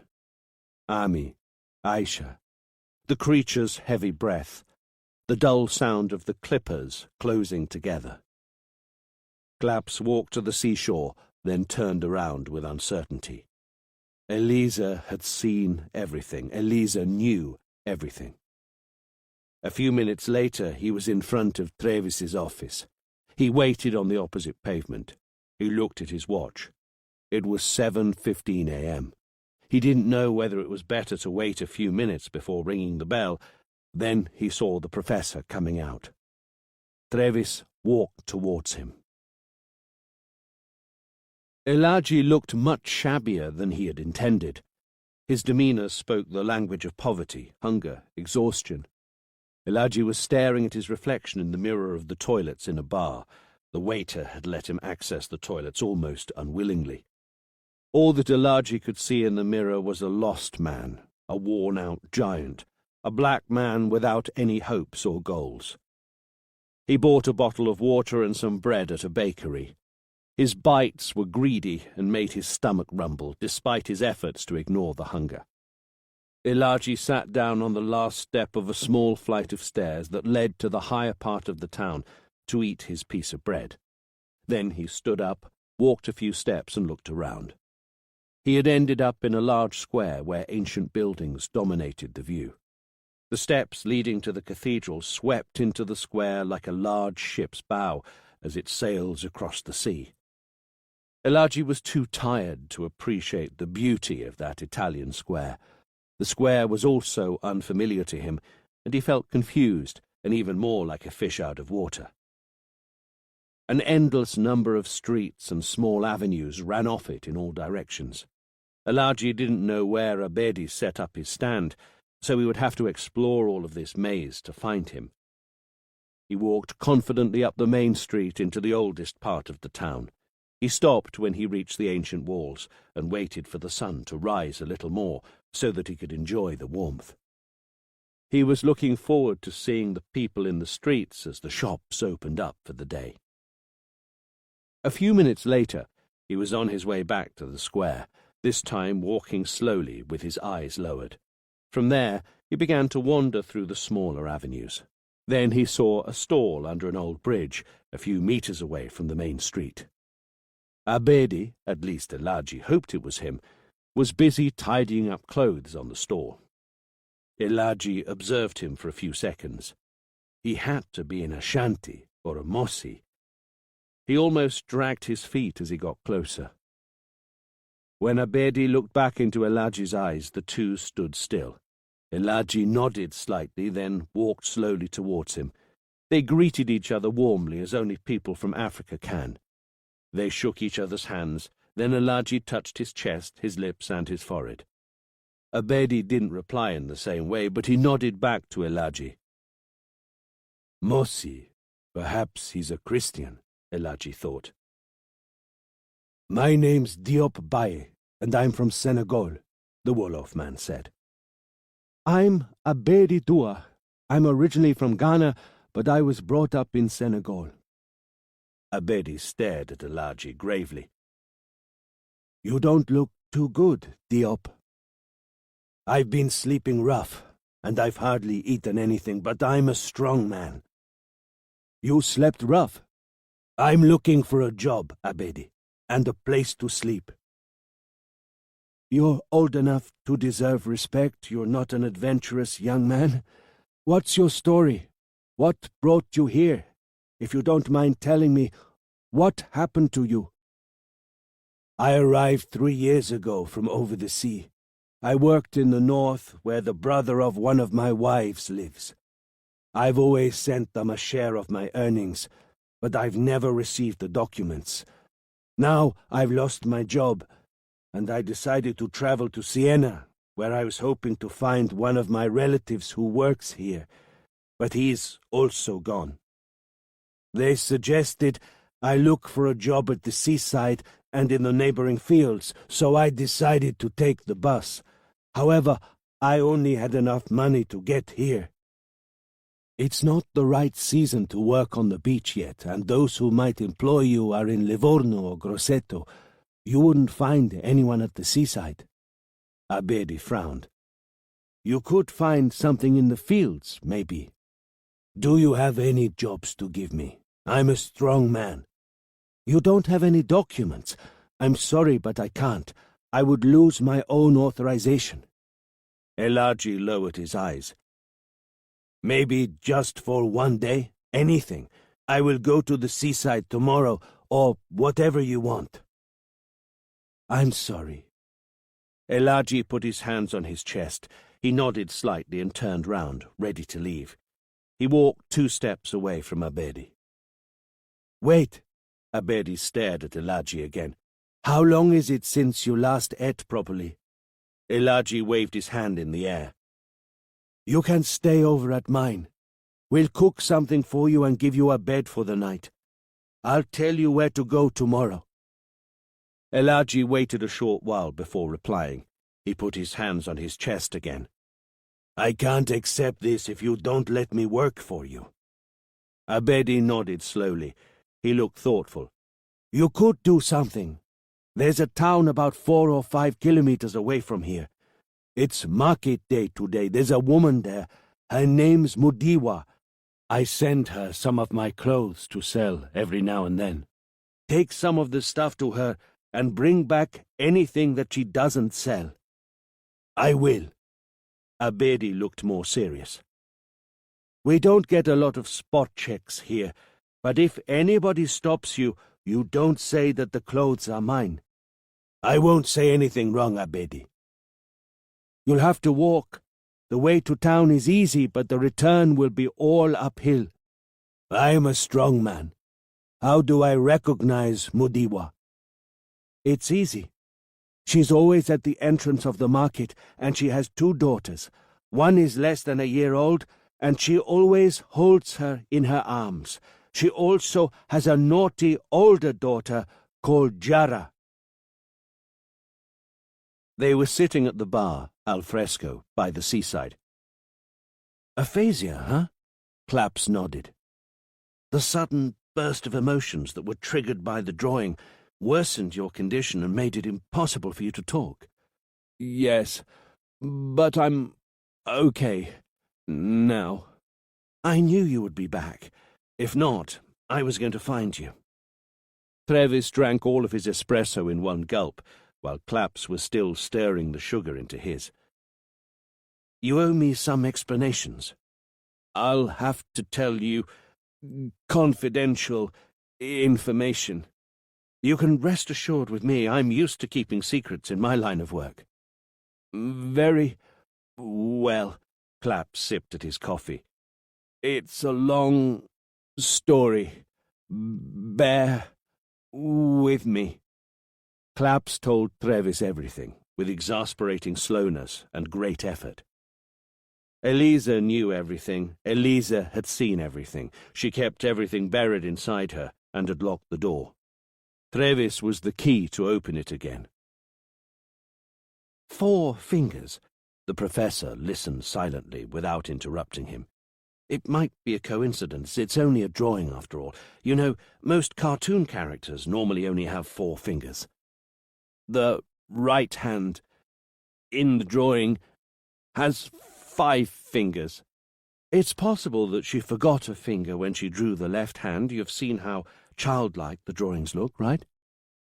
Don't focus on the details. Look at the whole content. Of course, drawing 4 fingers may well have been just a coincidence, but their niece had been taken just like the other 2 victims. The place where this had happened was the epicenter of the young victim's tragedy. It was an area very close to the monster's hideout. Eliza was with her, and ever since that day her illness had worsened, as if she had seen something terrible and was running from it. The missing finger from the stick figure's left hand was the little finger, the signature of the predator. Claps explained everything to Trevis. "Denise is the girl in the drawing," he concluded. The professor remained thoughtful. "It's the first drawing that Eliza has ever made," he said eventually. He spoke slowly and with a deep voice. "Her first timid attempt to explore the world again. Maybe you're right. She reproduced the last memory from her previous life, the life she'd lived before the kidnapping." "You have to let Eliza remember. You have to know what she saw." Clapp stared straight into Trevis's eyes in what he hoped was an assertive manner. The professor stood up. "Come with me, Mr. Claps. Let's go for a walk." They left the bar and walked along the beach beside the sea without saying anything else. The sun was shining occasionally through the grey clouds and had begun to radiate a pleasant warmth. "Look," Trevis began to speak, "I know what you mean, but for me, Eliza is primarily a patient before being a witness. My job, or rather my duty, is to cure her. Perhaps the only way to get her to come back to the real world is to let her forget what happened, to negate what happened and what she saw. She must be able to bury her memory, hide it somewhere deep in a corner of her mind." Claps was walking with his head low, observing the pavement step by step. "I really want that monster to be in jail, don't get me wrong, but all my efforts and all my attention has to focus on Eliza's mental health. Even if she were able to recall some of her memories, it could be such a shock to her that she could fall forever into a chronic illness. She would be absent all her life. Remember that she's in this state because of what she saw." For the first time, Claps lifted his head. "But remembering could also free her. It's a remote possibility.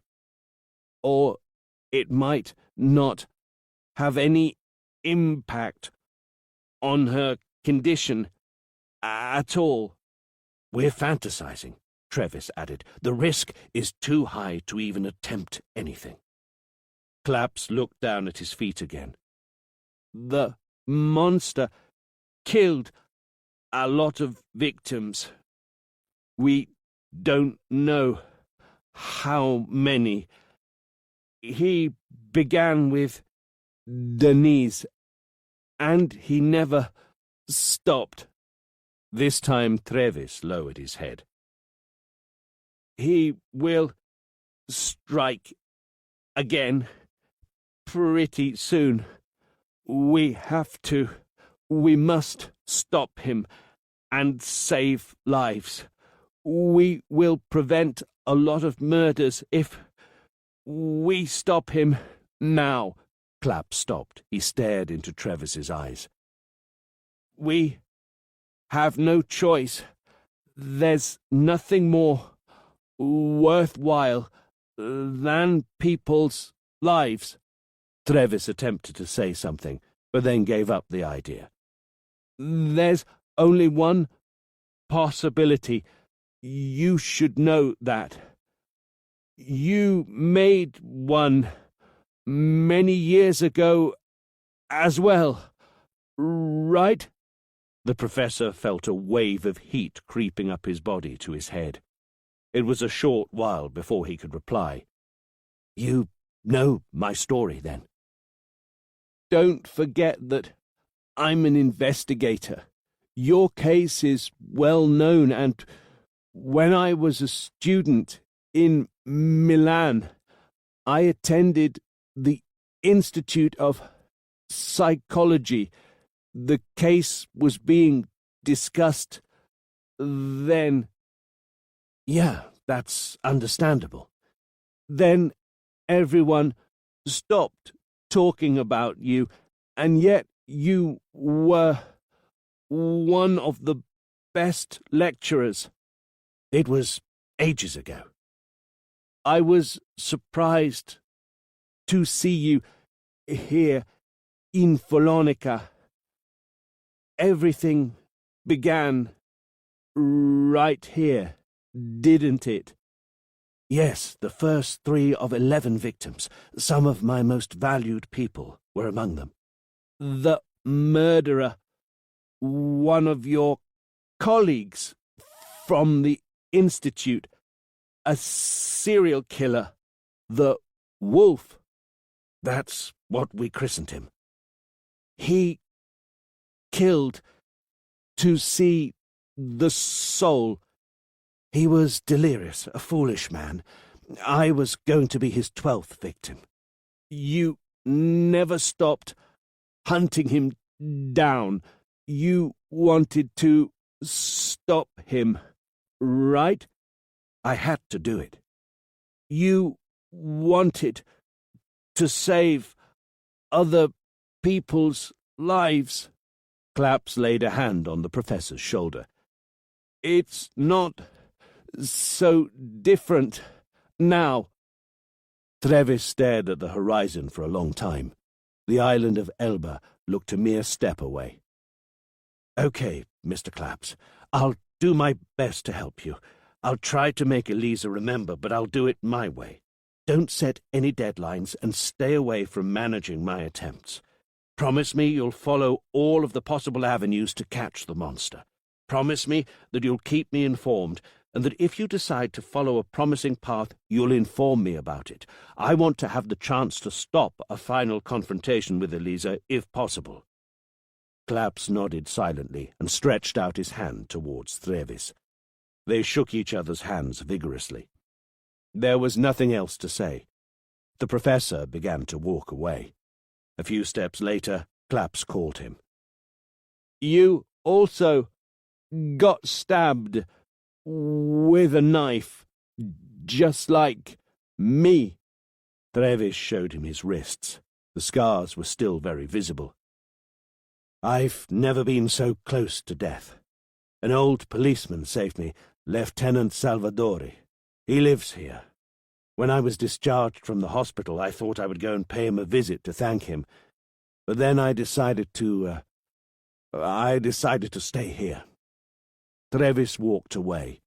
His mind was immersed in his memories of the past. The tide flowed slowly into Follonica harbour at the last light of dusk. A fisherman sat by the river. His back was hunched. He was staring patiently at his floating bait. He wanted to make sure that it remained in the current. A light breeze lifted the lingering scents of the fading day into the air. A man walked by, close to the river. "Tonight's going to be a good one for sea bass." Lieutenant Salvadori turned round.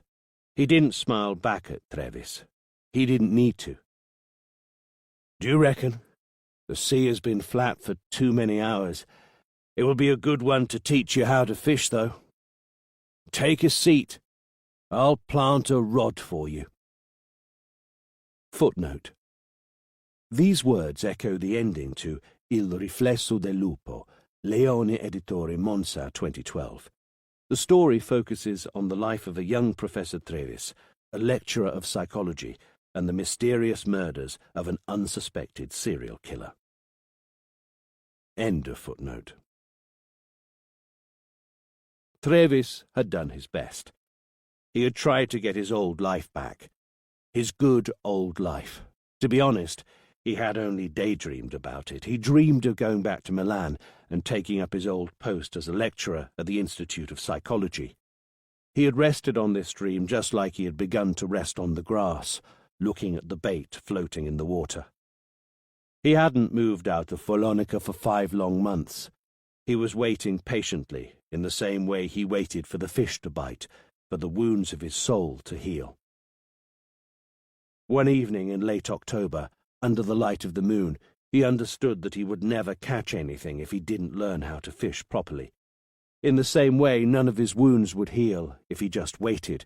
In reality, he was like one of those worms that floated as bait, stabbed by the hook and too weak to wriggle away, passively suspended, waiting for anything to happen, perhaps even the end, which never arrived. At that moment he understood that catching fish wasn't the final goal of fishing as a sport. He also understood that life is tough, and that some wounds never heal completely. He took down the rod and dismantled it into smaller pieces with extreme care. Then he freed the worms that had been used as bait into the stream. As he walked along the riverbank, Trevis understood something else. He had no idea what to do with himself. The following morning, he wrote a message to Lieutenant Salvadori and took the first train to Milan.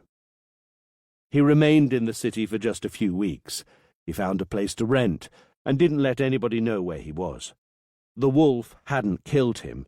He hadn't managed to fulfill his delusion and attempt to see Trevis's soul, but somehow he had still stolen it, a life without a soul. That was what he had now.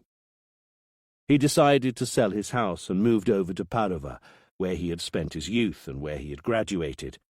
Without trying too hard, he made some new friends and met some old acquaintances. He didn't want human warmth. It was just an attempt to occupy some space in the community, establish some kind of connection with other people that he hadn't had for a while. A few months later, he got in touch with one of his old friends who now directed an existentialist psychotherapy center in Switzerland. Trevis surprised himself when he realized how open he was becoming with his old friend. It was the first time in a long while. "Your problem, my friend, is that your misfortunes have caused you to lose the ability to feel emotions. You can't laugh when everybody else laughs. You don't cheer for what everybody else cheers for. You don't suffer for anything that would cause other people to suffer. It's like I've lost my soul." The soul, a spiritual way to define what psychotherapists call the self. You must rebuild your own self. It's the key to help you feel part of a community, with pain, joy, ambitions to be shared with others. In other words, you need to rebuild whatever allows you to connect with other people. Trevis followed him to Switzerland and followed his therapy. 5 years later, it seemed natural for him to use psychoanalysis with his own patients, and he quickly became well known and respected in the field. He had returned to Italy after 3 years when he began to seek a less frantic lifestyle.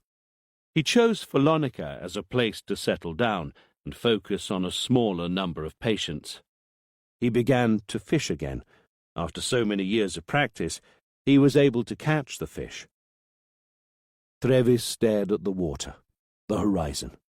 He had built a soul for himself again, and he couldn't pretend that he didn't know what he had to do now. Yes, he would have to help Claps and protect Elisa at the same time. Protect what he hadn't managed to do for Denise, his beloved Denise. The road to the foot of the hill from Massa Marittima was very steep, especially for Elagi, who was carrying the 2 bags that Ebi had given him on his shoulders. He had decided to walk on the road, maintaining a steady pace and concentrating on keeping his balance. He had to be careful not to slip or stumble in case he rolled downhill. Once the road levelled out again, Elagi picked up his pace for the remaining 2 kilometres that separated him from the marketplace. He felt strong, even though he had spent the last few hours like a homeless man. The sunshine gave strength to his muscles, and his powerful stride made his heart pump. Elagi had found the Debi. Now he had to find a way to make him divulge what he knew. He had lied to him. He had betrayed his Ngor, his honesty, and had done so with another African brother who had suffered and lived away from his own people.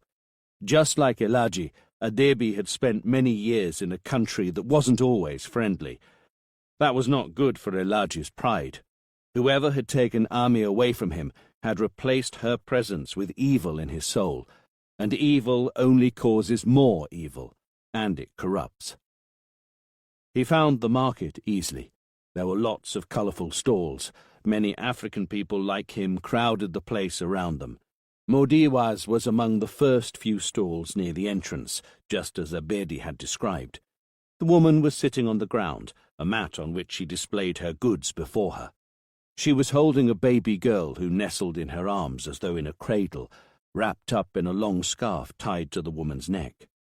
Jara was standing a few meters away from her, with her back turned to Elagi. He stopped. All of a sudden, he was struggling to breathe. Ami. For a moment, he believed that Ami was there. For an instant, a wave of vibrating, endless happiness had overtaken him.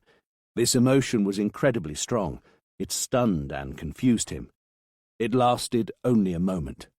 Then a penetrating, endless kind of pain hit him all of a sudden, harshly and violently. Ami wasn't there anymore. She wouldn't come back, maybe not even in his dreams. Jara turned round. Her facial traits weren't similar to Ami's. When she saw that tall, strong man, she smiled at him. He was looking at her with great joy and pain at the same time, and she didn't understand why. She had the same smile as Ami. Elagi's eyes were full of sweet tears. Ami had smiled at him from the heavens. After he left Trevis, Claps began to walk along the beach. He couldn't just sit and hope that Trevis would manage to trigger Elisa's memories. He had to move on. He had to find new evidence. Claps walked slowly, one heavy step after another. He had always wondered why Ami... But now the question that might lead him to find out more about the monster was another one. Why Denise? Claps tried hard to think carefully. Denise was very different from all the other victims, and the creature had been so hasty and careless. He had left Elisa behind, a witness. Everything was very different. It didn't match the coherent patterns from the other cases. No, there were no doubts. Denise had been the first. With her, the beast had released his desire. The water had broken the dam, and his sick fantasies had come true. Then he couldn't help but carry on doing as he had done the first time. He had developed and perfected a method which allowed him to act without running any risks. The killer had an obsession. He didn't want to challenge anyone. He didn't want anybody to know of his criminal activities. He didn't want to wrap himself in the soiled glory of infamy for his terrifying actions. He only wanted to enjoy the little body. He wanted to own everything, even the soul. He wanted to carry on doing that. Denise, the first one. Had he acted on the spur of the moment? Did he take advantage of an unexpected event and use it to follow his obscene instincts? Claps was unable to see it in his mind. The feeling of vertigo wasn't there. Had he fantasized a lot before acting? Had he planned everything? Perhaps both suppositions were possible. The tire marks on the dirt road seemed to indicate that something had been premeditated. There was some degree of planning. But then why had he let a witness go and run the risk of her talking? If he really had planned everything, assuming that the girls were apart from one another when Denise was kidnapped, how did he know that Denise was going to separate from her sister at some point? Maybe he had followed her only to look at her and to fantasize about her. Then he was tempted by seeing her on her own and couldn't resist. Claps walked more slowly. He looked at the sea on the horizon. The sunshine hurt his eyes. He was back to the main question. Why Denise? He had to find an answer, but first, what is it like to become a monster? What triggers the switch from fantasizing to putting ideas into action? What drives a man so mad? What feeds his insatiable appetite? Having the victim close to him, staying close to her for a long time, desiring her for ages, carrying on building fantasy after fantasy with her as the main focus, until at some point the border between fantasy and reality breaks down and disappears. That's why he had chosen Denise. The creature could still be there, near the house, near Eliza. Clapp sat down on a bench. The sun was now high and full. The sunshine blinded him, but it didn't matter. He would have to close his eyes to make the phone call. "Any news, Claps?" "I thought about something." On the other end of the line, Sensi tightened his grip on the phone without realizing. "Go on." "It's just an idea," Claps lied. "It's too early to say everything, but the most important thing is that everything indicates Nicoletta as the epicenter." "Can you expand on that?" Claps didn't want Eliza and Trevis's work to be under the spotlight of investigation yet, not even if it was directed by Sensi. It was too dangerous for the young girl and for the professor's task. "I still have to verify. I will tell you later. Any news on the results of the search on the hospital?" Sensi didn't sound satisfied with Claps's reply, but answered politely and calmly. "We've requested information from all the staff and the patients who were at the hospital back then, with no relevant results. I don't think that Mr. Beatty's driving license was stolen there." "Listen, can we do the search again with a different variant? Change the profile of the suspected person. Find out who lived in Nicoletta or nearby 5 years ago." 5 years ago? Do we have to look for somebody who lived there? Sensi took a little while to pull the strings together. "Oh, you mean that the Cellini case is related?" "There could be a link." "Is this your idea?" "It's only an idea. Can we pursue it?" "I don't have any reason to say no." "I have something else to ask you." "Go on." In a way, Ami had also been the first victim. She had been the first who had been caught away from the predator's familiar area, the first that would have caused him to flee the police investigation. He had probably desired her for a long time and spied on her equally as long. Mr. Beatty's identity had to be stolen at the last minute.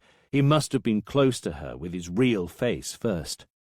"Find a man from Nicoletta who lived there 5 years ago, who stayed in hotels, residences near the Demba family's house and Ami's school, at least 6 months before the kidnapping." Claps put down his phone and began to walk back to town. More thoughts, more questions. What had Eliza seen? Was it just the kidnapping? How did she know about the amputated finger? Was it possible that the beast chopped it off on the spot? Claps's phone vibrated again, but only once. It was a text message. It was from the Massa Marittima police chief. "The mail you're waiting for has arrived." Chapter 12. It was past 8 p.m. when Abedi took Elagi to his humble abode. The guest sat down to watch TV, while he waited for Abedi to tidy up the house, and then he went to the bathroom. When Elaji came out of the bathroom a few minutes later, the TV had been turned off, and Abedi was staring at the empty screen with a sad expression. "You were on TV a few minutes ago," he said in Wolof, avoiding Elaji's eyes. "I saw you." Elaji didn't reply, but his mask of a rough wild man dissolved immediately. His eyes stared firmly into Abedi's. "I knew I'd seen you somewhere before, but I couldn't remember where. We've prayed for your daughter, Elaji, and we will still do." "What did they say on TV?" Elaji's voice was cold. "They were talking about Ami. They were saying that the police are still after the culprit. They showed a clip. You were with your wife." Elaji carried on staring into Abedi's eyes without moving a muscle. "Why did you lie to me? Why are you here?" "I wanted to find you. I wanted to speak to you." Abedi stood up and headed to the kitchen. He turned on a ring on the cooker to heat up some leftover food. "Why me? Did somebody send you?" "No." "The police?" "No." Abedi began to stir the food in the pan. "A policeman came to ask me some questions yesterday. There was a man with him. He wasn't in uniform. He kept staring at me." Abedi remained silent for a little while, as if he expected Elaji to respond to his statement. "Now," he carried on eventually, "you come over to speak to me." "What did the policeman want to know?" "He showed me the photo of a young girl. He wanted to know if I'd seen her before." "What did you say to him?" "I'd never seen her before." During this conversation, Abedi had kept his back towards Elaji, stirring the food in the pan. Elaji walked closer to him and made him turn round. "I belong to a different tribe." His muscles vibrated under the worn-out clothes. His eyes glared with pride and strength. "My grandfather was the village griot, and his father before him and my father after him. My name is Elaji Demba, and I'm asking you if you know that young girl." Abedi looked away. "Will you tell the police?" "Perhaps the man who was staring at you. He's a good man." Abedi turned off the heat and sat down. Elaji followed him with his eyes. "I've met that girl. She was taken 4 years ago, just like your daughter." Elaji's eyes glared with anger again, and his eyebrows almost touched one another. "The same man killed her, the same monster." "Are you seeking revenge?" "A righteous man never seeks revenge, but sometimes revenge and the right punishment follow parallel paths." "Your words are wise," Abedi nodded. "Take a seat, Elaji. I'll tell you what I know." Professor Trevis poured a generous amount of cognac into his glass. He sat down in his armchair. He warmed the drink up with his hand and made it swirl around in the glass to smell its scent. He had seen Eliza that afternoon. It hadn't been easy for him that day. After the meeting with Glaps, everything had changed. He hadn't prepared any blank sheets for Eliza to draw on that afternoon. As usual, Eliza had sat quietly on the other side of the desk. This time the professor had placed a white sheet in front of himself. The crayons were in the middle, handy for both to take. They had remained still for a few minutes, in silence. Trevis believed it wasn't the right moment yet. Under normal conditions he would have waited a little longer, but now he had to break through. He had to speed up the process. When he had perceived some slight sign of perception from Eliza, he had grabbed the yellow crayon and slowly drawn the sun in the corner of the sheet. Then he had turned the sheet round and handed it to Eliza. While he was turning the sheet, he wondered how the young girl would be feeling. Would she appear indifferent? Would she ignore him? Would she destroy the paper instead of responding to that attempt to communicate? Eliza hadn't shown indifference. She stared at the paper for a long time with her flat expression. Trevis carefully followed every movement and noted each of the changes that he saw. It looked like she stared at the white part of the sheet first, or rather, it looked as though she didn't want to move her eyes to the sun Trevis had drawn. She's attracted to the white, the empty page, the nothingness, Trevis thought. Perhaps she's not even attracted to it. She just feels protected by the oblivion. Her expression had slowly faded, and she had gone back to her state of complete absence. The professor had resigned himself to failure when Eliza had come back all of a sudden. Her eyes moved to the side of the page. She hesitated. Then eventually she stared at the sun in the corner. She had stared at it for a long time. Trevis noticed that the young girl had remained completely still, almost rigid all this time. Her expression changed a little and began to show some signs of negativity. The changes were barely perceptible, and the professor wasn't sure how to interpret them. Irritation? Rejection? Was it something akin to suffering? Eliza stared at the crayons and chose one, a black crayon. She began to draw parallel horizontal lines with extreme care and with increasing speed from one side of the sheet to the other. She had been careful not to draw on the sun. She had eventually drawn so many lines that she had filled in all the blank space on the sheet. Only then had Eliza's expression lost the minimal, nearly imperceptible negativity that the professor had noticed earlier. Trevis leaned back in his armchair. He lifted the glass to his lips.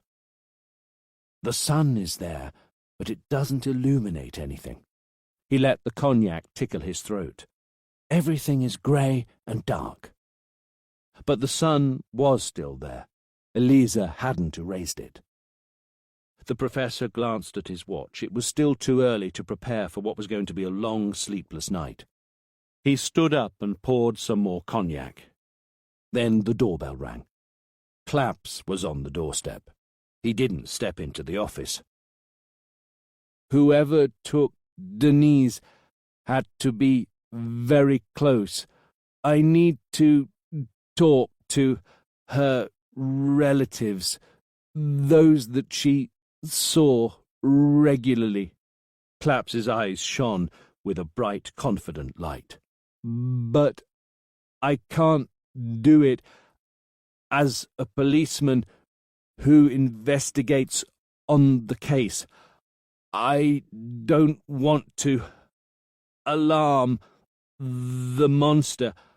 I have an idea, and I need your help, Professor. Her name was Afia, and she came from Togo. She had arrived at the camp a month or two earlier. Her father had been there for a year. The police had checked his documents, and he had been charged as an illegal immigrant and had been asked to return to his homeland. She had arrived with her mother as an illegal immigrant, and they had managed to get to the camp together.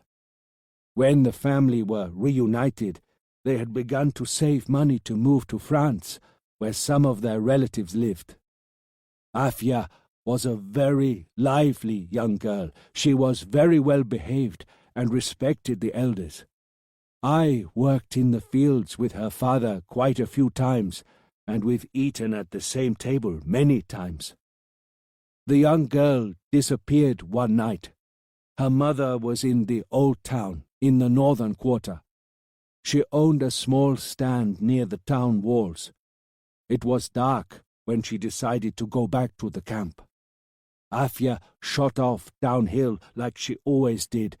She would have waited at the large square, skipping on the steps of the church. Her mother walked slowly downhill with some heavy bags on her shoulders. When she reached the square, a few minutes later, Afia wasn't there.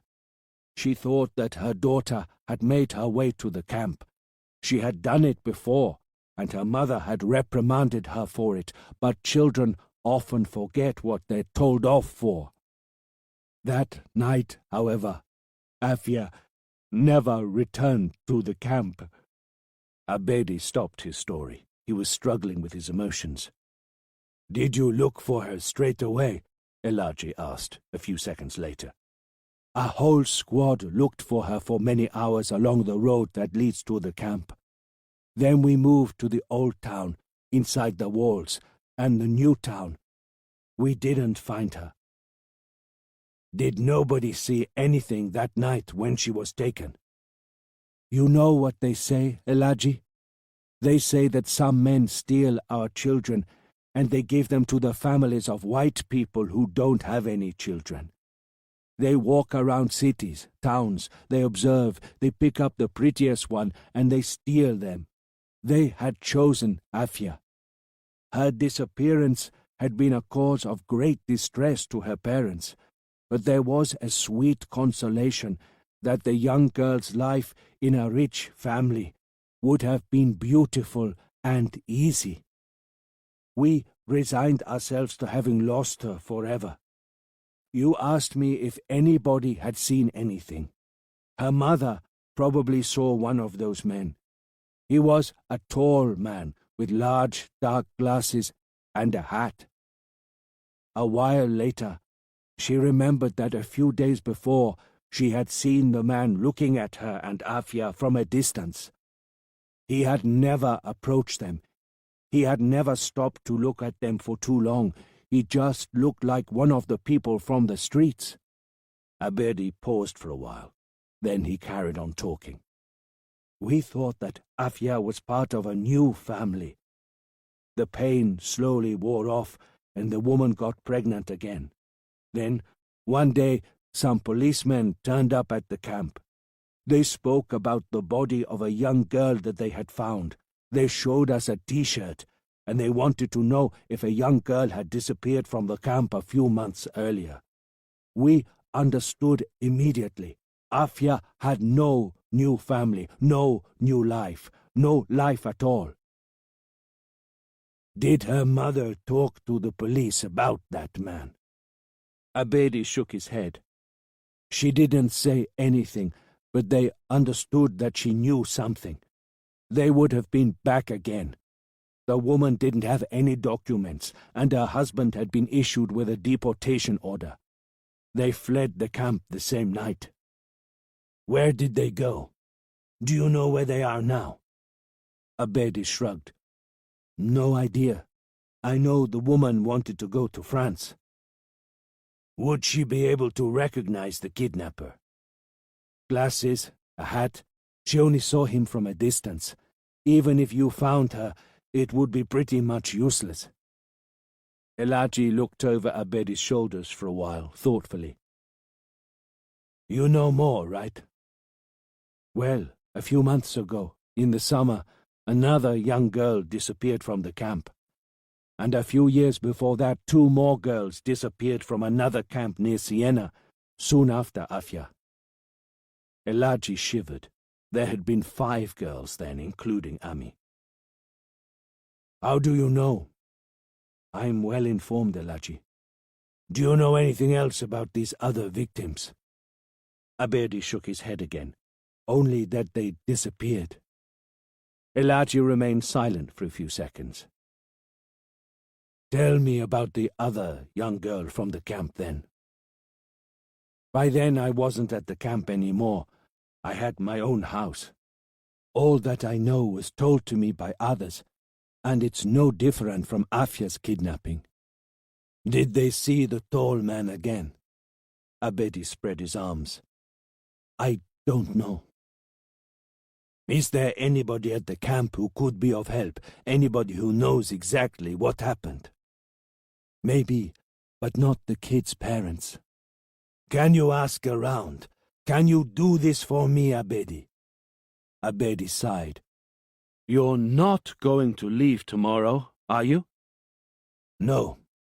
Will you do that for me? The beast was in his hideout.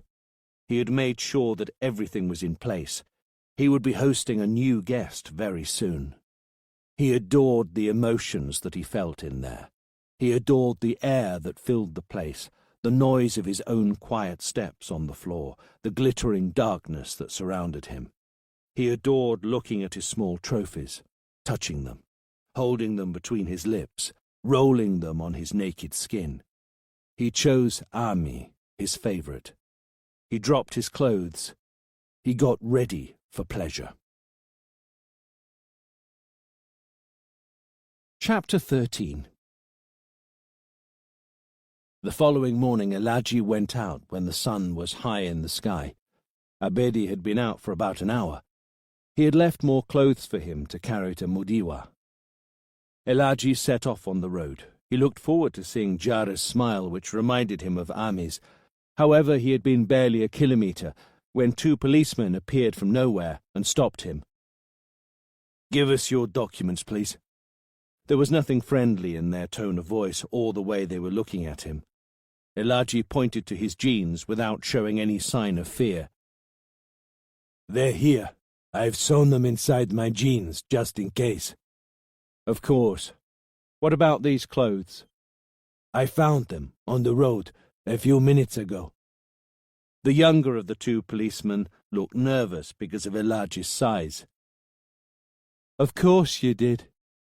"If you let me, I'll give you my documents." "You'll do it at the police department. Come with us and keep calm," the elder policeman ordered. "Don't even try to mess around." 10 minutes later, Elaji was shown into a small office.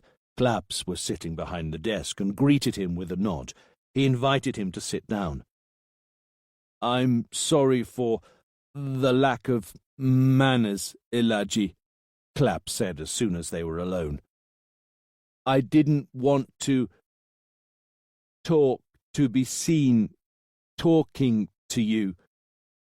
Elaji didn't show any surprise at the fact that Claps was sat in front of him.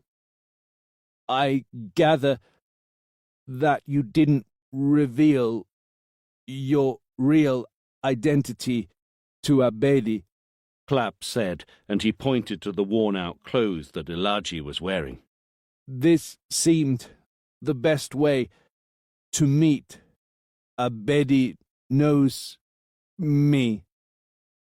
On the one hand, Elaji hadn't shown any emotion. On the other hand, Claps seemed very comfortable. It was as if finding Elaji in Massa Marittima and having planned that show to get to talk to him was the most natural thing in the world. Claps went straight to the point. "You spent most of the day with him and then you slept at his house?" "Yes." "Did you manage to get any information?" "He remembers the young girl in the photo. She was there at the camp. Her name was Afia." Elaji's voice was low. It reverberated on the office walls. "Afia, what else? Did the man tell you?" "She was taken one night. She was with her mother. She didn't notice anything. The little girl was taken from the main square here in town." "Did anybody notice anything?" Claps was focused on Elaji's face, his wrinkles, his changes of expression. "No." Elaji was impassive. His face was an impenetrable mask. "No one saw anything." "What about the previous days? Was there anybody who observed Afia, even from a distance?" "No, I promise. Nobody." Elaji lied again. Claps remained silent for a few seconds. "Did Abedi tell you where the young girl's parents are right now?" "In France, but he doesn't know where." "Did he mention any other kidnappings?"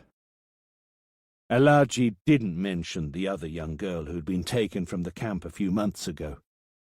"He spoke of 2 girls who were taken in Siena."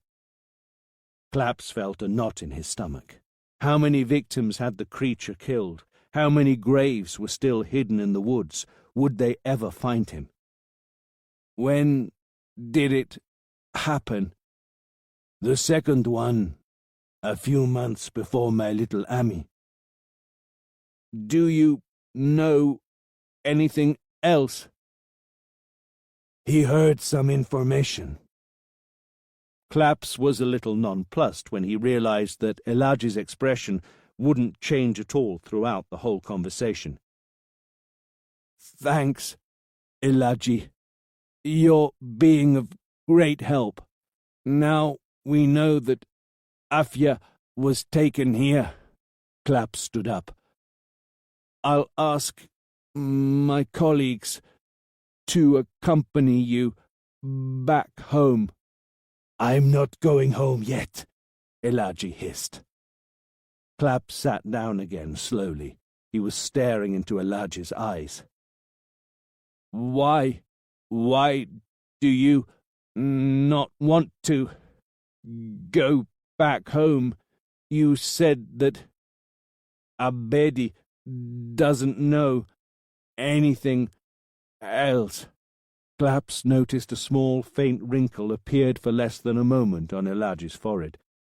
I'm going to Siena, to the camp, where the man took the two girls. I want to talk to people there. I see. Claps's eyes narrowed a little.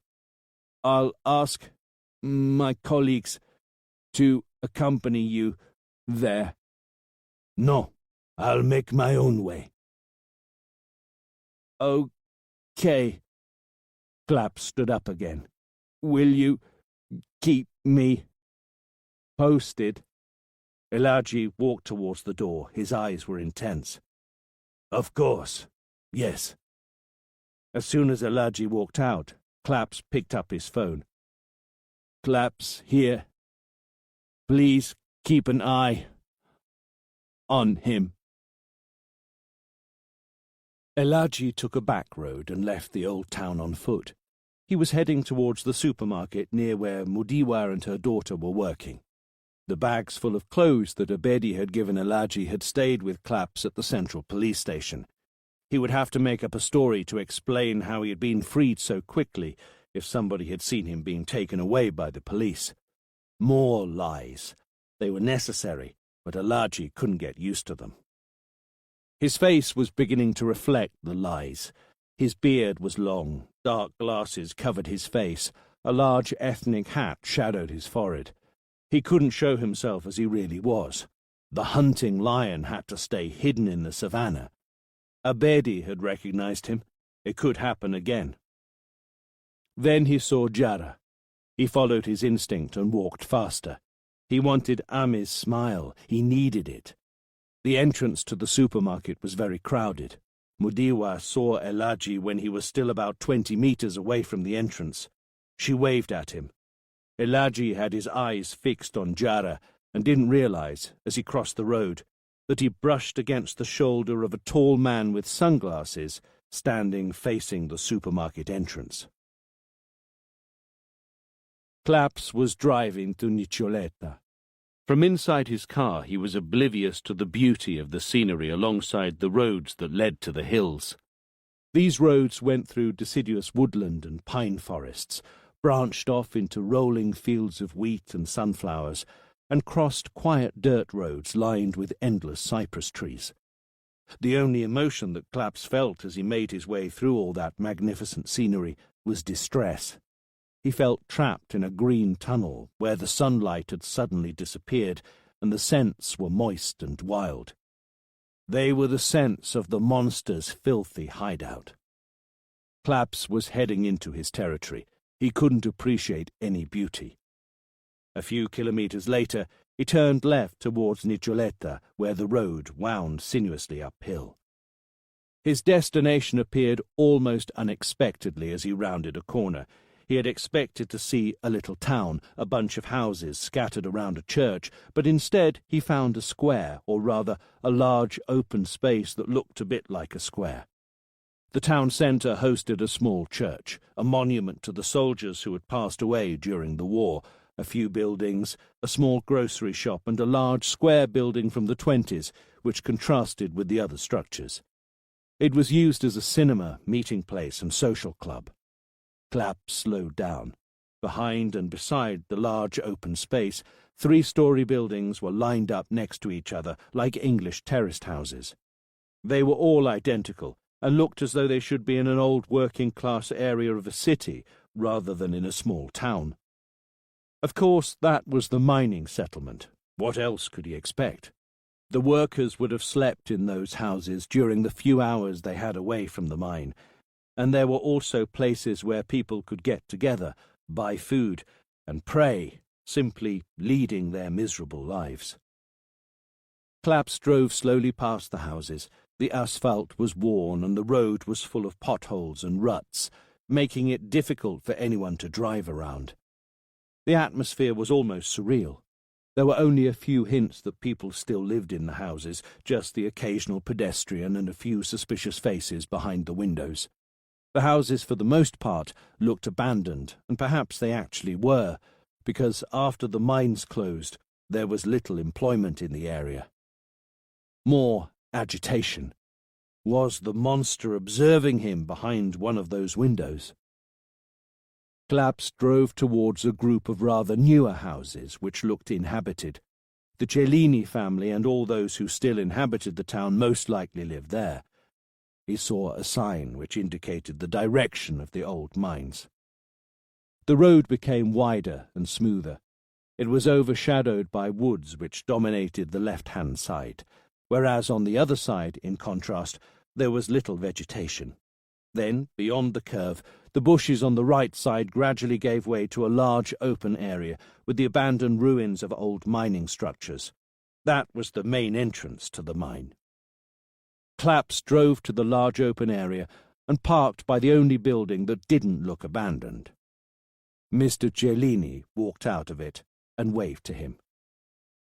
"Professor Claps," he said as he stretched out his hand towards him, almost cautiously.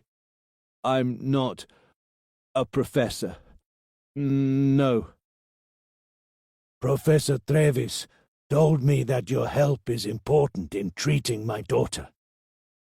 "We've often collaborated for the most difficult cases." "I'll be honest with you. I was a little surprised because those who suggested I seek the professor's help never mentioned any kind of teamwork." Claps wondered whether the expression Mr. Cellini pulled was one of suspicion. "A team only occasionally." Cellini smiled, clearly out of politeness. "I trust Professor Trevis. He'll have my support whatever he decides to do to help my daughter." That morning, Trevis had told Cellini on the phone that he needed more information about Elisa's childhood, and especially about the time when her illness had manifested itself in all its severity. It was important to gather this kind of information from those who had been around the little girl at the time, relatives, friends, acquaintances, and also through photographs and videos. This type of information could appear very generic, but it could be useful for an expert in the field, such as Trevis, to understand the origins of the illness in order to know how to treat it. Trevis didn't have the right to collect this kind of information personally, which was why he said he had asked Claps to help him. Claps had been introduced as a skillful psychotherapist. "So, are you also an expert in curing illnesses like Elisa's?" "Not directly." Claps feigned a disheartened expression. "My struggle with words doesn't let me work as I wish." "Yes, that's understandable. I'm sorry." Cellini smiled with a hint of embarrassment. "I'll put you in touch with everyone who's been close to Elisa." Maezza stretched out lazily in front of the computer at his desk. He had been working for a few hours on the new search that Claps had commissioned through Sensi. He was investigating whether anyone who had lived in or near Nicoletta 5 years ago had rented a hotel room in the area, frequented by Ami during the 6 months before the kidnapping. Sensi hadn't mentioned Claps's suspicion that there was a link between Ami's case and Denise Cellini's murder. Nevertheless, Maetza had wondered why Claps had decided that there might be a link between such different cases. Maetza's search had begun with Crema, where Ami had gone to school, and her small town. Then, the policeman had extended his search to the whole area near Milan. It was a laborious, difficult job, and the chances of finding anything were like those of finding a needle in a haystack. The search had to be carried out for everyone on the list of suspects. He had to find out their accommodation history for the previous 5 years. This would have been an easy job if he had used a database and an interactive piece of software to analyze the results. However, that only happened in American thrillers. Maetza had to note down each person's details, collect all the information manually, and find their accommodation history himself. It would take him days. He had decided to begin his search by focusing on all those who still resided in Tuscany, and especially the provinces of Siena and Grosseto. He had been working on that for a few hours when he became more confident about a name. Shivers ran up and down his body when he read more information about that particular person. He ran down the corridor and barged into Sensi's office without knocking. "I have a name. He stayed at a guest house in a small town outside Milan 3 times. The last date was during the period of the kidnapping. At the moment his official home address is in Siena, but 5 years ago it was Nicoletta. That's not all." Sensi took the file that Maetza was handing to him and began to read it. "You can compare his personal details from his identity card with those of the suspect." Sensi almost jumped out of his armchair. "They are both the same height." Chapter 14. I'm most interested in the onset of Elise's illness. Claps lowered his eyes, then he carried on talking.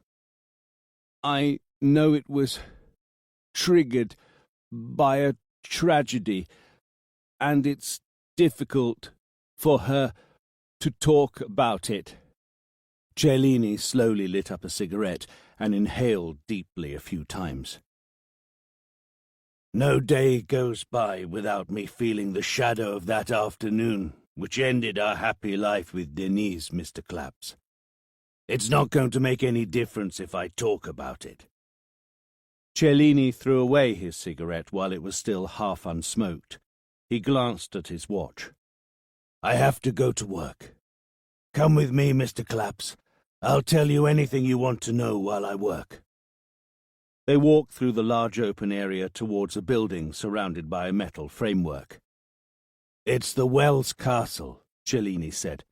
"Industrial archaeology. They used to attach a winch to that metal framework to pull up the precious metals that they extracted hundreds of meters underground." "Mining is difficult and dangerous."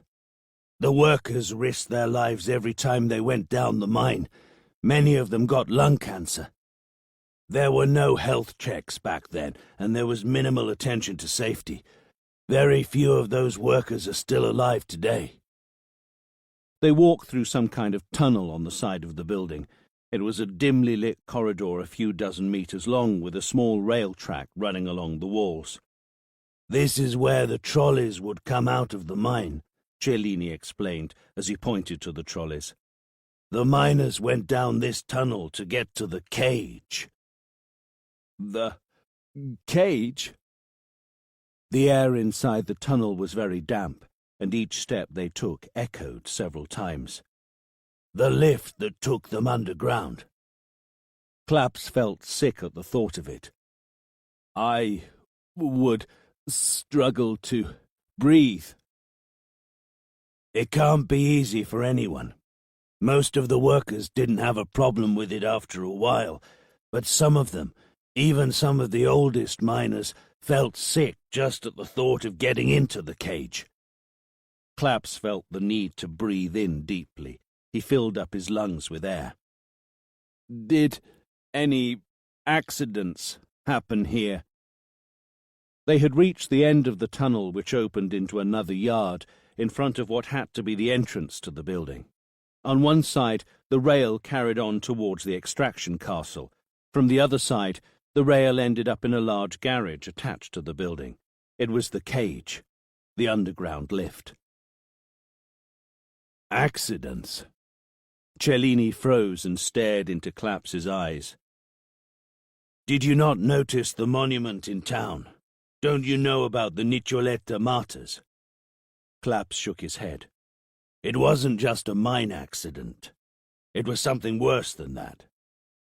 Cellini paused to light up another cigarette and stared into the horizon. It was during the war. It was a fairly warm June back in 1944.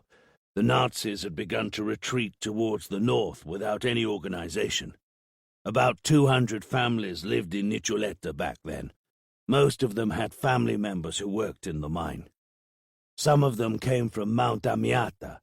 Others resided near Prata and set out before dawn every morning while it was still dark. They walked through the woods for 5 kilometers to get to the mines. Ubaldino Mori, who was the director of the mining project, was a fascist, just like most of his collaborators. Cellini smiled bitterly. He quickly changed his mind after the 8th of September, though. On the other hand, most of the workers, apart from a few exceptions, were against fascism, but there were no partisans among them. During those difficult years, making sure that one had a job, bringing home the bacon for their family was the highest priority. Cellini remained silent and took greedy drags on his cigarette, then carried on talking. The partisans arrived on the 9th of June and rapidly defeated the Republican Army. They placed signs so that the Allies would not bombard the mines. They spoke of how the Nazis were on the retreat, warned of gangs of possible saboteurs, and of the need to guard the mine constantly. They left the area on the 12th of June, and that night the Nazis arrived. They weren't just a gang, though. It was an army of angry men who wanted revenge for their sudden reversal of fortune and their imminent and final defeat. Another pause, another glance at the horizon. They made the men go out onto the streets, and they penned the women and children inside their houses by barring the doors and windows. Some miners had managed to hide rifles that the partisans had left, together with a list of all the people who were supposed to be guarding the area. The Nazis didn't take long to find the weapons and the list. All the workers were forced to gather on the large open area outside the mine. The first 6 miners were taken to the recreation room and beaten up. The Nazis wanted to know who amongst the miners were partisans and whether they had any other weapons hidden in the mines. But there was nothing to say. There weren't any partisans or weapons. The 6 were dragged out into the open area again, and they were shot in the head. A bunch of men who were over 50 were freed and sent back home. All the others, 77 miners, aged between the ages of 20 and 40, were loaded onto trucks and taken to Castelnuovo overnight. 77. Half of the families had at least one of them on that truck. The following day, at sunset, they were all lined up on the road to Lardarello. They were forced to march in single file for 1 kilometer along the road, then to turn on a dirt track leading to a large industrial area. Cellini lifted up his eyes towards Claps. Have you ever been there? All the energy is channeled through underground pipes now, but back then it was all in the open air. There were dozens of geysers which blew out gas at extremely high temperatures and formed grey steam clouds that could deafen anyone. It was hell. They got to that dark place at about 7 p.m. The howling geysers covered up anything the prisoners might have wanted to say to one another. A farmer saw everything from a distance. He said that the Nazis split the prisoners into 3 groups. The first one was ordered to line up by a dirt road which ran next to a pit. When the prisoners went round the corner and were out of their companions' sight, the Nazis mowed them down with machine guns they had hidden behind the bushes. The second group met the same fate. Finally, the group made up of the youngest men were told to walk to the opposite side of the road, where they saw their friends and family in the pit covered in blood. They attempted to run away, screaming, but they only managed to run a few steps before they, too, were mown down by the machine guns and pushed into the pit. Some fascists slid down after them and stole the few belongings the miners had in their pockets. Then those who were still breathing were shot in the head. Cellini stopped talking. He put out the cigarette and crushed it, almost with anger, under his heel. 77 men, plus the 6 killed in the large open area. Those are the 83 martyrs of Nicoletta. Another pause. It took months for those bodies to be given back to their families, to their sons, to their wives. Among these, my mother received the body of her husband. She was 18, and she had only just got married. Both my parents were originally from Santa Fiora on Mount Amiata. Other mines.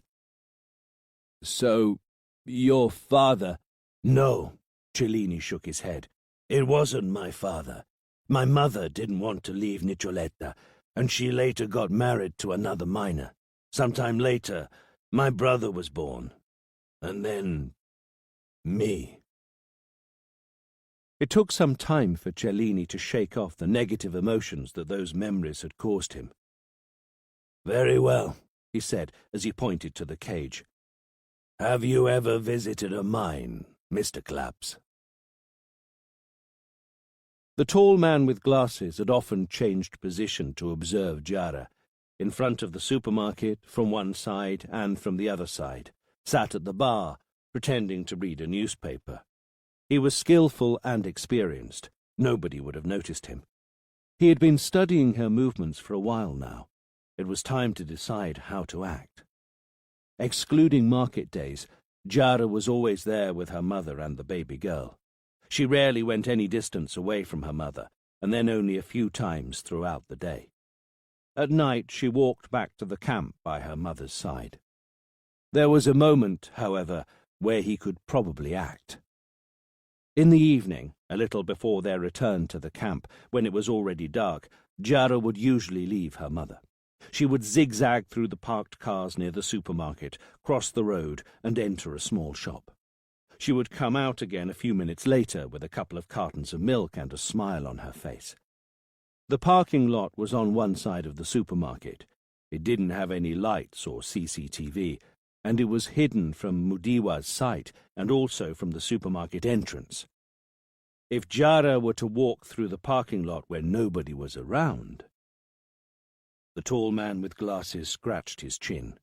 He had to be patient and wait for the right moment.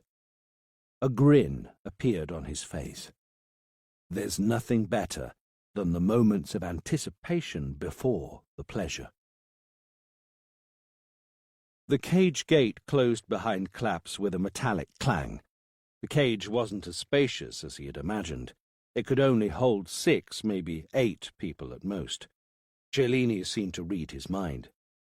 They would have had to dig out wider to build one that could hold more miners, he said. It would have been very expensive. The cage jolted off its position and began to move slowly downwards. Claps noticed the lights fading because of the low electrical tension, and then darkness enveloped the 2 men underground. The air began to feel cooler and damp. Claps could smell a mixture of rust and water. The cage moved slowly, jolting disconcertingly every now and again.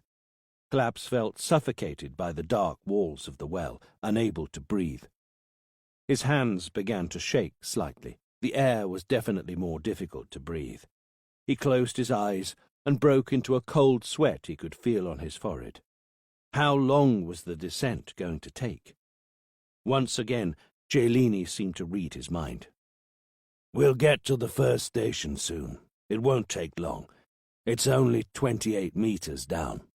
After that, The well goes down for hundreds of meters, down to the extraction tunnels.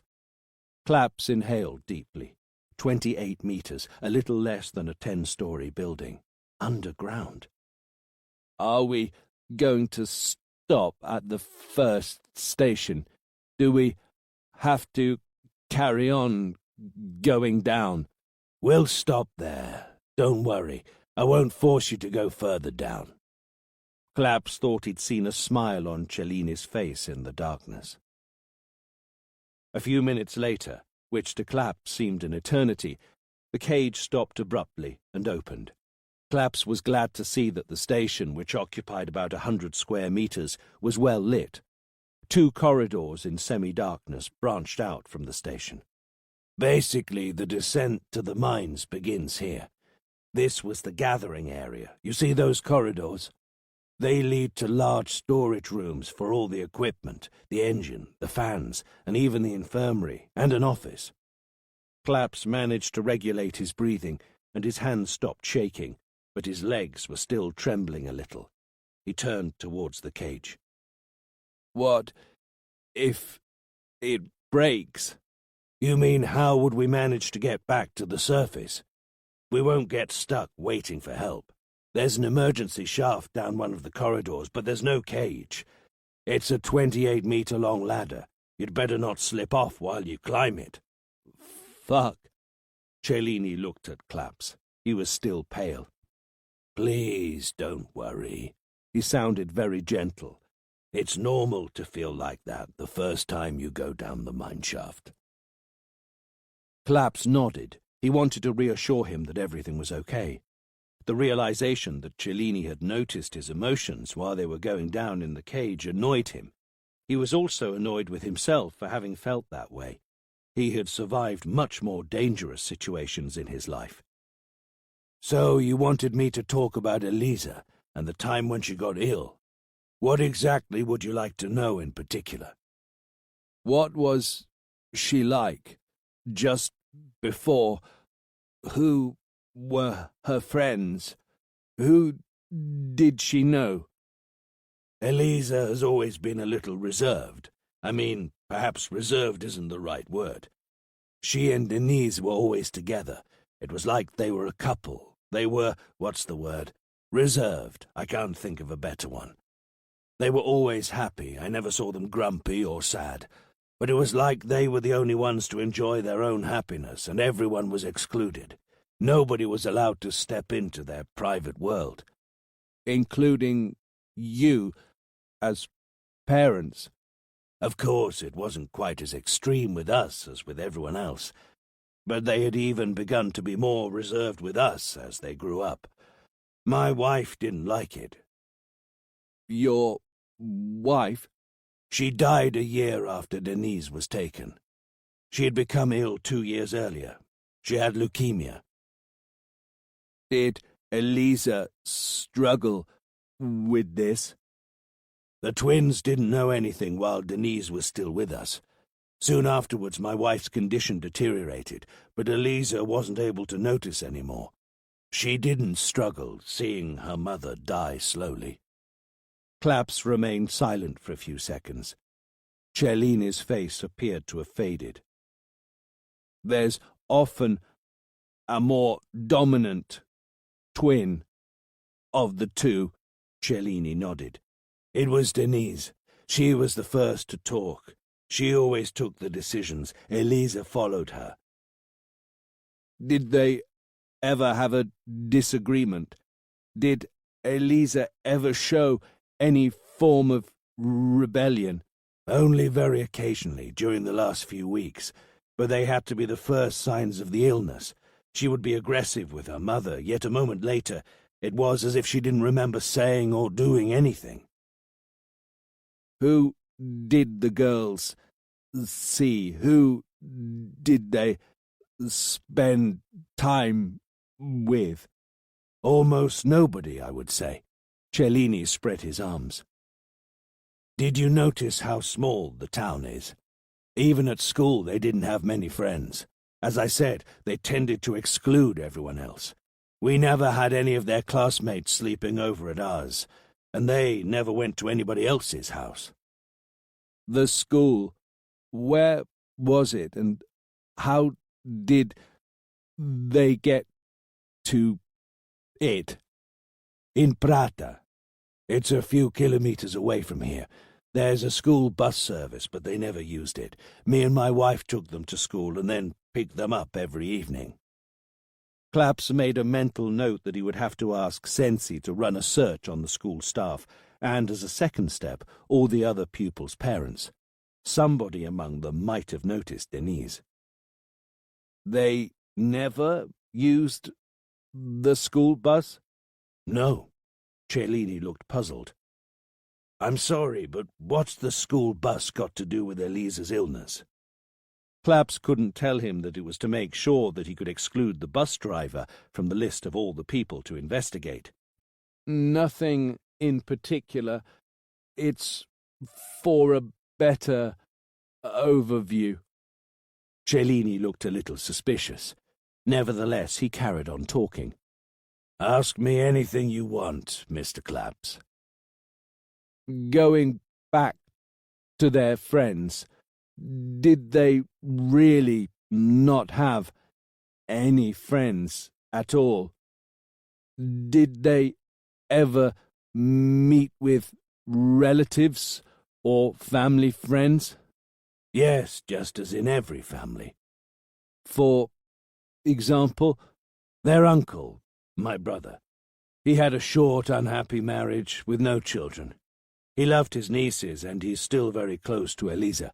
He helps me out with her. He took her to meet Professor Trevis this morning, for example. There's also Auntie Mira, who's not her real aunt, but she used to work as a babysitter for us. She helps me out an awful lot. We used to have a few friends come over, long-standing friends, hunting mates, and if it wasn't too late for the girls, they would be with us.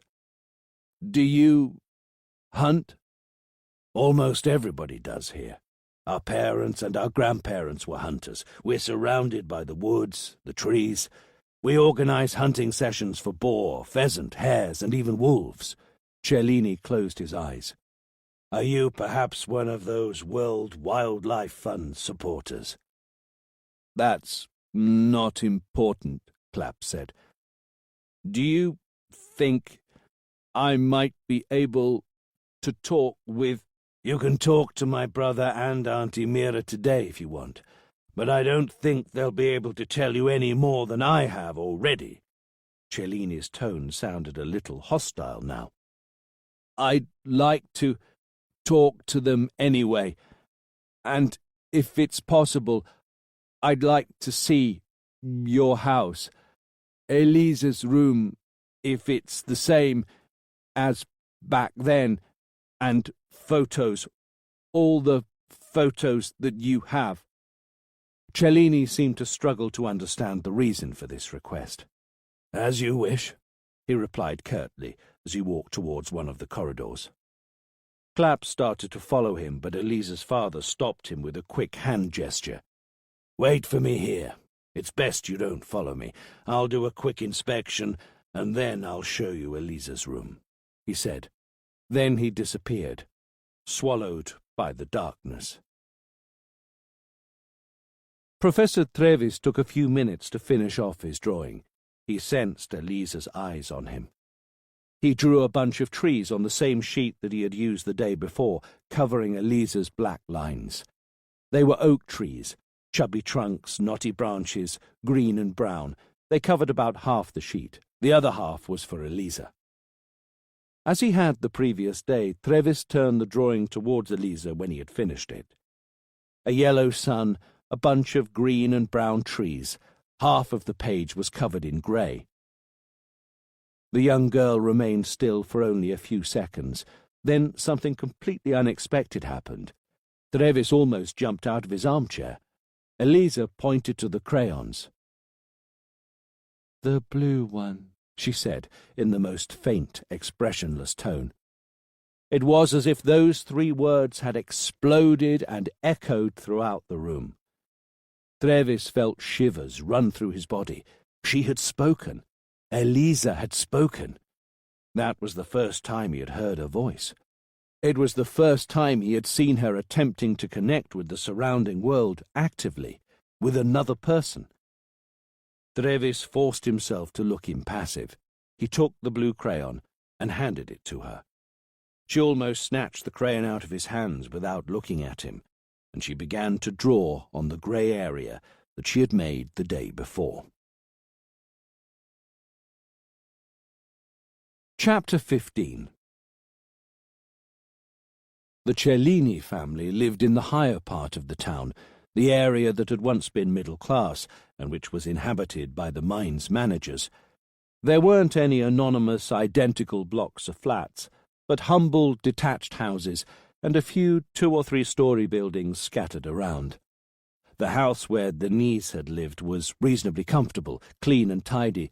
However, Claps immediately noticed the absence of a female touch in her room.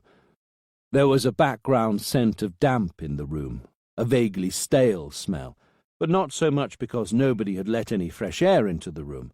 It was almost as if time had suddenly stopped in there, frozen in a moment where life had suddenly disappeared for good. Elisa's room was large and painted with bright colours. There were 2 beds, a large multicoloured wardrobe and 2 small desks, shelves full of books, notebooks, soft toys and posters of singers who had been popular a few years before on the walls. Again, time was frozen, even for Elisa. Was this a shared room? Cellini pointed to one of the 2 beds. Yes, it's all like it was when she disappeared. Can I take a look? Claps asked, as he pointed to the notebooks on the shelves. Cellini shrugged. You're not the first one. When Denise disappeared, the whole room was sifted through in search of clues. Anyway, that's Denise's desk. I'll leave you to it, he said. Then he left the room and closed the door behind him. Claps stood still for a long time. He touched Denise's notebooks. He looked at a framed photo in which the twins smiled at the camera. They looked identical. He couldn't really tell them apart, but one of them smiled more brightly and obviously, while the other one's smile was a little weaker. He closed his eyes, waiting for the vertigo. He pictured that smile again. He heard the laughter, the joy of that moment. That was Denise's smile. He was sure of it.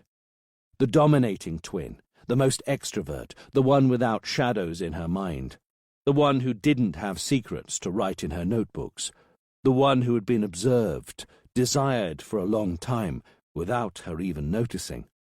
No, he wouldn't have found any hints in her notebooks. The vertigo became stronger. Denise's smile wore off. Her breathing faded away. The predator's heavy, rasping breath. The cold, hard snap of the clippers as they crushed the bone. Clapp snapped his eyes open. It took him a few minutes to take control again. He walked towards the window. It was wide and let a lot of sunshine into the room. He pulled the curtains open. A small garden, the woods behind the houses, a neighbouring house with the shutters rolled down, similar to the Cellini's house. Claps frowned and half closed his eyes. There was something in what he was looking at that somehow alarmed him, although he couldn't quite put his finger on it. What couldn't he see, even right in front of his eyes? His mobile phone vibrated in his pocket. Claps ignored it as he was focused on trying to disperse the shadows in his mind. Eventually, he shook himself awake. He walked to the door and glanced at his phone. The call was from Sensi. It could have been important. He would return it when he was back in his car and alone.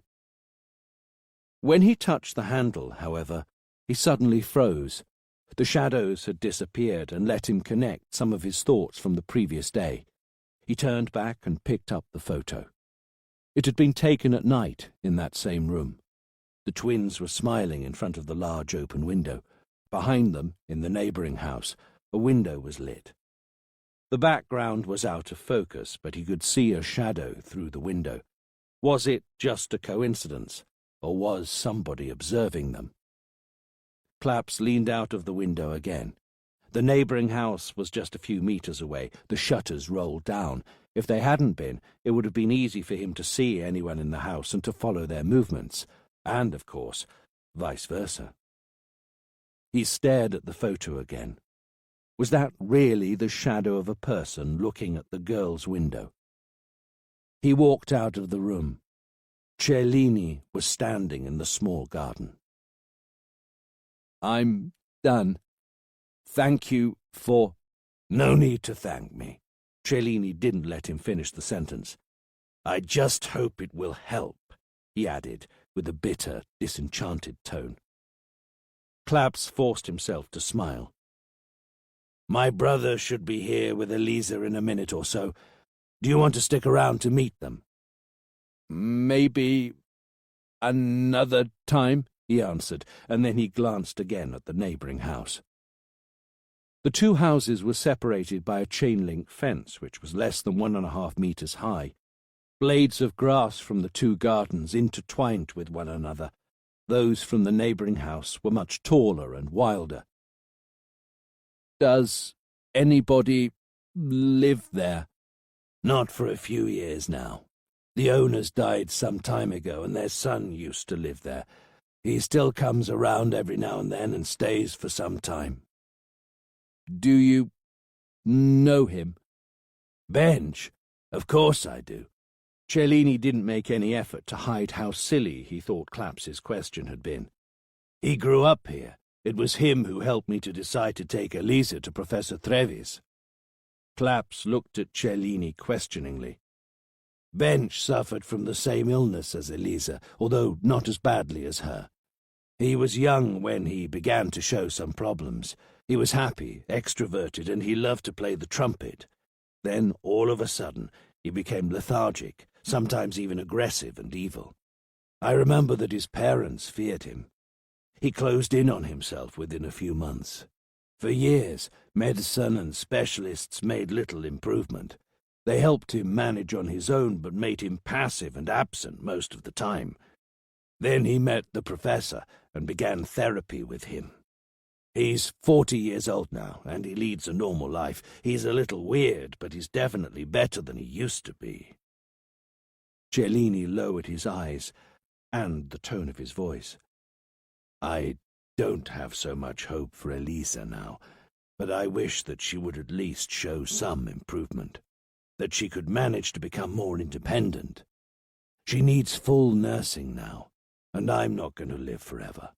I don't want her to end up in some kind of hospital in the future." Claps lowered his eyes too, trying to find something to say. "Professor Trevis told me that Eliza is making some progress. We need to have faith and patience." "Yeah." A few seconds of silence, then Claps spoke again. "Bench, as you called him, wasn't he—" "Bench is a nickname," Cellini interrupted him. "That's how everybody knows him.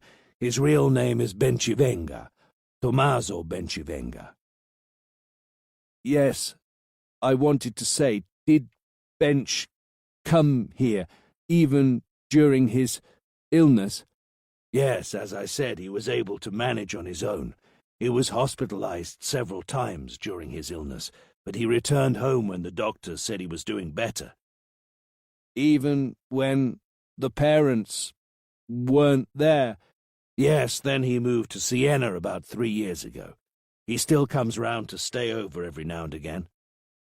"Did he speak to the girls?" "He didn't speak to anyone. Bench didn't even wave back at people. He stayed there alone, and sometimes he looked out of the window for hours." Claps pretended to glance at his watch. "Was he here during the days when Eliza had the fits?" he asked, pretending to look unconcerned. Cellini paused for a moment to gather his thoughts. Then he spoke again. "Yes, he was here when Denise disappeared. But even then he didn't have any connection with Eliza or with anybody else in the family, if that's what you want to know." Clapps's phone vibrated again in his pocket. Probably Sensi again. Claps quickly took his leave of Cellini. He needed to talk to Sensi now. When Abedi got back home, he found Elagi waiting for him, sitting on the steps outside the front door. He greeted him warmly. "You don't need my permission to go in, Elagi. You have the keys." "Thank you for being so welcoming, Abedi. This is your house, and I'll only walk in with your permission." Abedi nodded kindly and opened the door with a quick gesture. "Please make yourself at home." "Did you see Mudiwa and little Jara?" Abedi asked once they were both inside. Elagi saw Amir's smile for a moment, and Jara running to him with her smile. "I saw them, but I couldn't give them your clothes." Elagi quickly told him what had happened to him that morning. Abedi listened quietly, but he looked distracted, as if he was thinking of something that worried him. "So, the stuttering man now knows that I lied to him." "He knew it already, Abedi. That's why I came here." "Did you tell him everything that I said to you?" "I didn't tell him about the other girl who disappeared from the camp a few months ago. I let him assume that it happened in Siena. I didn't tell him about the tall man with glasses either." Abedi looked more serious. He looked straight into Elagi's eyes. "Why didn't you tell the stuttering man about him, Elagi?" Elagi stared back into Abedi's eyes coldly. "Because you have to be the man who finds him, don't you?" Abedi spoke again. Elagi's voice had become a cold hiss. "I'll find him before the police do." Abedi looked away. He remained silent for a few seconds. He was unsure of what to say. "I was at the camp this morning," he said eventually. "I did it for you, Elagi." Elagi felt the blood suddenly rush to his head. "Did you find somebody I can talk to?" "Yes." Abedi hesitated, then he carried on talking. "Somebody who saw something." As soon as he had driven out of the town, Claps parked in a large open area near the woods. He took his mobile phone and called Sensi. Then he closed his eyes. "So you're still alive, Claps? Everything okay?" Sensi sounded excited. "I have some important news." "Yes, now listen to me first. I need information and some search about somebody. I also need a blueprint of his house." "A blueprint? Do you think I'm an architect? Listen to me, Claps. We have a name. A name." "So do I. Bench." "Bench? Another Englishman as well as Beatty." "It's a nickname. The real name is Bencivenga." "Bencivenga? Fuck. Tommaso Bencivenga." "Yes." "It's the same name that we have, Claps. The same fucking name." "It was summertime," Abedi began. "It was a warm July, when the streets are full of tourists and sales go well. When you just have to keep working until late at night. This story isn't very different from all the others. Her name was Mika, and she was beautiful, like a little princess. She disappeared one night in Follonica, near the skating track. It's behind the pine trees, if you know the place." Elagi shook his head. "It's a very crowded place during the summer. There's a mini golf area nearby, a casino, a promenade along the seafront. Everybody wants to buy stuff there. The sun had gone down a few hours ago, but the air was still sticky and warm when Mika ran off to go and buy some ice cream from a bar near the pine trees. She used to do it every night. It was her reward for having behaved all day. She had to walk through the pine trees to get to the bar, But she never made it to the bar, and of course, she never made her way back. Elagi saw himself coming home that November night, when only little Elisa ran to him. He closed his eyes for a moment and swallowed. The pain was overwhelming. He struggled to speak again. You told me that the person who told you this saw something. That's right, Elagi. Tell me, Abedi, what did he see? Abedi shook his head. He didn't tell me what he saw. He wanted to know why I was asking about Mika. I told him about Ami and then about you. He will talk to you in person. He'll wait for you this afternoon near the large square in town. I'll take you to him. Chapter 16. She spoke. She spoke for the first time today. Trevis sounded incredibly excited. It's a huge step forward. Elisa has begun to perceive the world around her, and she's beginning to feel the need to connect with people through speech. She's never been able to speak so far. Words have always failed her. She's been unable to express her thoughts through speech, maybe only partly by drawing. Speaking allows her to connect the representation of things to the representation of words. To connect the representation of things to the representation of words. That was an exercise that Claps knew very well. How many times during his rehabilitation exercises had they laid a blank sheet in front of him? How many times had he tried to connect his thoughts with language? The sunlight coming through the office window was fading as the sky clouded over. Claps leaned over the desk towards the professor as shadows took over the office. What did she say? Just a couple of words. She asked me to give her the blue crayon, and then she completed a drawing that we began yesterday. Here. Professor Trevis handed the drawing to Claps. We drew this together, he continued, half each, an attempt to communicate. I began by drawing the sun, and she replied by shadowing everything off. She left a sun with no sunshine, a world immersed in shadow. Maybe she's the shadow, the professor nodded. Then he carried on talking. I drew a clump of trees this morning on the grey area, a thick clump of trees. Something symbolic? Trevis nodded again. Yeah, most often a thick clump of trees represents the impenetrable mind of the patient, their confused psyche. In a way, I asked Elisa to tell me more about that, but not only that. Denise was taken in the woods. I wanted to give her a way to remember, to tell me about that moment if she wanted to. Claps was staring at the drawing thoughtfully. She drew a pond instead, a pretty blue pond. I still can't put my finger on it. You never saw the place where Denise was taken, right? No. There's a pond, trees and a pond. Elisa is trying to tell you about the kidnapping. Claps breathed in deeply.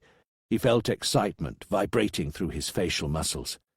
You have to insist, make your way through if necessary. Insist? Trevis leaned back in his armchair, almost as if he wanted to maintain a certain distance between Claps and himself. Elisa has spoken for the first time in ages today. It's a momentous event for our therapy. If I insist now, I would really put her at risk this time. It was Elisa who chose to communicate through the drawing. It's important that you insist. Please. Do you have any other routes of investigation? You had promised me that you would keep me posted. Did you speak to Cellini? Claps tried hard to conceal the fact that he was about to lie. I've talked with him, and I'll talk with others But for now, Eliza is our only real chance." "Insist," Trevis repeated. "The monster could strike again, really soon." Professor Trevis sighed. He paused for a second. Then he hissed, "Okay, I'll do something." The clouds became thicker early in the afternoon, and the sky was now fully covered. It would rain very soon. The air had become almost cold in town. Abedi and Elaji walked across the large square silently, before taking an alley which led them to the ancient town walls. Abedi indicated a small porch which was the entrance to a restaurant with rolled-down shutters. A man sat on the steps outside. He looked thoughtful, as if he was meditating. "His name is Bechir.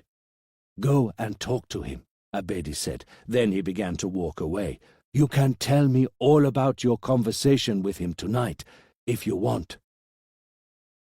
Bechir was from the Maghreb, and although he looked around 50 years old, he was probably a lot younger.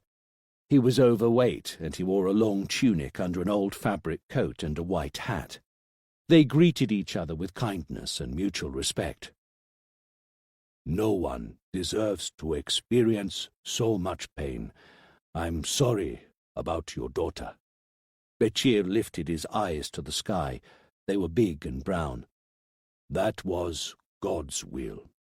Elaji lowered his eyes without saying a word. "I'll tell you what I know, Elaji. Listen to me." They sat next to each other on the steps. Elaji felt his heart pumping faster and his mouth getting drier. "It was a warm night, and I was walking through the pine woods to get to the promenade. I walked past a man who was a little more than a shadow in the darkness, about 20 meters away from my right-hand side. The man was carrying something that looked like a bundle on his shoulder.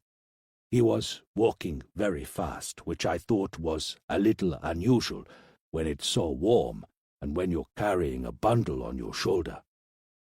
I walked a little further, and then I turned round to look at him.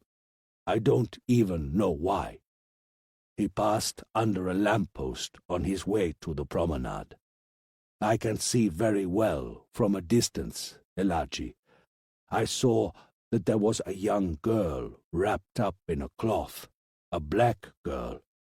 I thought that she was asleep, and he was taking her home. She was still and apparently asleep on the man's shoulder, but something inside, perhaps the fact that he was a white man, told me that I should stay and watch.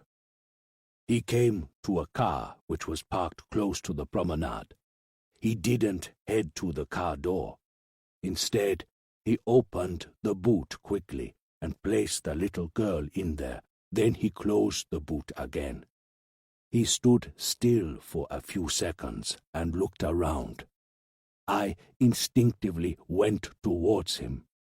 He saw me.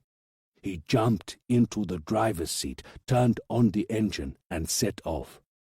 I ran after him, but the car disappeared with the headlights off before I could get to it. Bechir remained silent for a few seconds, and then he concluded with a grave tone. That's what I saw that night, Elaji. A short while later, I learned that the little girl was called Mika. Elaji's heart was aching with anger. His muscles were trembling again. Did anybody else see anything? Just me. Do you remember the man's face? He wasn't that close. It was dark, and he walked past that lamppost for half a second, maybe. Bechir lowered his eyes as he was racking his brain. I lived those moments again and again for many nights. Every time that I walk through the pine woods, every time that I hear a child cry, all that I can tell you about him, Elaji, is that he wasn't a young man and he didn't have a beard. He was wearing a light-colored hat, the type of hat that men from this part of the world like very much. They call it a Panama hat. He looked to be tall and thin. He moved with ease, but not like a young man. Bechir lifted his eyes towards Elaji. Allah's will was that I couldn't do anything for Mika that night. May he want you to find that man and punish him for the evil that he's done. Elaji almost said something, but Bechir stopped him with a hand gesture. I haven't told you everything yet, Elaji. I haven't told you about his car. I worked in a garage for a long time, back in Sfax, the city where I was born and where my family wisely educated and raised me. That man was driving a white Volvo, an estate car. It had a diesel engine. The noise was unmistakable.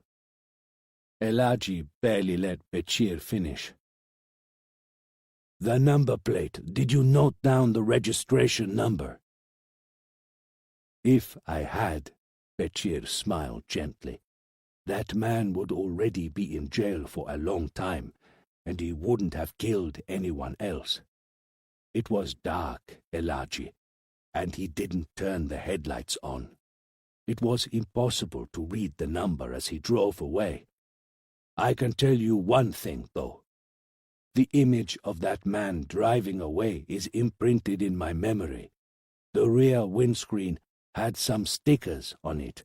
I wasn't able to see what they represented, but they were all around the windscreen. They almost looked like a frame. Regarding my meeting with Mr. Cellini, Claps had only just sat down in the armchair in front of Trevis's desk. He told me that he found you through one of your patients. He said that his name is Bench. Yes, he told me about Elisa. I had him as a patient a few years ago. The therapy worked really well, or that's what Cellini said.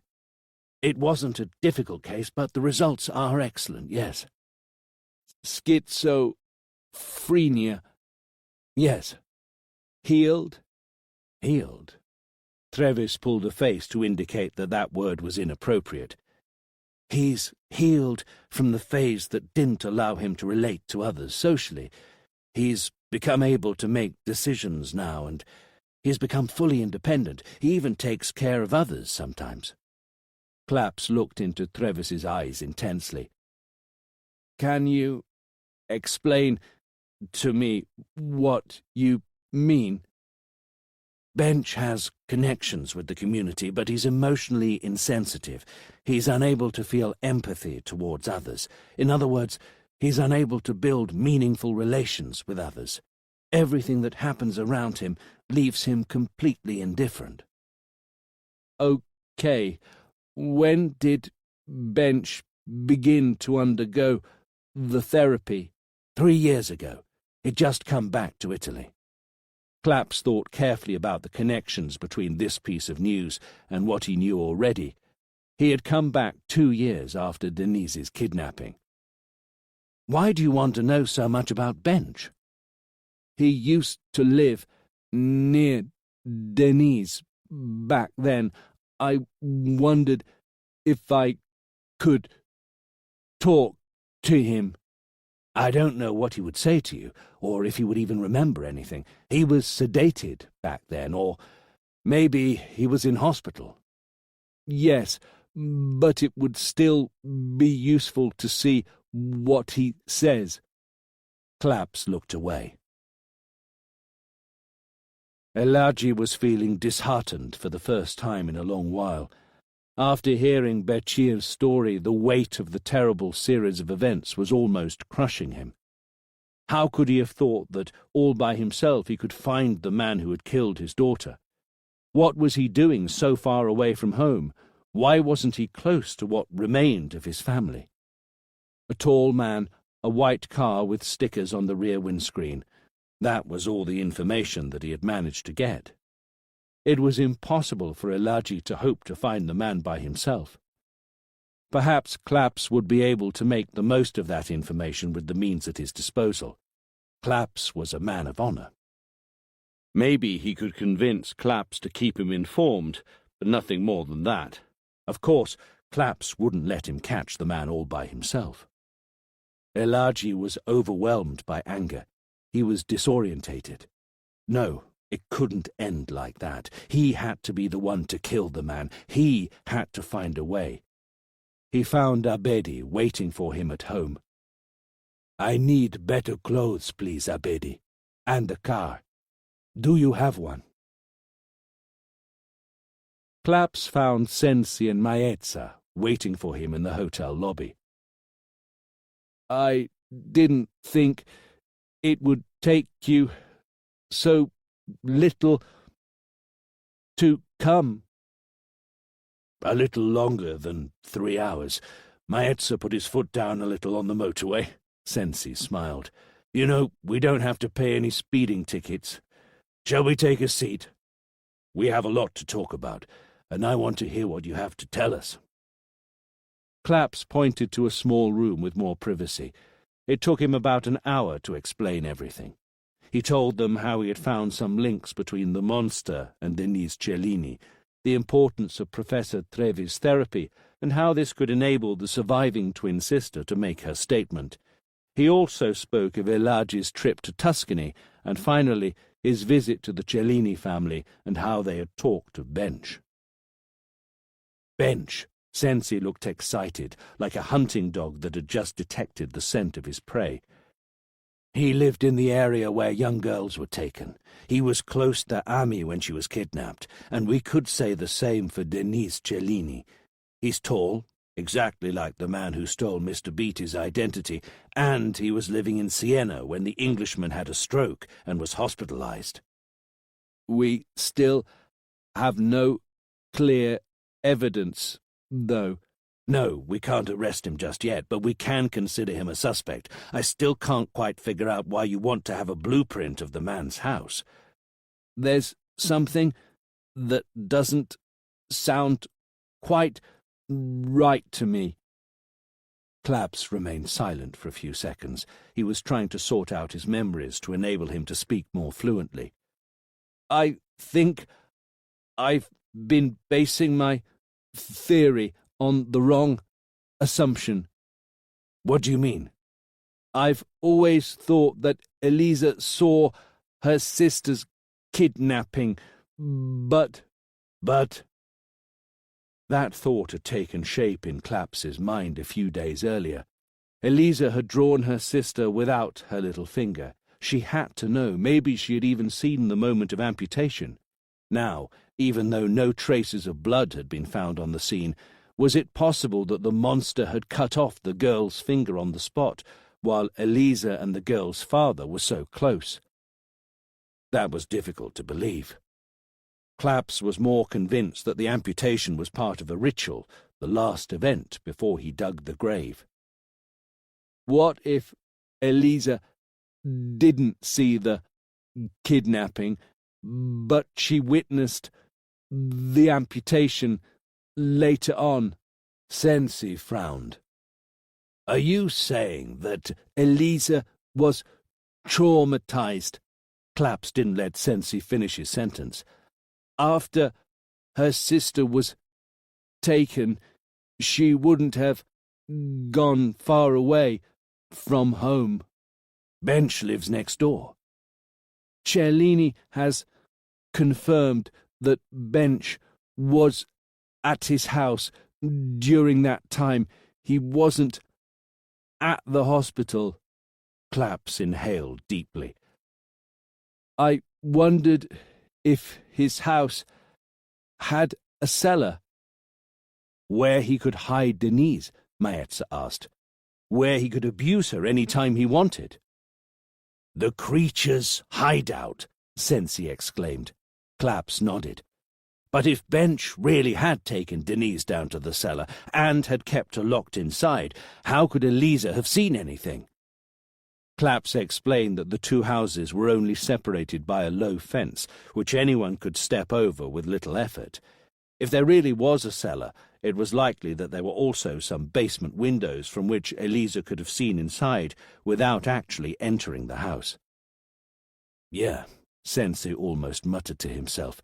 She may have heard something, a noise, a choked shout, her sister's voice, something that drew her to the house and made her look into the cellar. It's only a hypothesis. We don't even know if the house does have a cellar. We're going to get the blueprint tomorrow morning. Will you take care of it, Maetza? I'll make it a priority. Chapter 17. It was a wet morning. The sky was cloudy, and a light shower of rain was kept at bay by the windscreen wipers. Claps had given Maetza a lift to Massa Marittima for the blueprint. Sensei had left for Milan before dawn with the aim of reconstructing Bench's movements during the days following Ami's disappearance. Claps drove slowly on the wet road and pulled up on the hard shoulder next to the cork oak woods, a few kilometres away from town. It was likely that Cellini had parked not far from there, the day that he had taken his daughters to the woods and Denise had disappeared. He stayed thoughtfully inside his car for a few minutes. He observed the rain and the oak trees, thoughts clouding his mind just as the grey clouds were covering the morning sky. Were they close to an end? Was Bench the monster? A man with mental problems who had let the delirium which had eaten him away inside also devour the world outside? Was it possible that Professor Trevis hadn't noticed anything during all those years of therapy with Bench? The rain grew heavier. The wind caused the rain to lash against the windscreen in interminable waves. Cellini and Eliza had stayed in the woods for a long time, trying to find Denise, before they had gone back to town and alerted the police. Bench may have had all that time to hide the little girl inside his car and get to his hideout without much effort, a few meters away from Cellini's house. It was so close that nobody would probably have dreamed that the little girl could be next door. Claps wrapped himself in his trench coat and got out of the car, then headed towards the oak trees. The trees blocked the little remaining sunlight and created a nocturnal atmosphere. Their foliage provided an almost complete shelter from the rain. The scent of the woods had become very pungent and almost stunned him. He had studied a map of these woods, and he knew where he was going. He walked on the dirt track for a long time, making a mental note of some reference points in case he got lost on the way back. Eventually, he found the lake. There, the oak trees had become sparser, and a cliff separated the lake from a white road which ran beside it. Clapp stepped out from the shelter of the foliage. He let the wind and rain buffet his face. He turned round to look back at the trees. He closed his eyes.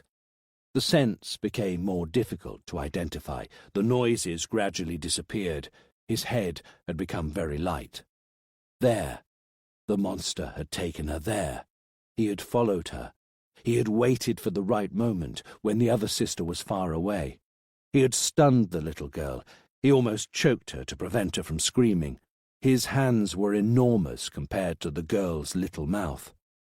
Perhaps he had hit her. He had lifted her off the ground as though she were simply a twig from a tree. He had walked away swiftly, creeping through the bushes like a large snake. He had begun to climb down the cliff, but something must have happened. They had found Denise's blood there. Perhaps he dropped her, or maybe Denise had wriggled away from him and then rolled away amongst the stones and bushes. She was wounded. She had cut herself or broken a bone. He had picked her up again. She was most likely unconscious. The car was there, a few meters away. In a few seconds he had locked her inside the boot. Claps opened his eyes again. His vertigo slowly wore off. He began to feel the wind and the rain on his face again. Was Bench, the monster? He walked back into the woods with his mind full of thoughts and headed towards his car. He drove to town. He drove past Cellini's house, but he didn't pull up there. He drove more slowly towards Bench's house. On the side of the garden that was hidden from Cellini's sight, there were steps leading to a trapdoor, and if there was a trapdoor, there had to be some kind of cellar. Clapp stopped the car and lowered the side window. He wanted to see if there were any windows, but he couldn't see anything from where he was. He drove a few meters forward, then a few more meters again, until he was at the far end of the property. He stopped again to observe more carefully and more decisively. He would have to get out of the car and cross the fence if he still couldn't see anything. While he was thinking this, a voice made him jump in his seat. "He's gone out. You won't find him in the house." Cellini had appeared on the street out of the blue. He didn't seem to be bothered by the rain. Rather, it was Clapp's who seemed to annoy him. "I don't understand why you're so obsessed with talking to him. I told you already that he didn't have anything to do with my daughters," Cellini said, as he leaned in the side window. It was only then that Claps realized that the shutters in Bench's house weren't lowered anymore. "Anyway, you could have just tried to talk to him yesterday instead of coming here again today." Was he here yesterday? The shutters were rolled down. "He's been here for a few days." Cellini lit up a cigarette. He sheltered the rain from the wind with his hand. "He's still a little weird. Sometimes the shutters are down when it's sunny, and other times they're up when it's pouring down with rain, like today. He's not at home now anyway. I saw him drive off about an hour ago." "Okay, I'll call in another time," Clapp said. He restarted the engine. He had succeeded in letting Cellini believe that he had driven there to talk to Bench. "One more thing, please." Cellini had already pulled back from the side window. He leaned forward again. "When Elisa felt ill, during the days when your daughter had disappeared—" "Yes?" "Did she carry on living here, or did you send her to friends or relatives?" "To prevent her from sharing the same pain that we all felt. To prevent her from seeing the police and the journalists come and go." Cellini threw away the cigarette that he had only just lit, far away on the pavement. "I've already told you that Elisa didn't perceive the world around her back then. She was here. This is her home." Claps thanked him and drove slowly away. To insist. Trevis didn't like that word, but it explained precisely what he was about to do, in fact, what he had begun to do already. When he was treating his patients, Trevis tried to adjust himself to them. Whenever he managed to communicate with his patients through the drawings, he copied some of them, then he would move them around, join them together, and only eventually would he integrate them with his own elements. With Elisa, however, he had imposed a theme from the beginning, the sun, the woods, and he had to push her even further now towards what her mind could recall of the tragedy. To insist. Elisa would be there in a moment. Trevis began to draw. The woods and a tall man walking through the trees with two young blonde girls on either side, the pond in the corner of the paper. "I'd like some information about the owner of a car, please." Elagi had patiently queued up for a little while. He had shaved his beard off and he was wearing a coat and a new pair of trousers. He didn't look homeless now. The woman at the service desk stared at him for a moment, then she handed him a paper to fill in. "You'll have to fill in this form and make sure you write down the registration number. There's a €5 fee for this service." Elagi straightened up. "I don't know the number," he said, lowering his voice. "I know that it's a white Volvo diesel station wagon." The woman took off her glasses and stared at Elagi with an expression that was somewhere between amusement and astonishment. "Do you know that there are 30 million cars in this country? How do you think we can identify one of them by knowing only its brand and its fuel type?" "It's from here, from this area." The lady became more serious. "Was this car involved in an accident? If that's the reason, you'll have to go to the police and explain everything to them." "No, it's not an accident. I just have to get in touch with the owner. It's very important to me." "From this area?" The lady peeked at the queue behind Elagi. There were just 2 people. "We don't normally provide this service." Elagi leaned over towards her. He almost whispered, "Please, I beg you. It's really important to me." The woman sighed. "Let me help the 2 customers behind you. Then I'll see what I can do." Claps had gone to the central police station as soon as he'd received the call from Maetza. They had a plan of Bench's house. The old head of police had stopped him in the corridor. "Elagi was seen talking to somebody from the camp yesterday, Mr. Claps." "Do you know who he was talking to?" The old policeman spread his arms. "We only know that his name's Bachir, but we know where to find him if necessary. Also, we saw Elagi drive away from town in a Beatty's car today." "Siena. He probably went to the camp in Siena." "Do you want to ask them some questions? Shall I bring them in for you?" Claps wanted to see the house plan. "Not yet. I'll let you know." "So there's a cellar after all." Maetza pointed to a spot on the plan of Bench's house. "It's quite large as well, see?" He carried on, and he followed the perimeter of the cellar with his finger. "It's here, close to the auto workshop." Claps examined the map carefully. "There are also some windows." They were at the back of the house. Claps would never have been able to see them from the car that morning. Eliza, on the other hand, would have just needed to climb the fence between the 2 gardens and turn the corner in order to see the little windows and look inside the cellar. Claps's eyes became very intense. Bench had locked Denise, who was likely to be unconscious, in the boot of his car. Then, while Eliza and Cellini were looking for her in the woods, he had returned home with his prey. He didn't run any risks. When the police were alerted, he was already at home. Denise was in his hands. It was already dark, and the search was being carried out far away from his house, near the cork oaks. The police had believed that the girl was still there. He could have done anything to her. Eliza was at home with her mother and a few people who were there to support them, but she was frozen and shocked. She didn't talk. She didn't express her emotions. Her actions were only addressed to her mother. Maybe she went out into the garden. She heard something, a cry, far away. She recognized Denise's voice. She jumped over the fence. She walked towards Bench's house. Whatever she had heard seemed to have come from there. She turned round the corner. She saw lights from the cellar windows. She walked towards them. She looked inside. She saw something terrible. She didn't scream. She didn't cry.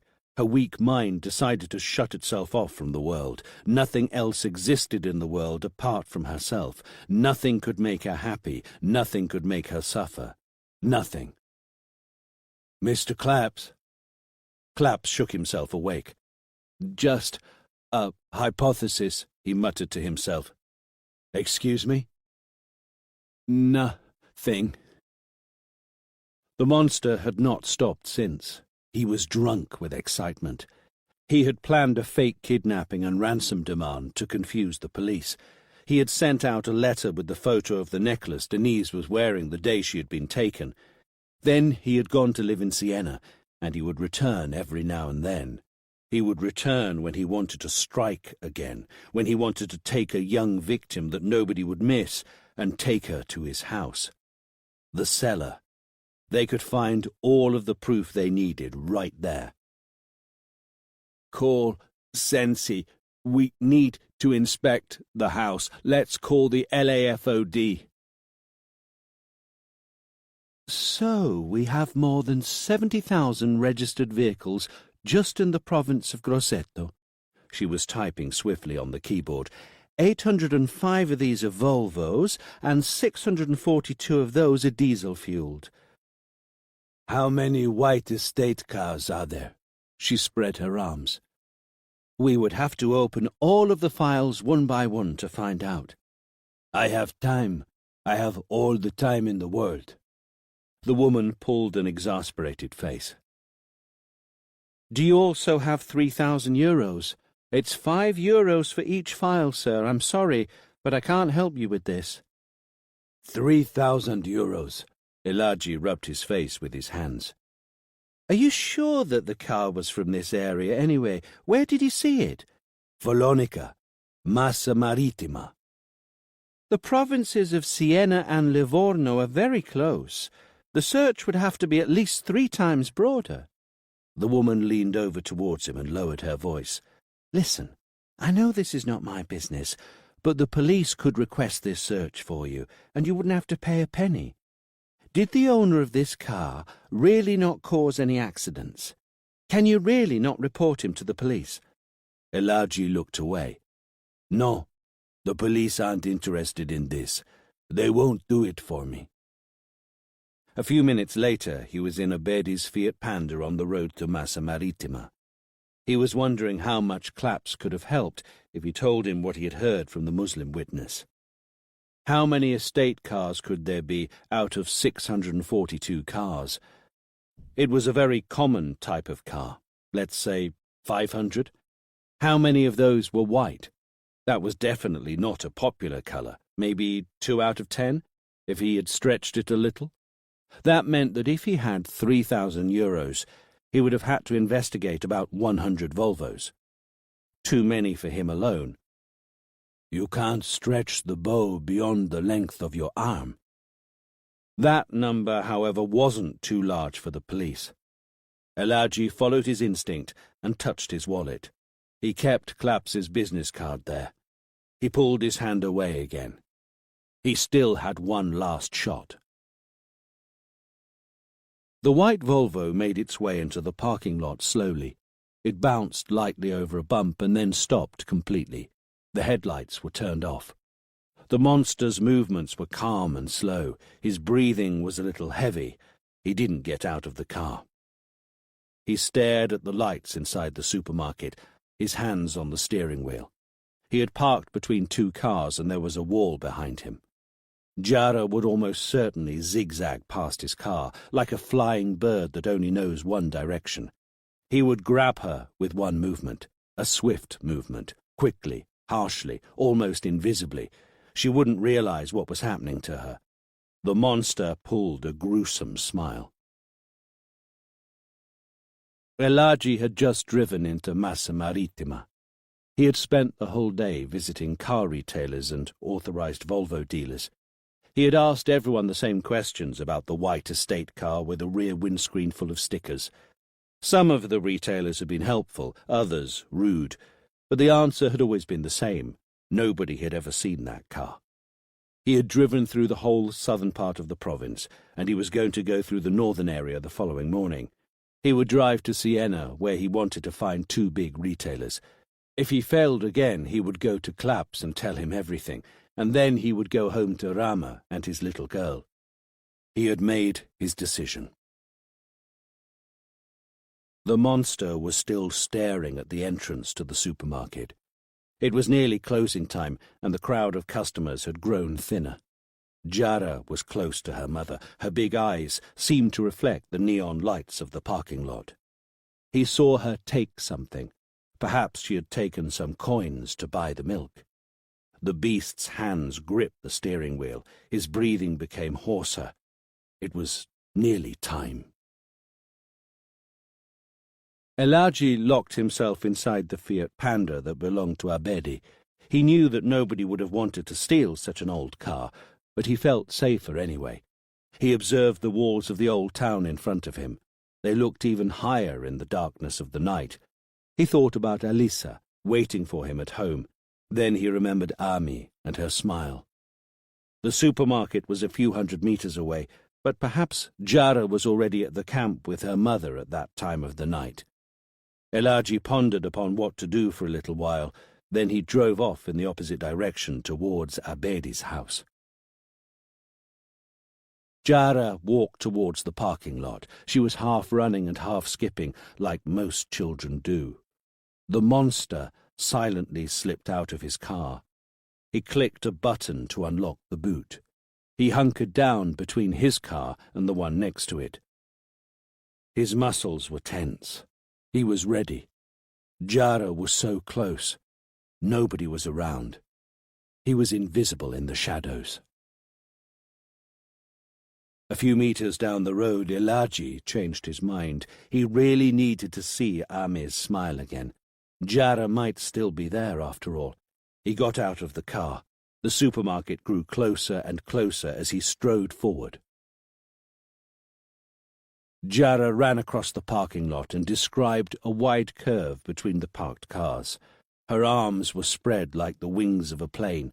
She turned again in the opposite direction, towards the monster. She was so close. A few more meters. The monster leaned on his heels with all his weight, ready to spring out. Elaji saw Mudiwa from a distance. He waved at her.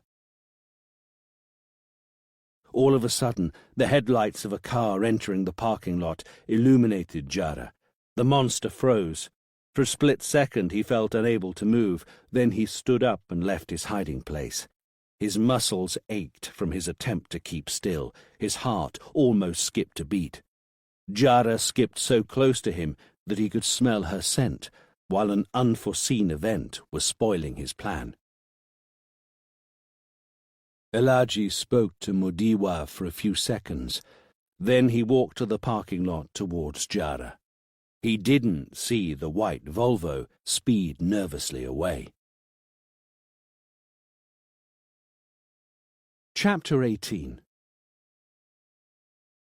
It was 7 o'clock in the morning when Claps glanced distractedly at his watch. It wasn't raining, but the air was cold and damp. A couple of policemen had rung the doorbell at Bench's house. Claps stayed a few meters behind them, together with Sensi and Maetza. Sensi's eyes were surrounded by dark bags. As soon as he had received permission to inspect the house, he had driven through the night, all the way from Milan to Massa Marittima. An indistinct voice sounded through the buzzer, and the two policemen introduced themselves. A few moments later, the door opened and Bench came out of the house. Maybe it was because he was so thin, but he looked much taller than the height declared on his identity card. He was barefoot. He was wearing a pair of baggy tracksuit trousers and a worn-out T-shirt. He didn't look surprised. When the two policemen informed him that they had permission to search his house, he simply stepped back and let them in, without saying a word. Claps looked around one last time before stepping over the threshold. There was still nobody around who had been attracted by the police cars. Cellini seemed not to have noticed the police that morning.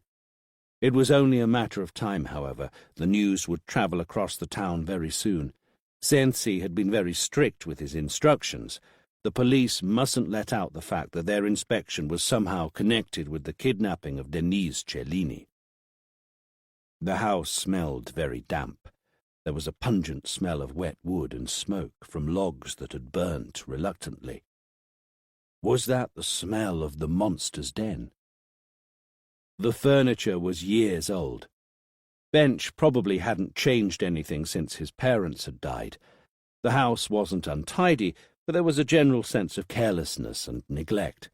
It was exactly what one would expect in a house inhabited only occasionally by a single occupant. Bench sat down in the corner of the lounge, his head low and his grey hair covering his forehead. He looked indifferent to what was happening around him.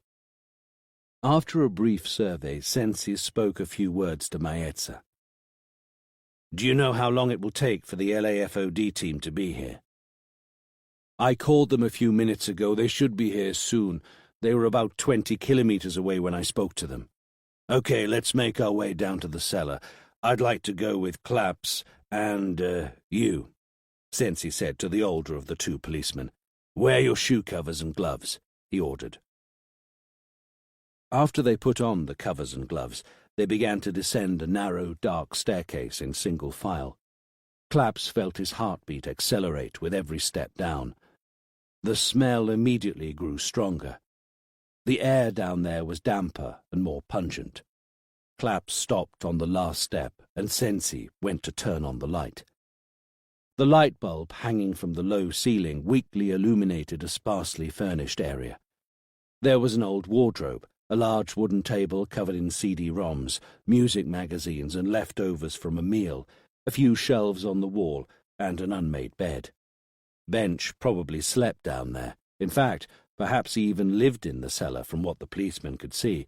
There was a trumpet on the bed, wrapped in the sheets. Don't touch anything, Sensi said as he looked around. Let's move as little as possible. Let's make the LAFOD team's job easier. Claps was still on the last step of the staircase. In the meantime, Sensi and the old policeman began to inspect the cellar, illuminating every object with the help of a handheld torch.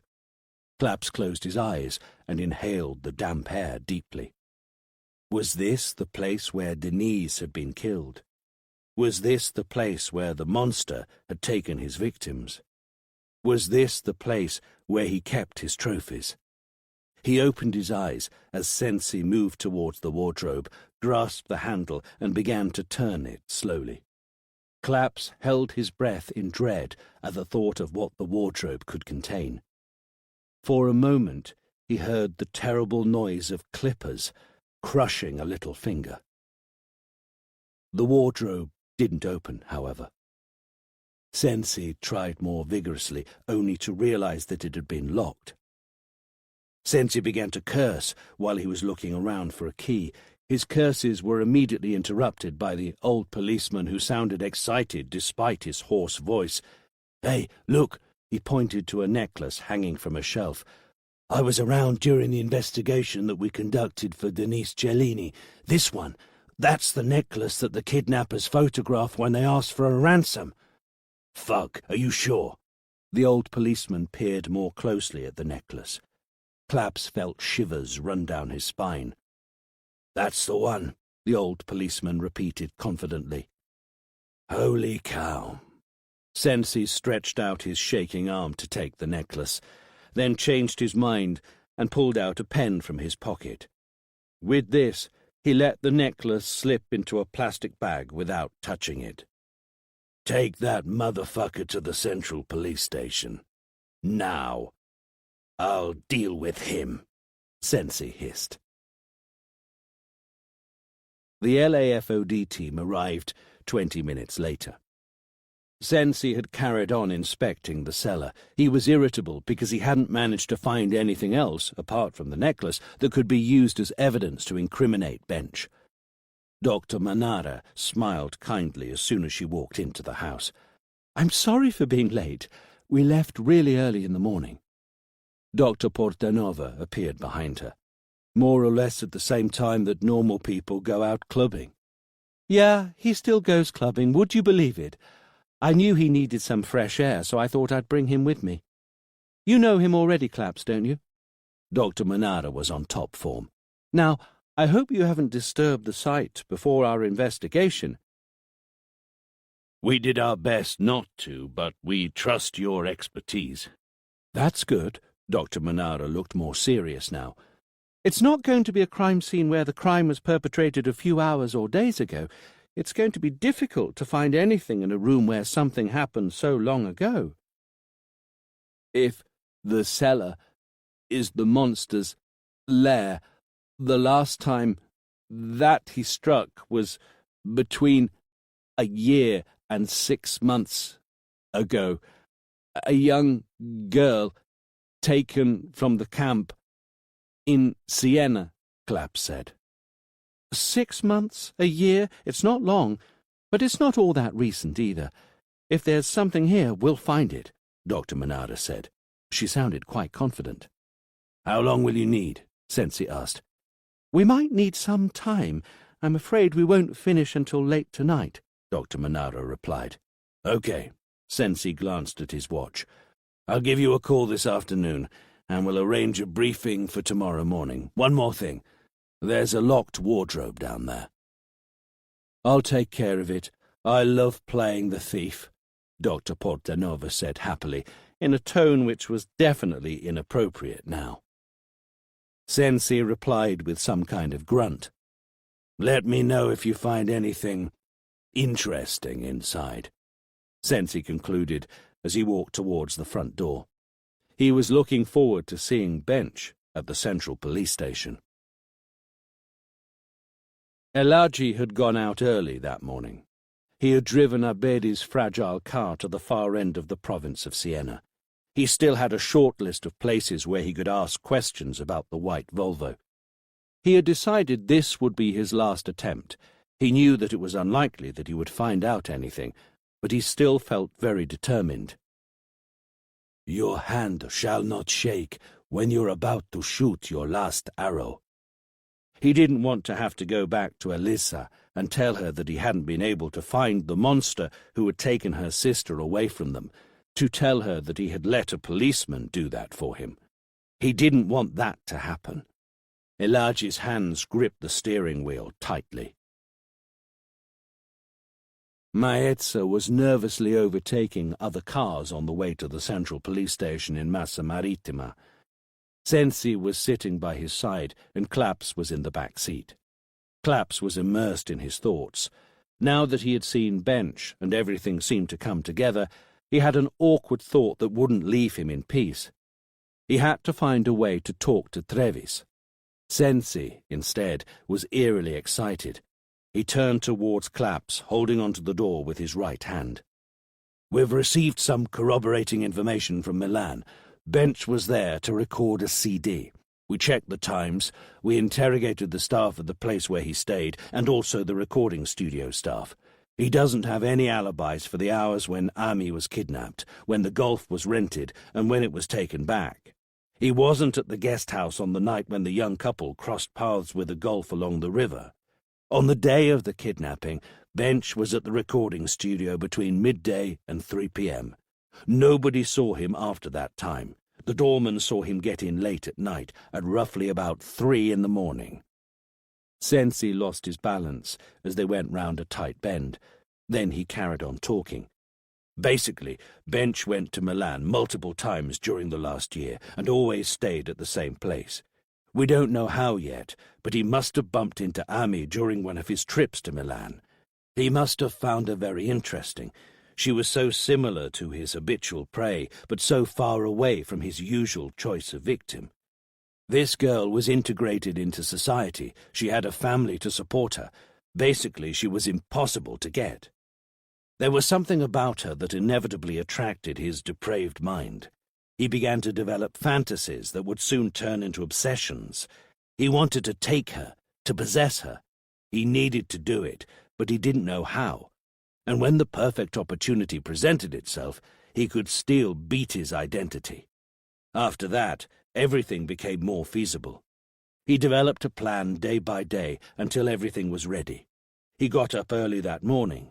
He went to snatch Ami at the bus stop, took her to his hideout, and left her tied up during the recording session. It probably didn't take him more than 4 hours to get to the studio, do the recording session, and then get back to the hideout. It was probably 4 p.m. when he returned to her. He had all the time he needed to do whatever he wanted. The young couple saw him driving the Golf at 11:30 p.m. He decided to go back to the hideout, to clean everything and wipe away any trace that he had been there. He went back to the guest house late at night, and the following morning he returned the rented car after he had cleaned it carefully. He was then ready to go back home. We are kind of still assuming a lot. We're reconstructing the scene, Claps. That's what we're doing. We will find any evidence down in the cellar with a little bit of luck, especially now we've found Denise's necklace. We've got him now. It's all a chain of events, Claps. The monster's signature, the finger amputation, is what links the chain together. The person who took Ami is the same one who took Denise. All we have to do is to prove that he kidnapped even one of these girls, and it's game over for him. Do you remember what you told me that night over dinner, when you told me about Ami? Well, you were right. In order to find the person who took Ami, we'll have to find who kidnapped the young girls in Tuscany. Dr. Manara and Dr. Portanova had finished bringing all the equipment into the cellar and were putting on their protective clothing in the lounge. "I'm ready to go when you are, Christina," Dr. Portanova said as he pulled up the zip of his suit. "Okay, we'll split the cellar into smaller areas and we'll examine them one by one, beginning with the staircase that leads to the cellar and working towards the opposite wall," Dr. Manara said as she descended the stairs. Her face reflected a degree of anxiety. "Are you worried?" Dr. Portanova asked. He had noticed her expression. "It's not going to be an easy job. We're usually here when there are still bodies, bones, and traces. We don't have any bodies or bones here, and we don't even know if the place that we are going to inspect has been a crime scene. In fact, that's the question that we're going to have to answer."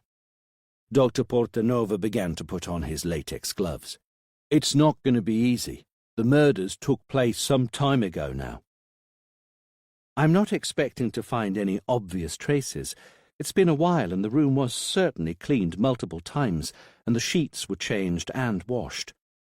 Hopefully we'll find something, even the tiniest trace." Dr. Manara forced a smile. "Let's get on with it. It's going to be a long day." Elisa was sitting at the desk in front of Trevis. The professor was waiting for a sign that she was receptive again. She had been very engaged the day before. Trevis had perhaps let his imagination run away with him, but he thought that he had seen a faint smile on the girl's face. She had definitely looked blank for the rest of the evening, though, even after she had seen Trevis's drawing of a tall man in the woods holding two little girls by their hands. She had stared at the drawing for a long time. Then she had rejected it with a slow, calm movement of her hand, and taken another copy of the previous drawing. "What colour?" the professor had asked. He had tried to conceal his disappointment, and pointed to the crayons that he had placed on Elisa's right-hand side, far away from him. She hadn't said a word, despite Trevis's hopes. She had just leaned over to get a crayon, and had begun to colour the pond with a light blue. She had done it calmly, without expressing any emotion. She had taken care over the details, the bushes and the papyrus canes on the one side, the treacherous cliff and the woods all round. Nothing else. No human presence. Why? And yet he was sure that he had drawn the crime scene, the place where Denise had been taken. Why nobody? Trevis kept wondering. Was it because she didn't want to remember? Because nothing existed since her sister had disappeared, not even herself? He had to insist. That morning, Trevis noticed that Elisa was particularly alert.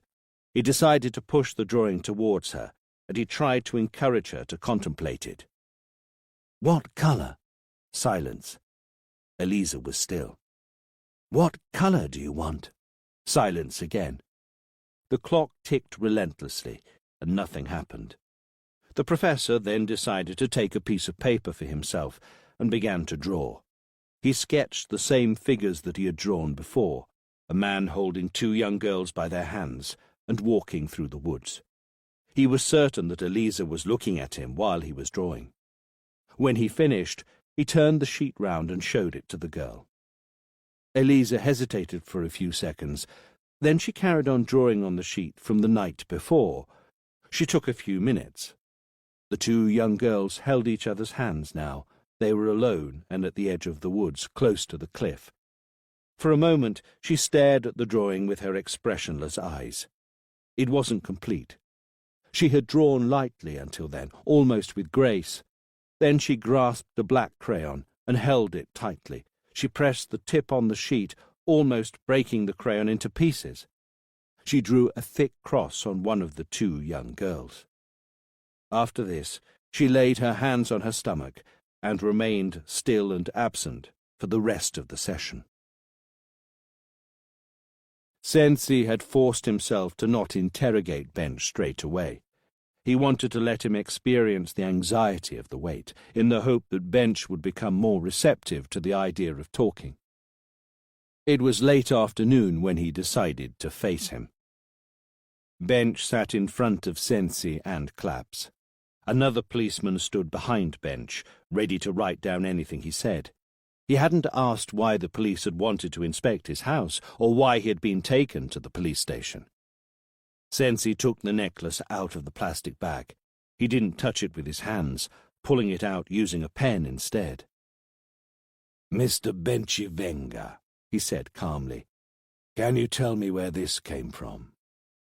Bench lifted his eyes towards Sensi, then towards the necklace that was swinging close to his face. "I've had it for a while. I like it," he answered after a few seconds, with a mechanic, expressionless tone. "Why do you like it? Does it remind you of anything?" "No, I just really like it." "Did you buy it?" "I don't remember." "You like it, but you don't remember where you bought it?" "No, I didn't buy it. I found it." "Where did you find it?" Sensi asked. "In the garden, I think." "In the garden? Who lost it there?" "I don't know." "Do many people visit your garden, Mr. Benchivenga?" "No, nobody." "Then how did it get there?" "I don't know." Sensi paused for a few seconds. He glanced at Claps, then carried on talking. "Did somebody take it off for you?" "Maybe." "Did you see this necklace before you found it?" "Maybe." "What do you mean, maybe?" Sensi was beginning to sound impatient. "Did you see anybody else wear it?" Bench didn't seem to notice that Sensi's approach had changed. He answered in his expressionless tone, "Yes." "Who?" "Maybe one of the twins." "The Cellini girls?" "Yes." "Elisa? Do you mean Elisa?" "No. The dead one." The dead one. Claps felt shivers run through his body. "Dead? How do you know that Denise is dead, Mr. Benchivenga?" "She never came back." Sensi paused for a long time. "Are you sure that the necklace belonged to Denise Cellini?" "Yes." "Are you sure?" "Yes." Sensi glanced at Claps again, then carried on talking. "You're certain? Elisa and Denise were twins. They were almost identical, and yet you're certain that the necklace belonged to Denise. How come? Did the girl give it to you?" Sensi's tone became even harsher. It was a metallic hiss. "Or did you take it forcefully from her, Mr. Benchivenga? What happened in the cellar?" Bench's face didn't betray any emotion. "No, I found it in the garden. I could distinguish between the twins." Sensi inhaled deeply. "Why didn't you take it back?" Claps asked. "I liked it. I kept it." "Do you have anything else that belonged to Denise?" Claps stared into Bench's eyes in a futile attempt to detect any emotion, trying to spot a sudden wince, a small muscular movement. "No." "Okay." Claps pulled Aisha's edited photo from his jacket. "What about her? Do you have anything that belonged to her?" Bench took the photo in his hands. He ran the tip of his finger over the girl's face. "She's pretty. Very pretty. Her name was Afia. Do you remember her?" Bench lifted his eyes towards Claps. Once again, there was no trace of emotion. "I never remember anybody. Ever." Nobody spoke for a few seconds. Then Sensi resumed his questioning of Bench. Let's make a fresh start, Mr. Benchivenga. Did you find Denise Cellini very pretty? Yes. How pretty? Very, very pretty. More than Eliza, considering the fact that you could distinguish between the two. Yes, Denise was more beautiful. Did you desire her? What does desire mean? Come on, Mr. Benchivenga, it's between lads. Did you ever wish to touch her, to kiss her? Bench remained silent for a while. It was as if that question didn't make sense to him. Sensi spoke again, hissing his words harshly. Did you ever want to fuck her? I never desire anybody. Bench hadn't changed his expression, even though the tone of the conversation had changed considerably. Sensi made a gesture to indicate that he had given up.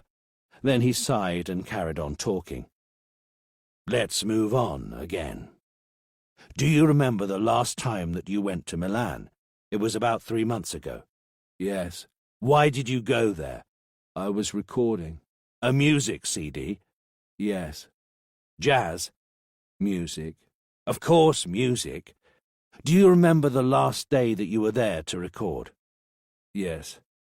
Very well. We found out that you were at the recording studio between midday and 3 in the afternoon, but you didn't get back to the place you were staying until 3 in the morning. That's 12 full hours, Mr. Benchivenga. Where did you spend them? I don't remember. I was around. Around where? In town. I can't remember. I think I played. Where did you play? In the car. In the black Golf? No, I don't have a Golf. You didn't eat anything for 12 hours. You didn't need to go to the toilet. Did you sit in your car playing the trumpet all the time? No, I was at a bar. Which bar? Is there anybody who can confirm what you're saying? I don't know. Maybe. I'm struggling to remember. Try to remember, then. It's for your own good. Sensi sprang up from his chair. Enough for now. I'm afraid we're going to have to keep you in custody because you're suspected of the kidnapping of Denise Cellini. You can contact a lawyer if you wish, and we can let any of your relatives know that you're with us. Bench remained impassive. It was like nothing really mattered to him. Clapp stood up to follow Sensi. He turned towards Bench before walking out of the office. Do you hunt, Mr. Bench? No, I don't like hunting. A white Volvo. Yes. The Volvo garage Pianigiani, which belonged to the Fiat and Renault chain, was in Roccastrada.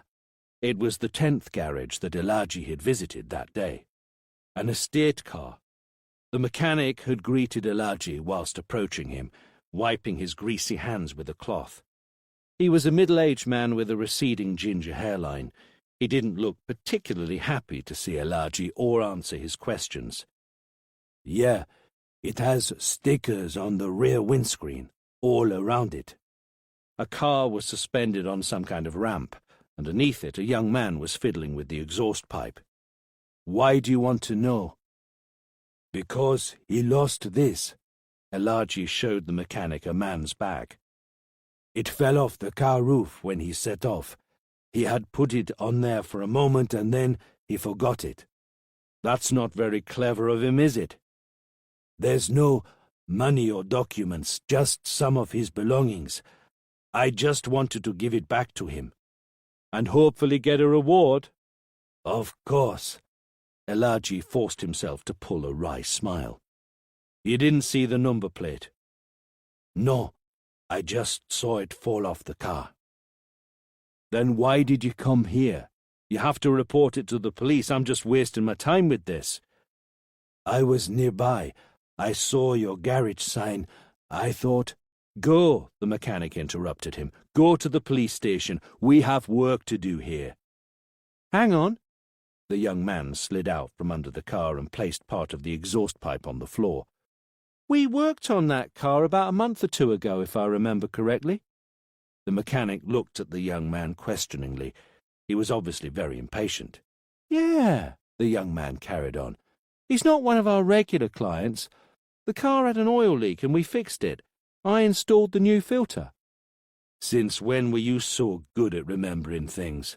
The stickers. They were all from hunting clubs, mostly boar hunting clubs. Were they all around the rear windscreen? Elijah's voice had begun to shake. Yeah, they were all around like a frame. Elijah took a deep breath in a desperate attempt to control his emotions. And do you remember the name of the... I changed the filter in a couple of minutes and then he drove off. I didn't ask his name. The young man interrupted Elijah. He was kind of in a rush. He was very tall. I think he said that he was from Prata, or maybe Nicoletta. Elijah's heart had begun to beat uncontrollably fast. He turned towards the mechanic. Do you have a list of clients, some kind of receipt? For a 5-minute job, come on, the mechanic said, no longer attempting to hide his irritation. Go to the police. Bench may not be the culprit, then. Professor Trevis was visibly shocked by Clapps's story. He was close to Denise. Clapp spoke incredibly slowly this time. And he was close to Ami Demba when she was taken. We also found a necklace that belonged to Denise at Bench's house. It must be a series of coincidences. There must be some kind of explanation. Clapp sat still. He was staring at the professor. Bench is not the culprit, the professor repeated confidently. And I'm not saying that just because I can't explain the inexplicable. There are solid reasons behind my deduction. Claps wasn't surprised to hear those words from the professor. He nodded to invite Trevis to carry on talking. Look, I didn't know Bench at the time Denise was taken, but I was seeing him as a patient when Ami and the other girls were kidnapped. It's psychotherapy, Mr. Claps. Psychotherapy. I can understand a lot more about my patient than any other relatives could. I would have known if he had done anything similar to those things. The therapy sessions have never failed me. That was exactly the same doubt that Claps had, a problem that had troubled him since that morning. And yet Bench seemed to be the culprit. Are you sure? Did you see Bench regularly, like with Eliza? No, I used to see him often at the beginning, then the number of meetings per month lessened. Did he interrupt the therapy every now and then? Yes. Was that for a long period of time? Sometimes only for a week. And recently? I just see him 5 or 6 times a year now. He doesn't need the therapy anymore. Is it possible that during the periods where everything seemed under control, Professor Trevis interrupted him. I would have noticed anyway, the professor said confidently. Claps remained silent for a few seconds. What if he forgot what he did and acted like it was someone else who did it? Some kind of multiple personality disorder? It sounds unlikely. Bench's illness is schizophrenia, I'm certain. Schizophrenia, Claps muttered to himself. It's 10 times more likely for someone to commit crimes if they suffer from that illness. Another few seconds of silence. Have any patients ever misled the psychologist? It happens during psychotherapy, especially at the beginning. It's not uncommon for a patient to mislead his psychologist. They do it because they mislead themselves in the first instance, and it's this kind of misleading that causes them to be ill. Let me word my question more clearly. Has anybody ever managed to mislead their psychologist all the way through the period of therapy? It may have happened, Professor Trevis admitted, almost unwillingly. I know a more honest answer. Yes, there are many cases of patients who seemed inoffensive in the eyes of their psychologists, and yet they— Okay, the professor interrupted Claps. Let's imagine. In fact, let's even assume that I didn't notice anything during the sessions due to my own limitations. There are still other factors which suggest that Bench isn't the author of those murders. I'm talking about objective factors. Which factors? You're a criminologist, Mr. Claps. I'm sure you know them well. Tell me, what kind of characteristics are common in murders committed by schizophrenic individuals? They're disorganized. Exactly. They're extremely disorganized. They become aggressive out of the blue without any real reason. There is no concern whatsoever about being caught. The schizophrenic person doesn't worry about being caught, hiding the evidence, and denying his guilt. Professor Trevis paused for a little while he carried on talking. I don't think this applies to the person who committed these murders. In fact, it's the complete opposite. Claps tried his best to remain impassive. That's not all. These murders are motivated by a burning sexual desire, a delirious need for possession, and a search for power. Trust me, Bench is free of these things. He's not the culprit. Claps was still dubious, but he nodded in agreement. Maetza was surprised to see Claps's phone number on his mobile screen. They had been together for a quick dinner at Sense's only a few minutes earlier. I have a question.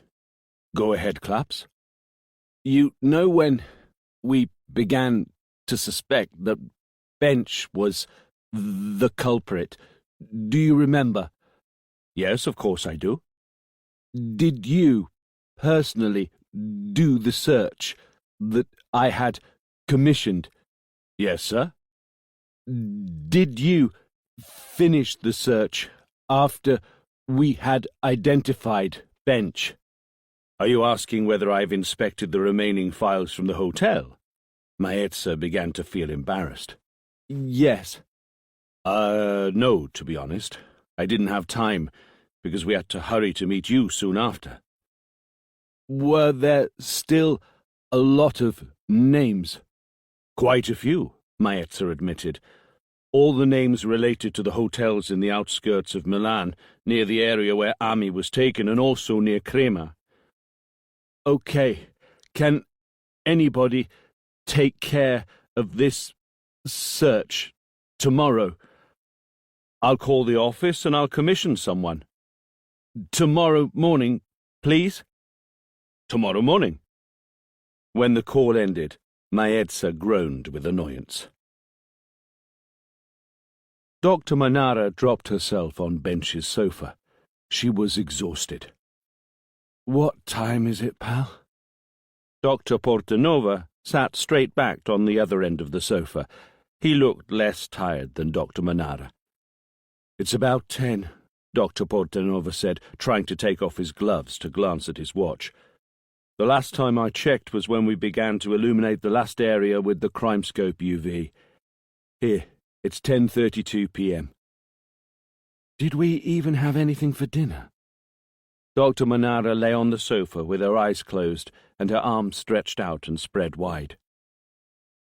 Yup, you had a couple of sandwiches and a Coke. I had some bread from Tuscany with some prosciutto ham and a glass of Chianti a few hours ago. Don't you remember? I can still smell that ham. All I know is that I'm starving now. Despite the stench of methylbenzidine and methyl salicylate, she pulled one of her faces to emphasize her words. How long have we been awake? She continued, keeping her eyes closed. I would say 20 hours. And what have we found in that fucking cellar? Nothing. Dr. Manara opened her eyes and lifted up her chin. No fucks were found, my friend. That's how we say it scientifically. No fucks were found. The full moon was shining that night, and it illuminated the Cellini family's garden. It was windy, a cold, hissy wind. The grass had grown uncontrollably thick and wild, and trembled in the wind. Claps was walking through it, and it was almost as tall as he was, opening and closing pathways as he made his progress. He was struggling to move forward. It was as if a giant octopus was holding him back from attempting to reach the house. And yet he didn't surrender to it. He had to carry on walking. He had to find what he was looking for. But he couldn't see anything in front of him apart from the trembling green wall. Claps's breath had grown heavier as he opened up a way forward by moving the grass to the sides with his hands. He had expected to find some kind of sign at each step, an indication that he was following the right path. Then, all of a sudden, he saw the fence. It wasn't the chain-link fence that he had seen before. This was Denise's necklace, which was stretched to an incredible length and shimmered in the moonlight. Claps wasn't surprised and crossed over the necklace with ease. He saw a bright light shining in front of his eyes. The green octopus seemed to have forgotten about him now. He walked easily towards the light. That light filtered through the windows at the entrance to Bench's cellar. He walked towards the windows. He tried to look through them, but the glass was opaque and he couldn't figure out what was happening inside the cellar. I have to go inside, Claps thought, and he was overwhelmed by a sense of anguish. The dark cage was there, one step away from him. Claps closed the grating behind him, and the cage began to descend slowly. It was pitch dark. The stench of the mine hit him almost immediately, soil and iron. As he made his way into the centre of the earth, the walls of the shaft began to shrink. They moved slowly at first, then their inclination grew sharper until they tightened on the cage, which struggled to make its way down, creaking and screeching. The cage jerked and jolted. It was almost as if he wanted to free itself from the grip of that dark monster. All of a sudden, Clap saw a grave. It was illuminated by a dim light, and it was right in front of him, dug into the walls of the mine. The cage moved slowly past it as it descended. Claps held his breath, and then he saw Ami. She was laid snugly inside it and was wrapped in cellophane. Her face was uncovered.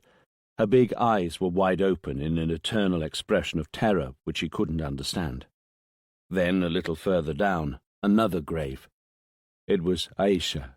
She was wearing her red top and didn't have any cellophane round her. She didn't have a face. Then another grave, and another one. They were getting closer to the cage. They were almost invading it. They spawned suddenly. There were more than Claps could count, and they were introduced by the deafening crack of the clippers. Bones, skeletons, small bodies. Closer, bigger. Claps was terrorized and scrambled towards the opposite side of the cage to escape from the multitude of bodies which seemed to want to roll inside it from one moment to the next. An arm, a cold hand, touched his hair lightly. The descent was slower, more and more difficult. Claps was struggling to breathe now. The silent screams of the little bodies. Then, eventually, when he began to believe that he was going crazy, the insane swarming ceased. The cage, which had been crushed and deformed by the narrowing of the walls, stopped suddenly. A few seconds later, Claps managed to stand up and force the grating open. He was in the station hall where he had spoken with Cellini. It wasn't as well lit as last time. There was something different in the air, something more dense. The stench of the mine had disappeared and had given way to a more pungent, sweet smell. Claps moved forward. The anguish slowed him down. His heart felt like it was about to explode inside his chest. It was an evil stench, vaguely vile. He lifted up his eyes. There were no bricks on the ceiling. It was a tunnel made with plain soil, just like a gallery inside a mine. A tiny trickle of soil began to fall down from the ceiling. Then it grew thicker. The ceiling above him began to tear apart, and he could see the rays of the sun making their way through it. He saw a hand emerge from the soil. Then Denise's whole putrefying body fell down on him, attaching itself to him. Claps broke out into a desperate scream. He tried to wriggle away from the body. He could feel the decaying skin crumbling from Denise's body, and the bittersweet smell of the putrefying flesh made him retch. He screamed. He carried on screaming, even when he realized that he was in bed and had woken himself by sitting up. He was covered in cold sweat and wide awake. Chapter 19. There's no trace of blood in the cellar. Dr. Manara got straight to the point. It was 8 in the morning, and the tiredness had now disappeared from the faces of the two scientists. It doesn't necessarily mean that there has never been blood in the cellar. Sensi didn't want to give up so easily. It might have been cleaned up carefully.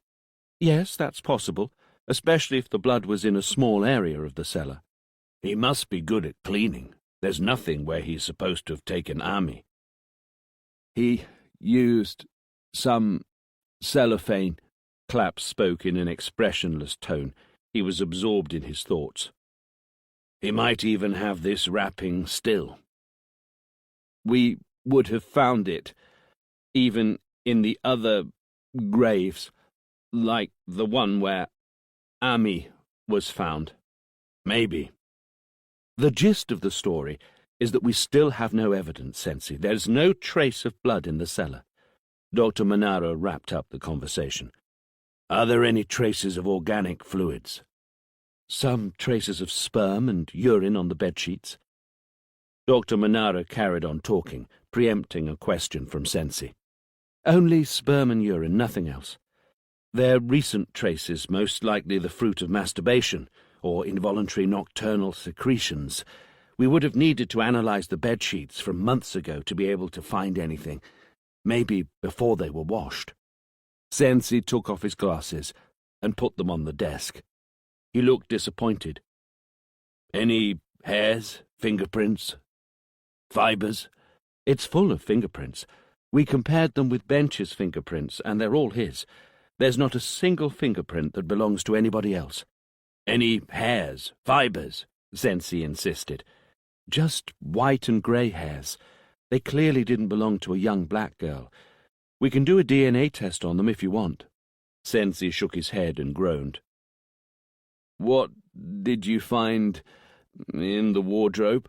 Clapp sounded tired. He sounded like he knew the answer already. Just randomly scattered clothes and a couple of suits hanging up. Nothing else. Silence dominated the room for a few seconds. Then Dr. Manara broke in. I might get back to work if we're done talking, she said with a hint of a smile. I'll do one final check to make sure that I haven't missed anything. She won't find anything, Claps commented as he was looking at a spot on the horizon as soon as Dr. Manara went back to the cellar. Why? It's not him. What the fuck are you on about, Claps? Bench is not the monster. He didn't do anything. That cellar isn't the hideout. That's why there's no blood or anything else. Are you crazy? Sensi looked at Claps as though he was an alien. You saw him. We talked to him. Do you think he would be able to plan something this complex? Do you think he's interested in this world? Bench might be able to kill, but he would do it instinctively. He wouldn't fake a ransom. He wouldn't steal someone else's identity. But it was you who suggested that he might be the culprit. I mean, it's obvious that he's acting. He must be working on recruiting an army of lawyers so that he can avoid prison by demonstrating his mental illness. We have proof. He took Denise and Ami and all the others. What proof? That he was in North Italy when Ami was taken?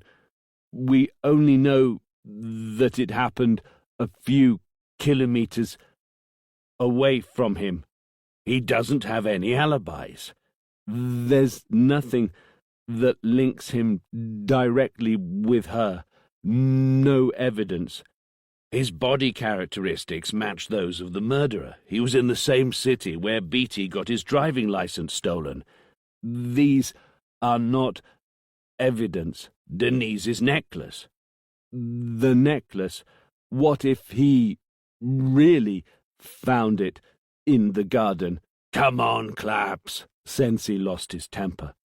Maybe the monster chucked it away after he took a photo of the necklace to simulate the ransom. That's absurd. Even if this had happened, why would he choose to drop it there, when there are trees and woods all around the town where he could hide it?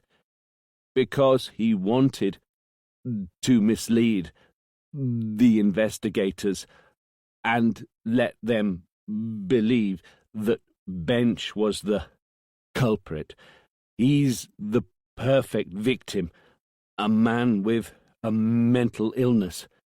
Sensi turned away from Claps. He didn't want to accept that hypothesis. That doesn't make sense, Claps. If it was true, the necklace would have been found back at the time when the murder was committed. We only found out about it very recently. That's because the real monster was never suspected.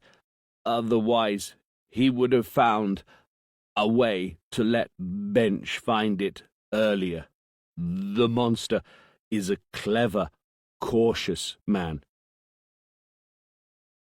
There was still a bunch of nosy neighbours standing in front of Bench's house. Claps parked behind the police car. As soon as he got out of his car, he saw Mr. Cellini walking towards him. He was frowning. "Who are you really, Mr. Claps?" "I'm sorry, I don't have the time now." "No," Cellini blocked him off.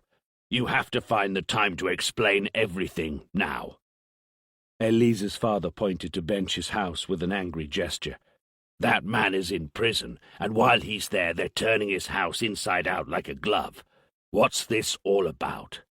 You introduced yourself to me as some kind of support therapist for Elisa, but you seem more interested in Bench. Then, today, this shit happens. Are you a policeman?" "I work for—" "Professor Trevis," Cellini interrupted him. "You've already told me this story. I'm not going to believe any of it." "With the police. I work with the police." Cellini seemed to calm down. He remained silent for a few seconds. He pointed to Bench's house again. "Is that about Denise?" he asked more calmly. "I can't say anything. I'm sorry." Claps moved sideways, but Cellini did the same, still blocking Claps's way. Cellini's voice was angry again. "You have to tell me. I need to know. Is it about Denise?" "No, we wanted to know more about Bench, his movements. Even when Denise was killed, we wanted to know if he was here." And you've turned his house inside out to find out. I welcomed you into my house. You asked me about Denise. You've no idea how much it hurt me to talk about her. Cellini was yelling now. Couldn't you just ask about Bench? It was important that nobody knew. Cellini moved sideways to let Claps step forward. Fuck off, Mr. Claps, he hissed, while Claps walked on. Fuggiano's voice was breaking up. Maezza was beginning to get irritated about that. I can't hear you. Wait, I can hear you now, but very badly. About that search. Hello? That search. Did you finish it? How long do you need? Can you... Hello? For fuck's sake. Let me know when you're done with it. I made a fool of myself with Claps. Call me when you... Hello? Fuck off, Maezza hissed, and he slid his mobile angrily into his back pocket. Trevis was waiting for Elisa to come over. He had prepared a new drawing for her. A man in the woods who was working with some kind of axe, and one little blonde girl who was far away on the edge of the woods, between the lake and the cliff. It hadn't been easy for Claps to tell the truth, even though he had imagined that Cellini would demand to know it sooner or later. Claps walked into Bench's house and then headed down to the cellar. There he froze for a while, thinking about his conversation with Cellini. Why had he asked if the investigation was about Denise? Why hadn't he asked whether Bench was the culprit, as Claps would have expected him to? "Mr. Claps," Dr. Portanova greeted him. Claps focused back on reality. "I've never had the chance to ask you if my work on Aisha's face was of any help to you." "Yes, very useful. It was excellent work. The little girl's real name was Afia." "That's a good name," Dr. Portanova commented. "It won't take long until I finish the second facial reconstruction, but this one's going to be a little less precise, because I'm going to have to base it on the skull alone." "It might not be necessary." "I won't do it just out of duty, Mr. Claps. Rebuilding a face, being able to give back to one their identity, it's kind of like giving them a reward for what they had to endure in life. It's respecting them. It's making sure that they're not just a bunch of nameless bones, anonymous lives like they've never existed." Claps lowered his eyes slightly. "Anyway," Dr. Portanova said after a few seconds, breaking the awkward silence between them. "Did you want to talk to Christina?" "Yes, please." "She went to the hotel to get the luggage. We're done here. We're heading back to Milan." "Did you check again?" "All morning, very carefully." "Any news?" "None. The most logical conclusion is that no one has visited this place for years, apart from Bench himself." "Yeah, that's what I thought," Clapp said, as he walked towards the front door. Elisa had begun to compliment Trevis's drawing with her own input. The professor was overwhelmed by anguish as he gradually saw what Elisa was drawing. Surprisingly, the little girl spoke again. "Red." Trevis handed the red crayon to Elisa, and he understood immediately that she needed it to colour Denise's blood. What she began to draw soon after left him speechless. Claps was about to get out of his car when he saw a woman with grey hair stepping out of Cellini's house. She was in her 70s, a little overweight. She walked slowly and she glanced quickly at Claps first and then at Bench's house. Claps had an intuition. "Excuse me," he called her as soon as he stepped out of his car. "Are you Mrs. Mira?" "Yes, I am. I know who you are." She sounded very confident and calm. "You asked way too many questions about poor Denise," she said bravely. "Was it him?" she asked, as she pointed to Bench's house. That's the question I would have expected from Cellini, Claps thought. Why had Mr. Cellini never asked this question, despite it being the most natural one in the circumstances? No, it wasn't him. I would kill him with my own hands if I could. It wasn't him. Okay, but find that monster, please. I can't even call him a person. Poor little Denise. Were you here when it happened? Of course I was. Night and day. I was here to support Eliza and her mother. The rest of the family needed help, or they would have crumbled to pieces. Do you remember Denise's necklace? The one in the ransom photo? Of course, poor little girl. She must have been so happy to have found it again. Pardon? Claps jumped with surprise. Found again? She had lost it a little while before, and she was so sad about it. She'd become obsessed by this loss. Hang on. You mean that Denise had lost her necklace before she was kidnapped? Claps wished that he could speak faster. Mrs. Miera nodded. It disappeared a few months before. When did she find it again? I don't know, but obviously before she was kidnapped. Claps tried to calm down. Tell me, was Denise very attached to that necklace? Oh, yes. It was a birthday present from her uncle. She always wore it. When did you last see Denise? 2 days before the kidnapping. I remember it well. She was so joyful. Do you remember if she was wearing the necklace? No, she wasn't. Are you sure? Of course. I would have noticed if she was wearing it, and we would have talked about it.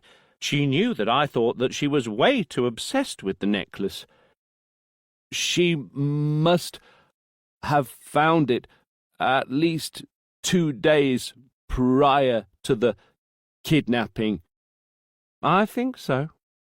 Claps had a sudden idea. A birthday present, you said? Yes. What did Eliza receive for her birthday instead? She also got the same necklace. They're twins, you know. The birthday presents always tended to be the same for both the girls. Did Eliza used to wear the necklace? Always. She liked it as much as her sister did. However, when Denise lost her necklace, Eliza wore hers for only a little longer, and then stopped. Her parents thought it was better this way, so that Denise wouldn't have been sad about it. They took the necklace away. Claps had goosebumps. That would explain why Bench was so sure that the necklace had belonged to Denise. He had noticed that her sister Eliza had worn her necklace for a little longer. Claps was shocked about something much more important. Many of the pieces of the puzzle had now come together suddenly. Claps dived back into his car, and his mobile rang before he could turn on the engine. "Hey, Claps, are you free to meet right about now?" Professor Trevis sounded both excited and worried. He almost screamed his words. "Eliza has drawn something. I really need to talk to you, Claps." Chapter 20. "You're not going to say anything to the stuttering man?" "No, Abedi, not for now, at least." Elijah's eyes glowed with some kind of dark light. "I know where to look for him now." "What are you going to do?" "Prata and Nicoletta are the 2 places where the white Volvo must be. I'm going to move there for a while, until I found it." "They're both very close to each other. They can only be a few kilometers away from each other. Are you going to play the same game that you did when you came over here? Are you going to pretend that you don't have any documents and that you're looking for a job? Abedi asked. No, I want to be able to move around without any issues. I have money with me. I'll look for a cheap place to stay. When are you going to leave? Probably tonight. I want to say goodbye properly to Jara and her mother first. Elaji wished that he could take Jara's beautiful smile with him on his travels. I have another favor to ask you, Abedi. I might need your car, just for a few more days. Please use it as though it were yours, Elaji. I don't need it for now. Use it as much as you want. Patience is like a tree. The roots are bitter, but the fruits are most sweet. When Claps walked into the professor's office, he found Trevis sitting behind his desk. He looked overwhelmed and shocked. But Claps didn't give him time to say anything. He began to speak immediately. The necklace in the ransoming photo isn't the one that Bench found in the garden. Listen, Claps. The necklace from the photo. Claps ignored Trevis. He just couldn't contain his excitement about what he had learned from that casual conversation with Mrs. Mira. That probably belonged to Eliza. Claps, look. Denise had lost her necklace months before. She lost it in Bench's garden, somehow. Hey, Claps, the professor struggled again. You know what this means? Whomever took the photo had to have free access to Eliza's things and to that house. They lived in it, Trevis said, in a surprisingly calm, patient tone. The man simply lived in the house. Clapp stopped talking suddenly. What I've been trying to tell you is that Eliza has drawn the story of what happened that day. Look. Trevis showed the drawing to Claps. Eliza was standing on the edge of the cliff at the edge of the woods. Denise was lying on the ground at the foot of the cliff, her arms spread wide. Trickles of blood ran from her head and her left hand, near the little finger, and flowed into the lake. A man was hunkered down in front of Denise. His weapon was on the ground next to her. What the... Claps's mobile rang. Look here, Claps. There's another character in the woods. I drew this before letting Eliza finish off the story. Mr. Cellini? Claps ignored the call. Yes. Can you see what he's using? Some kind of axe? The mobile was still ringing. The ringtone seemed to grow louder and louder. Trevis nodded. It seems so. Now, look what Eliza has drawn on the ground next to Denise. Claps pulled out his mobile while the professor was still talking. He wanted to turn it off, but when he saw Maetza's number on the screen, he answered the call instinctively. In the meantime, he stared at Eliza's drawing. I'm glad you've answered the call. They've called from Milan. They kept breaking up, and I'm still waiting for a fax with the full details, but we have another name. I understood that part of the conversation without any problem. You're not going to believe this. It's Mr. Cellini. Maetza's words echoed in Claps's head, while Trevis was still pointing to the weapon next to Denise in the drawing. The two weapons are the same. That man is Eliza and Denise's father. Claps was driving faster than ever before. His mind, however, was racing even further ahead. The nightmare that he had had the night before. He knew where to go. He had to make it in time. He wanted to look into his eyes. He had decided not to call Sensi for now. He wouldn't have been able to utter a single word, and he knew that he would have needed to find a lot of words to convince Sensi that a drawing had helped him find the culprit, and yet he wasn't even sure that Cellini was the culprit. He had to make sure of that in person. The road to Nicoletta wound through the woods with turns here and there. The asphalt was illuminated by yellow lights. The car screeched around the turns, the tyres squealing on the road. He reached the town. He drove past it in a few minutes. The headlights finally illuminated the mine, the hideout. How had he not thought of it before? His nightmare had spoken to him. The large open area was deserted. There was not a single movement in the dark, not a single car, nobody. Claps got out of the car. He was already struggling to breathe. His movements were stiff. He almost had to force himself to carry on walking towards the cage. He turned the switch on to give power to the whole area, as he had seen Mr. Cellini do. The monster, the man who had taken his own daughter as the first one. An electric buzz echoed in the air, then some lights turned on. The cage seemed to rattle. Claps's heart raced when he closed the grating in front of himself. He closed his eyes as the cage jolted and began to descend. The stench of the mine invaded his throat. He hunkered down while memories from the nightmare became more vivid in his mind. His forehead was covered in cold sweat. The air was getting thicker. The descent seemed never-ending. Maybe he had demanded too much from himself. He should have warned Sensi and Maetza first. Going alone had been a crazy idea. He craved light and fresh air. How long to the station now? The cage jolted again, then stopped.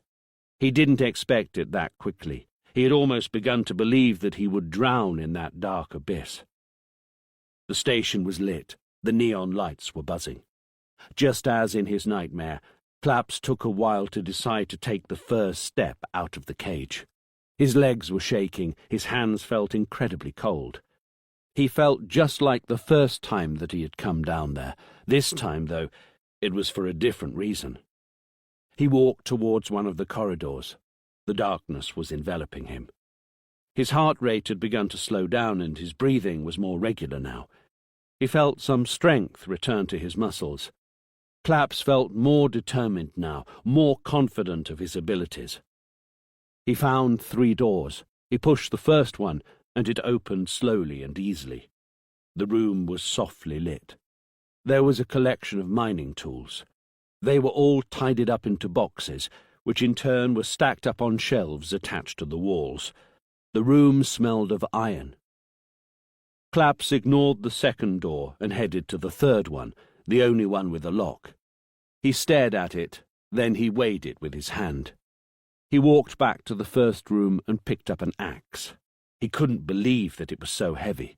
He struggled to lift it up. A strike, another one. A loud bang echoed down the walls. The lock broke at the third strike. The white Volvo was once again being driven by the monster. He was driving swiftly and carefully. He couldn't afford to get involved in an accident and thus be noticed by someone. He had to take her. No one would stop him this time. Jara. A turn. The headlights illuminated his way to the large open area in front of the mine, and then shone on Claps's car. The room was lit by an even weaker, yellower light. The smell was different. There was a different scent mingling with that of the mine. Candles. There were a lot of them. There was a large box in the middle of the room. It was rectangular. A chair was placed next to the box. There was nothing else. Claps remained motionless on the doorstep. The buzzing of the neon lights seemed to have grown noisier. The sound was drilling into his brain. He took one step forward, then another one towards the box. He knew what there would be inside the box.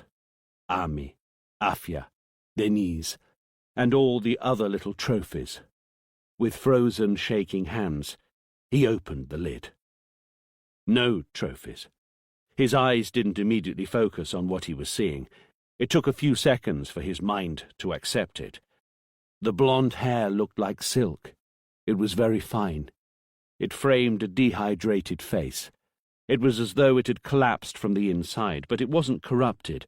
The facial traits were delicate and small. Her expression was almost tranquil. Denise was wearing a white dress, which covered her down to her ankles. Her arms were crossed on her chest. Clapps's eyes focused on her left hand. He began to cry when he noticed that the little finger was missing. It was a sudden, uncontrollable cry, a wave of pity, pain, and anguish in front of that small body which had once been alive. He imagined a smile on her face. He kept weeping for a long time, hunkered down in front of Denise. He would have prayed, if only he knew how. How long had he been down there? Claps had lost all sense of time. The tears had dried on his cheeks. The stench of the mine had become stronger again. It was as if he had woken from a trance. He closed the box with incredibly slow, gentle movements. He looked at Denise's face one last time before it disappeared. He wished he could stroke it, but he didn't. He went out of the room. He was thinking lucidly again. Sensi. He pulled out his mobile as he walked towards the station. There was no signal, obviously. He was many meters underground. Then, suddenly, something startled him. Why? What had he seen? What had he heard? What had he subconsciously noticed for a moment? He realized just in time. He stopped breathing a few meters from the cage. The axe. He had dropped it on the floor soon after breaking the lock. He should have walked past it on his way back, but he hadn't. It wasn't there. He heard a noise behind him. Cellini, the fire of hatred in his eyes, appeared from the shadows. He was holding the axe with his right hand. Claps stood still. Cellini walked 2 steps forward and stood in front of him. Claps felt a scream die in his throat as he held up his hands in a futile attempt to protect himself from the axe. But the expected blow didn't come. "I saw the lights and your car in the open area." Cellini sounded calm, almost emotionless. "The cage wasn't there. I climbed down the emergency ladder." Claps could hear his own heart beat at a crazy speed in his throat. His lungs wouldn't work anymore. "She's beautiful, isn't she?" Claps lowered his hands and nodded. "It's the air here in the mine. Something preserves her down here. I didn't know when I took Denise down here. I came back many days later. I was busy with the police and the journalists. I thought I would find a decomposing body." Denise's father lowered the axe, though still gripping it with his right hand. "She's still so beautiful, right?" "Yes, very beautiful," Claps managed to articulate. "Why did you... why?" he asked soon after. Denise's father's eyes stared to a point behind Claps's shoulders. Mr. Cellini's mind was travelling back to his memories. "I was full of anger that day. The bank had refused me a loan. The branch director had talked down to me. He had used condescending language, as though I was some kind of annoying person that he should get rid of as quickly as possible. I have always paid my debts, and I never had any problems with loans. He said that the fact I owned a house wasn't enough as a guarantee. I had only recently learned about my wife's illness. I knew that she only had a year or so to live. I needed the money to seek treatment for her. I wanted to travel abroad to find the best specialists. I was blind with rage. I wanted to kill that man. I wanted to be alone that day, but my wife was exhausted, so I decided to take the girls with me to let her rest. When we got to the woods, Denise insisted on going to the lake, so I took her there. I didn't want them to run too far away by themselves.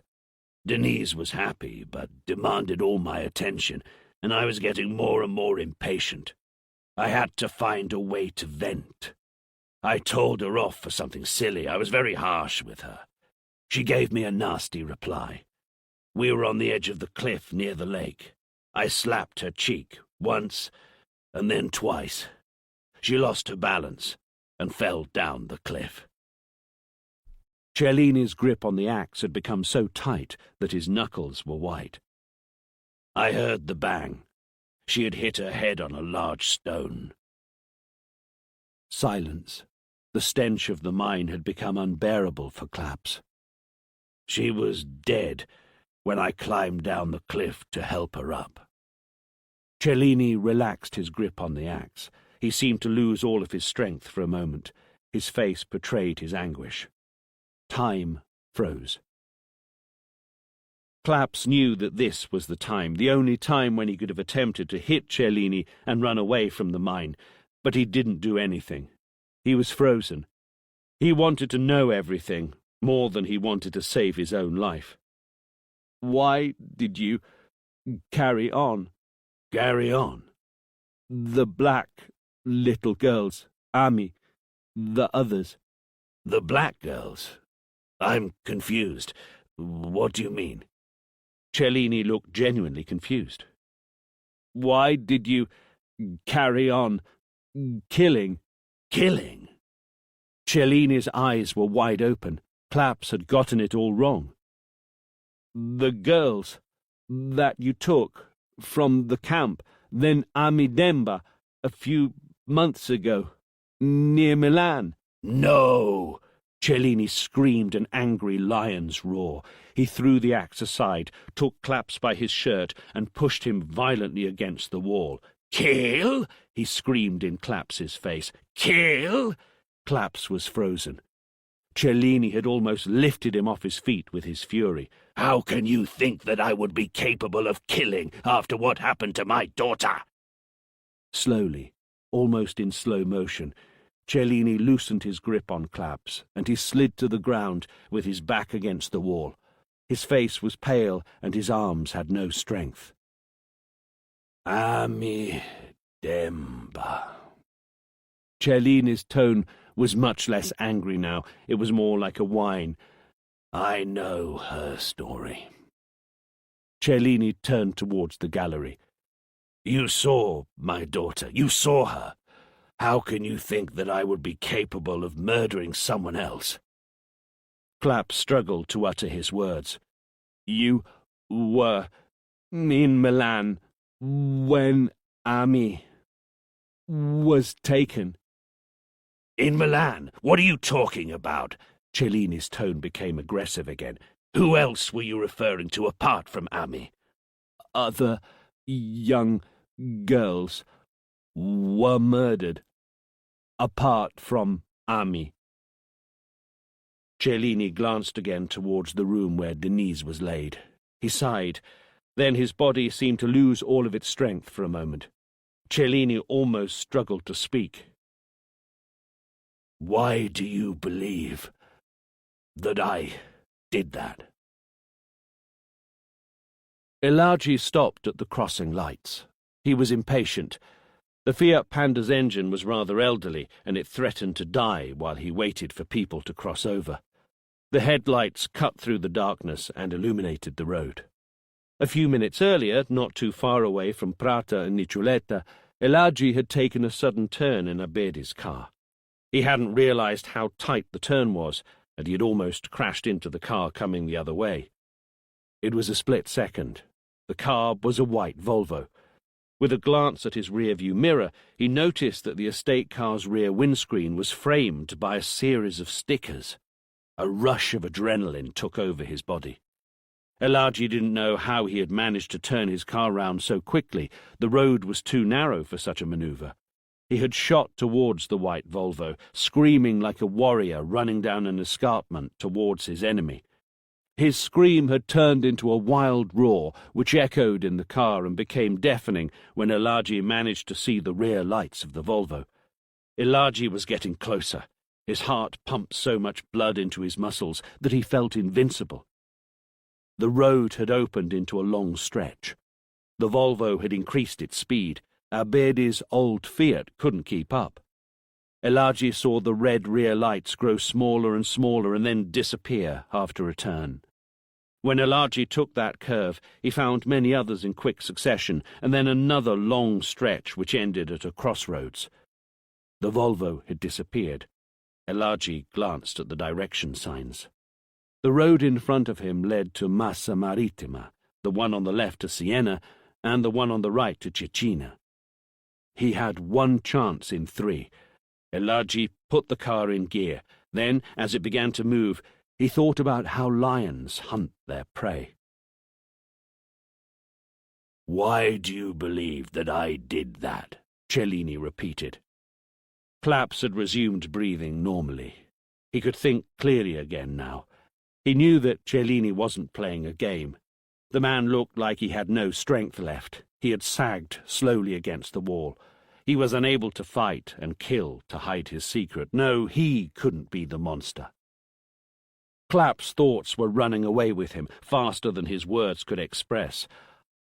"I will tell you, but I want to know what else happened that day."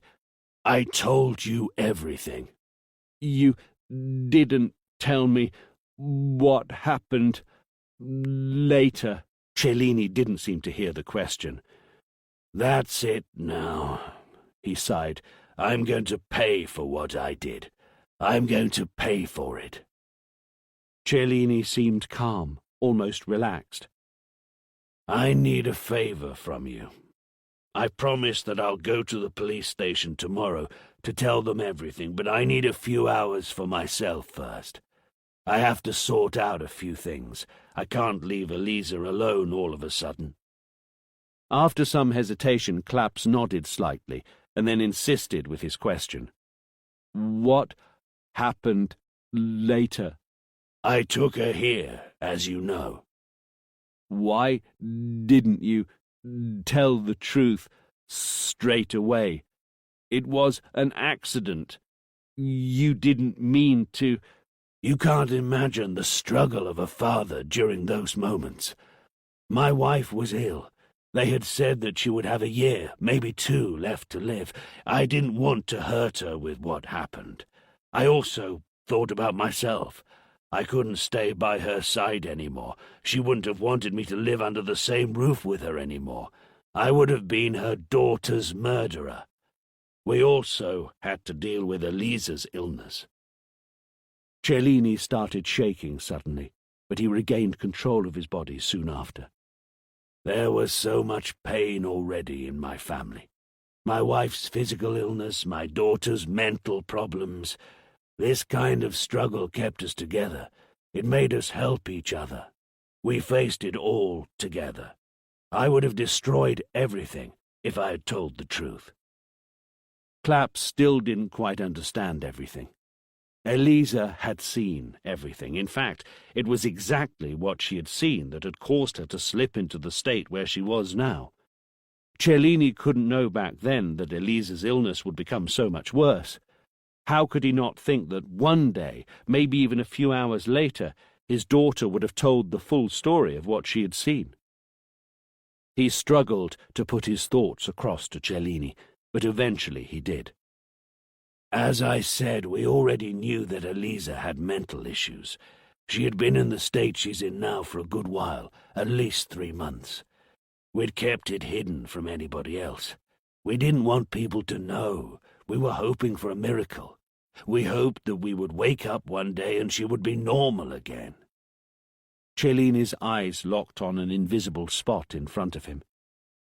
"It all happened so quickly. One day she was fine, the next day she wasn't. She shut herself off, as you do, with a switch. Elisa had gone. She wasn't there anymore.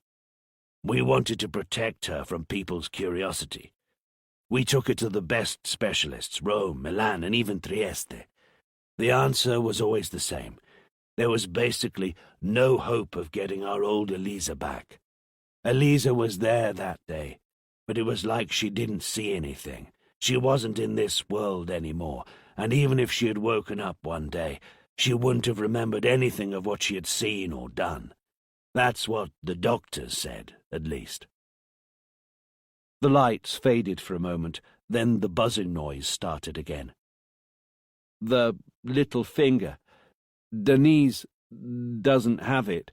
"She probably broke it when she fell down the cliff, because it was disjointed, and it It hung down. When I closed the boot to bring her here, I was nervous. I laid her there with her arm in an awkward position, and I almost chopped the finger off with the boot lid. The finger was only attached by a little bit of skin. It was horrible. I couldn't stand seeing it. I instinctively detached it completely. Claps felt a wave of shivers run up his spine as he saw the scene in his mind. The feeling of vertigo took over for a moment. He felt the crack of the boot lid on the finger. It was a similar sound to that of the clippers in his mind. He saw Denise's body in the boot, her blonde hair still stained with blood, her arm so close to the edge of the boot. Claps was still doubtful, however. How was it possible that the police hadn't found any traces of blood when they had inspected Cellini's car? Claps was pretty sure that he had spoken with Musto and that he had specified all that. And then, why did the real monster, if it wasn't indeed Mr. Cellini, amputate the same finger on his victims? Then a sudden idea. Everything became clear in a moment. You and Elisa weren't alone that day. Somebody else was with you. Is that correct? Cellini lowered his eyes. He looked elsewhere. He desperately wanted to lie. I'll never tell you who it was, he said eventually, and he lifted up his eyes. He doesn't have anything to do with this. I pleaded with him to help me, and he did. I don't want him to be involved in any of this. Cellini's words seemed to echo in Claps's brain and on the mine walls. The air was getting thicker again in that underground station. Claps was so close to the truth. He wanted to jump on Cellini, put his arms around his neck and choke him to death, but not until he heard the man's name. But Claps remained still, apparently calm. Did the car belong to this man? Yes. Did he lay Denise in the boot? No, I wanted to hold her in my arms like I used to when she was little. He closed the boot. So he also detached the little finger? Yes, I couldn't do that. Claps's words were stuck in his mouth now. Cellini spoke again after a few long seconds. My daughter was in front of me. She wasn't breathing anymore. She would never breathe again. She would never smile or cry again. It was my fault. I wanted to die there and then. I wanted to give my life to her. Elisa was always there, always indifferent. She stared with her transparent eyes. She whispered a nursery song. I didn't know what to do. I saw my life, all my relationships fall apart. I was all alone with an unbearable burden. I called that man on the phone. I asked for help. He arrived soon after. He left the car near the lake. We thought about faking a ransom together. The necklace in the photo. It belonged to Elisa. She didn't wear it anymore. I took it from her when I found out that she had thrown her sister's necklace who knows where. Jealousy, envy. Cellini raised his hand desperately. Maybe just a sign of her illness. That was how the necklace had fallen into Bench's garden. We discussed where we should hide Denise for a long time, Cellini continued, and eventually we decided on the mine. It was safer than the hunting hut that he had suggested. Claps felt his voice come back to him, and he cried out, A hut? The man who helped you has a hut? Yes, it's not far from here. Claps dived on Cellini. Where is this hut? What's the man's name? Tell me his fucking name. Giara didn't notice anything. She was skipping joyfully through the parking lot. She kept her arms spread like an aeroplane. She imitated the sound of an engine with her mouth. She wasn't afraid of the darkness. or the fact that the parking lot was deserted. She was happy, Jara. She knew that the lady in the shop would give her a sweet when she bought the milk. It was as if a fleshy wall had suddenly appeared in front of her. She hadn't seen it. It was dark and dense. She ran into this wall, and she couldn't skip any longer. She was surrounded by the wall, and she couldn't move. She was afraid for a moment. She understood that a hand was pressing on her face. Then, a moment later, everything went black. The last thing she sensed was the strong smell that had invaded her nose and her mouth. "Mum," was her very last thought. Chapter 21. Claps had finally tried to call Sensi on the phone. The mobile had rung for a long time, but Sensi didn't pick up the call. He tried a second time, then Claps threw his mobile on the front passenger seat in exasperation. Claps finally felt better, a lot calmer. He had taken control of the situation again. Cellini had explained everything in detail to Claps. He drove confidently towards the narrow dirt road which connected the motorway to the woods. 2 kilometres straight, no turns, only a bunch of pits every now and then. An open space. The hunting hut. Claps got out of the car. He kept the full beam of the headlights turned on so that he could see around. A large padlock joined the links of a thick chain wrapped round the door. Claps would have to force his way inside. He walked away from the beams of light coming from his car and headed into the darkness, trying to find a way around the problem. The natural noises from the woods seemed to have become louder. The hut was rectangular and about 8 meters long. He walked down one side, then the other one. There were 2 windows protected with iron bars. He walked down the third side. There were no weak points. He had to call Sensi, ask him to come over there, and tell him the name of the monster. A ray of light from another set of headlights illuminated a corner of the hut. Claps walked quickly towards it. All of a sudden, it was as if a powerful electrifying light exploded in front of his eyes. Somebody had hit his back violently. Claps lost his balance. He staggered a few steps. Another blow. Claps rolled down onto the grass. He got up, stunned, then another one to his chest. He was on the ground again, leaning against the front door. He couldn't get up again. Claps raised his eyes slowly. The first thing that his eyes managed to focus on were the twin barrels of a shotgun. The man who was pointing the shotgun at his head had an evil grin on his face and was tall, very tall. The man's face was very similar to that of Elisa's father, Giuliano Cellini, Denise's uncle. The monster. He didn't shoot. He stood still. His monstrous breath condensed in the cold air of that night. Claps's head was buzzing. Why didn't he just shoot him and end his life there? The monster told him to get up. He seemed in no hurry. Claps struggled to obey him and got up slowly. Once Claps was on his feet, he found it hard to keep his balance. He leaned on the hut's front door. The monster touched his shoulder with the shotgun.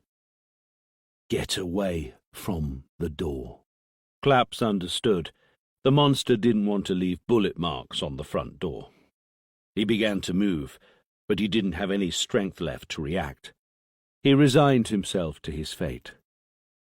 Trevis would have talked to the police, and Sensi would have spoken to Denise's father. He would have told Sensi everything. The monster would be caught. He wouldn't kill any more little girls. That was the most important thing, after all. The monster ordered Claps to stop. He lifted the shotgun up towards Claps's head. The shotgun was aimed at his forehead. The noises from the woods seemed to disappear, leaving a surreal silence. The monster's finger pressed lightly on the trigger. The end, Claps thought for a moment. Then a terrible scream, almost like a lion's roar, tore up the night. A huge dark shadow leapt upon the monster. The shotgun fell to the ground. Giuliano Cellini was hit so hard that he flew a couple of meters. The black mass of vibrating muscle leapt upon him again and began to beat him mercilessly. He was roaring. He punched the monster with his bare hands. It was almost as if he had paws. Claps couldn't guess how long that torture lasted. It may have been a few seconds, or an eternity. Then everything froze. The monster had passed out and lay unconscious on the ground. Elagi was still sitting astride him. Everything went still. That scene would remain impressed in Claps's mind forever. Every noise had ceased. Only Elagi's deep, heavy breathing remained. Then, after what felt like an eternity to Claps, Elagi straightened up on the monster's body and screamed his last terrible roar to the night sky, with his mouth wide open. His pearl-coloured teeth shone in the moonlight. "Elagi! No!" A moment later, Elagi sunk his teeth ferociously into Cellini's throat. Claps saw his head jolt to one side and his legs convulse frantically. Elagi's body vibrated. His incredible strength was powered by hatred. When Elagi pulled back, the monster's legs were still shaking, whilst the blood sprang from his neck in a violent, uncontrollable geyser. It all lasted but a moment. The rest of the world seemed to have been stopped in the meantime. Then the monster lay still, forever. "I know. I just had to do it." Elagi's deep voice was emptied of its usual vigour. "Do you think that I'll be able to see Alisa?" Claps didn't reply. "I mean, every now and then." "How did you get here?" "I was following his car, but then I lost it at a crossroad." Elagi closed his eyes. How does a lion hunt his prey in the savannah? He doesn't chase the gazelle because it's too fast for the lion. Instead, he hunkers down in the tall grass and waits for the gazelle to move closer to the lion. He had driven back to the long, straight stretch a little before the turns where Abedi's old car might have had a chance of catching up with the monster. He had waited there. The man would have to drive past that section in order to get back to Prata or Niccioletta. "I waited for him. He led me here." Claps nodded to the man who had saved his life. Elagi pointed to the dead body. "I know that this is wrong, according to your laws. Will they let me see Alisa?" Claps looked into his eyes without saying a word. After all, Elagi had saved his life. He wouldn't have to stay in jail for long. However, Elagi was the father of one of the victims, and he had bitten the man to death. The media would go crazy about that. His life would not be the same. People might accept his reaction, but life wouldn't be easy for him and his family afterwards. He would be known as the Black Giant, the man who killed with his bare hands. He would struggle to find employment. Clapp stood up slowly. He picked up the shotgun. He pointed it at the monster's neck. He shot him. Twice. The bullets tore the man's neck apart. "Go back home. Go back to your Alisa." The hut was now illuminated by the lights of the police cars, and a crowd of people were gathered around. The blue lights of the patrol cars lit the area unnaturally and blinked on and off regularly. A few flashes from cameras, metallic voices from the patrol walkie-talkies. There was an ambulance, but it wasn't for the body of the monster, which would remain there for a good while. Giara had been found in the Volvo's boot. She had been sedated, but she was alive and would have to go to the hospital just for a checkup. Claps didn't have the courage to enter the hut. The door had been unlocked, but he had no energy left and felt incapable of experiencing any more strong emotions.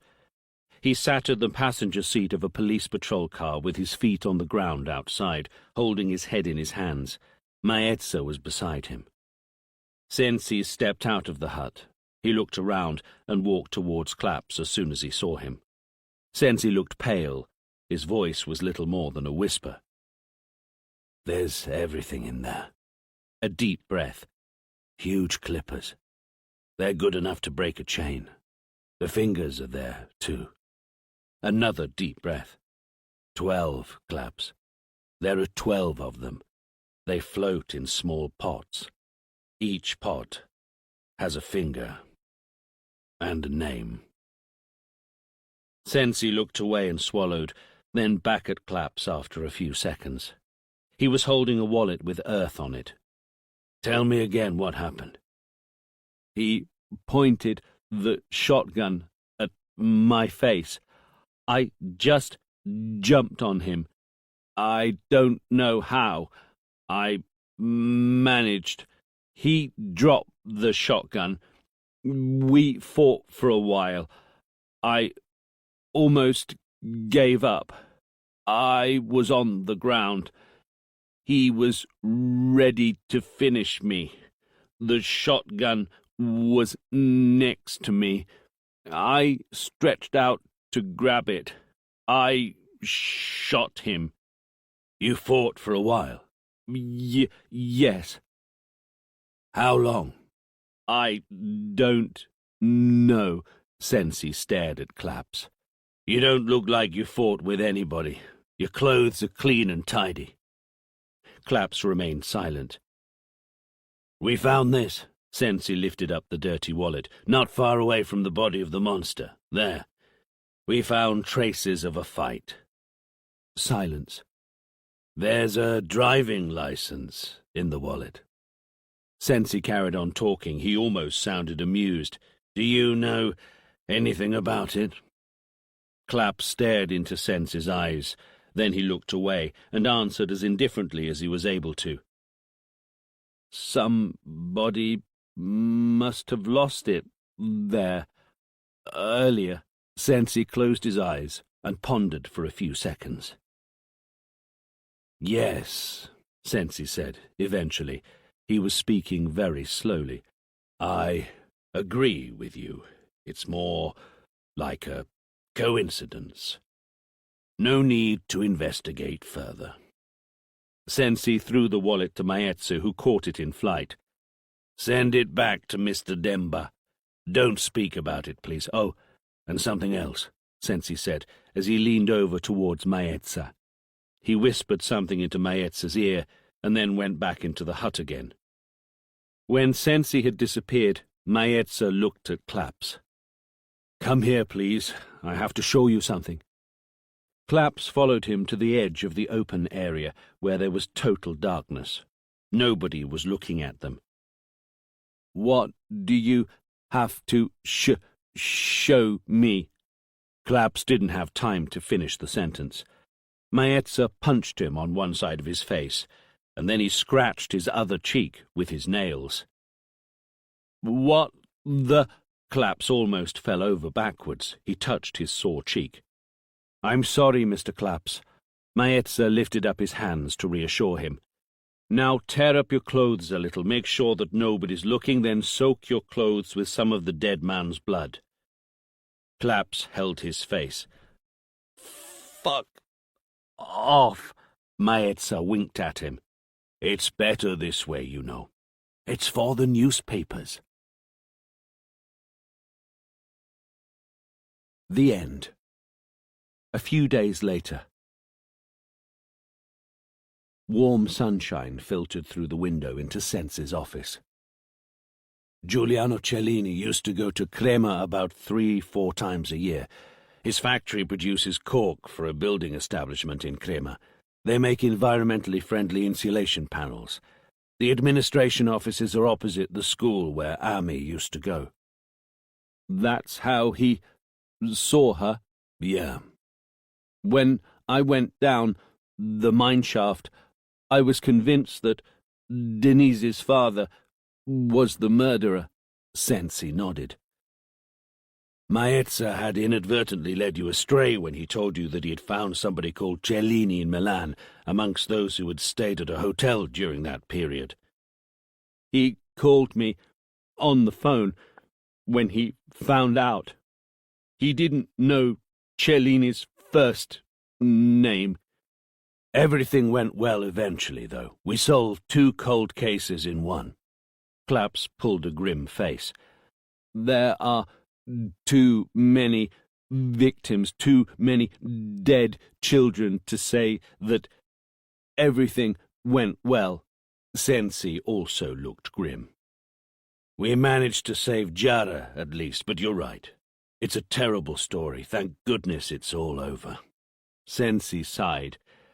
"Denise's story is also a terrible one, and sad at the same time. It touches one's heart, that's for sure." "Her father?" "We made sure that he didn't know anything about his brother, but he could still be charged for a good number of reasons. The court has decided he should stay under house arrest for now, but he's going to pay for what he's done." "What about the murderer?" "Remember the document that you wrote on your way back from your first trip to Tuscany? I must have it here somewhere. It matches the profile you wrote about him." Sensi looked for the manuscript on his crowded desk. When he found it, he began to flick through the pages. "This is what you wrote back then. It is most likely that the man is over 30, probably closer to 40, quite tall, with a fulfilling job or activity, single or divorced, with no sons or daughters. He most likely owns paedophilic or pedopornographic material, but doesn't necessarily have a criminal record for paedophilia. Perhaps he was a victim of sexual abuse in the past. He's a hunter. He knows the wilderness very well and hunts down his victims. He's a traveller. The choice of Ami had to be planned carefully. He most likely saw her multiple times. He familiarized himself with the place where she lived, perhaps while he was working there or visiting the area." Sensi took off his glasses, which he had needed to read the extract. "Giuliano Cellini was married for a short time in the past. It was a marriage with no children, and it ended after about a year. He was a self-made man. He created the factory from scratch and provided many people with employment. His factory wasn't always successful. He was going through a period of crisis when Denise died. You know how he made it through? By selling cork to the establishment in Crema." Sensi paused for a moment in order to inhale. Then he carried on. "He's never been incriminated before, but we found a lot of pornographic material in his house, and that's not all.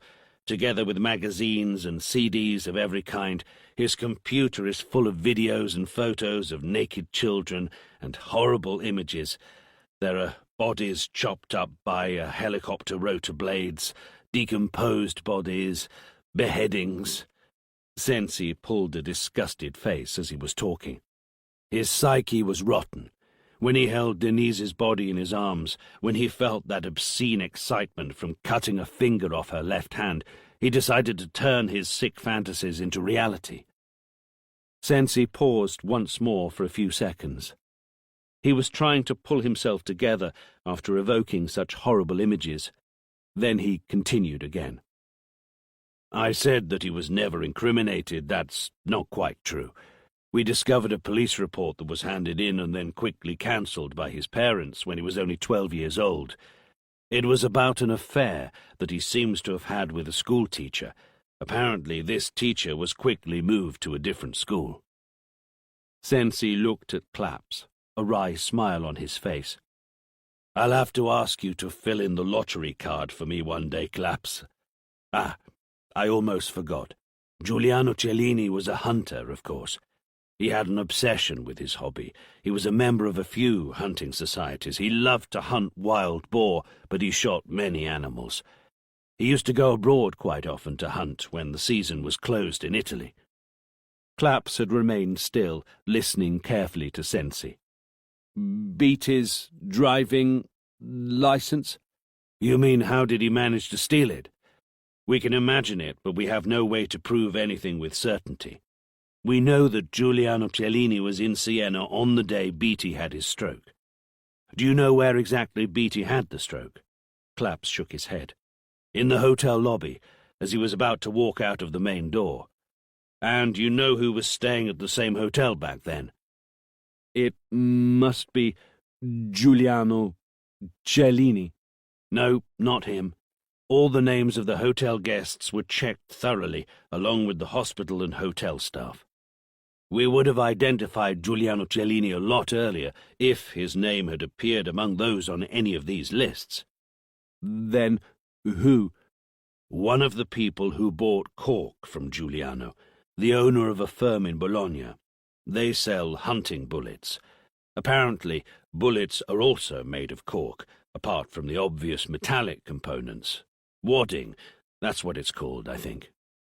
Carry on. Giuliano went to pick up his client from the hotel that morning. Guess what time? Exactly the same time as when Beatty had the stroke and collapsed to the floor in the lobby. So... Sensi didn't let him speak. Even if we can't prove it, it's easy to imagine how Giuliano took advantage of the confusion in the lobby to steal the driving license. Neither of them spoke for a minute. So, what are your plans now? Are you going to return to your happy, retired life? Clapp smiled. I wouldn't mind helping out every now and again. Light commissions, you know, stuff like this. Listen, Claps, you've been close to kicking the bucket twice now. I'm going to oppose any other missions that might put your life at risk. Did Elagi get his driving license back? Yep, he got everything back. His name doesn't appear on the official reports. Sensi shook his head. You're a nutter, and I'm equally as crazy, because I decided to support you. Then, despite everything, a satisfied smile appeared on Sensi's face. I got permission to visit you. Cellini let Trevis into his house without replying. They both sat down on the sofa in the living room. The house wasn't that big. The furniture looked reasonably cheap, and it had to be the same age as the house which the family had bought during happier times. There were many photographs of Denise and Elisa. There were no photographs from the time following the tragedy of only Elisa. They took Denise to the cemetery yesterday evening. They didn't let me be there. I know. That's harsh. Cellini moved his hand a little to say that it didn't matter after all. I hope that I'll be allowed to go and visit her one day, just to bring some flowers. It's silly, but I miss her. I've missed her so much. Trevis lowered his eyes. He didn't say a word. Did you see Elisa, Professor? How is she? Trevis remained silent, his eyes lowered. He felt so old and tired. He struggled to look up. She pushed Denise off the cliff, didn't she? Cellini froze, his eyes wide. He sprang to his feet. Go away! Trevis didn't blink. He carried on talking gently. She did it, didn't she? For a few seconds it was as though time had stopped. Then Cellini, who looked visibly pale, sank onto the sofa. It was as if he had lost all of his strength.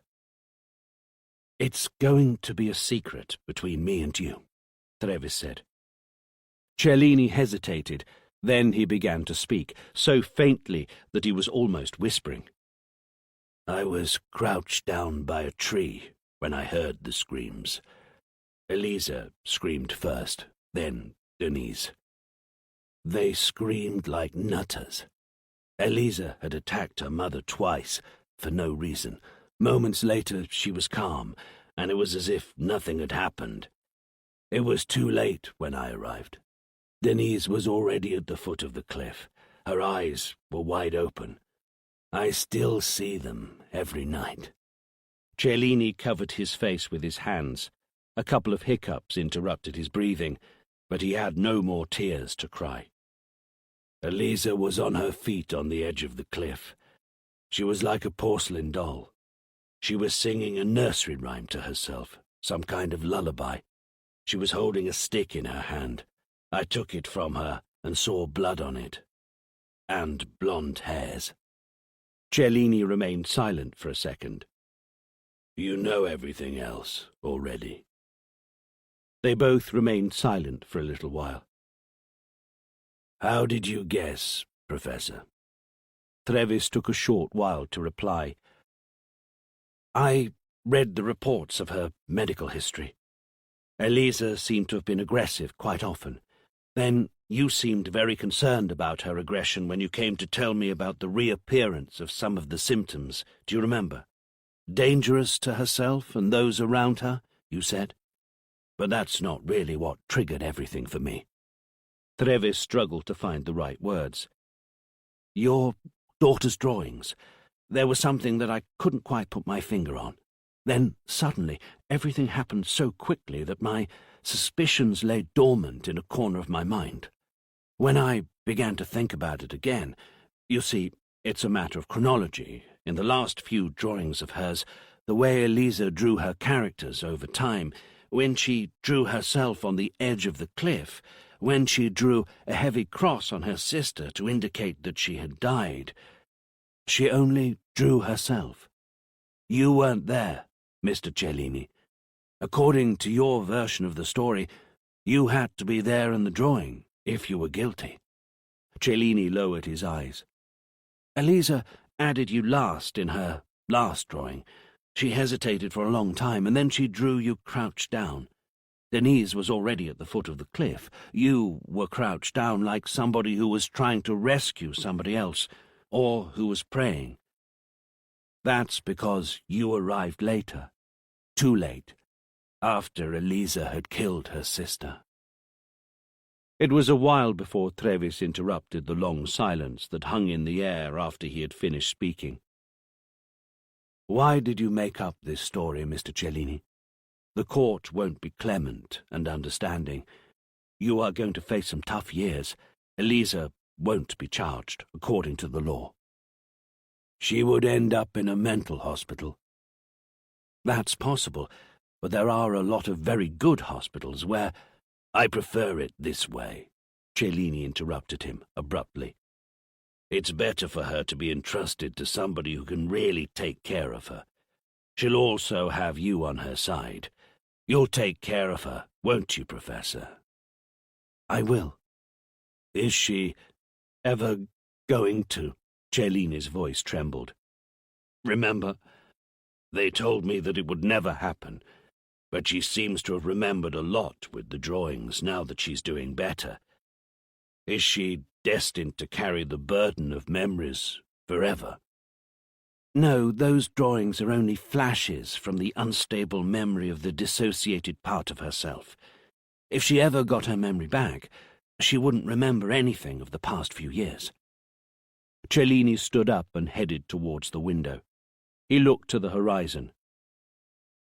I'll pay for it all. I can't let people know the truth.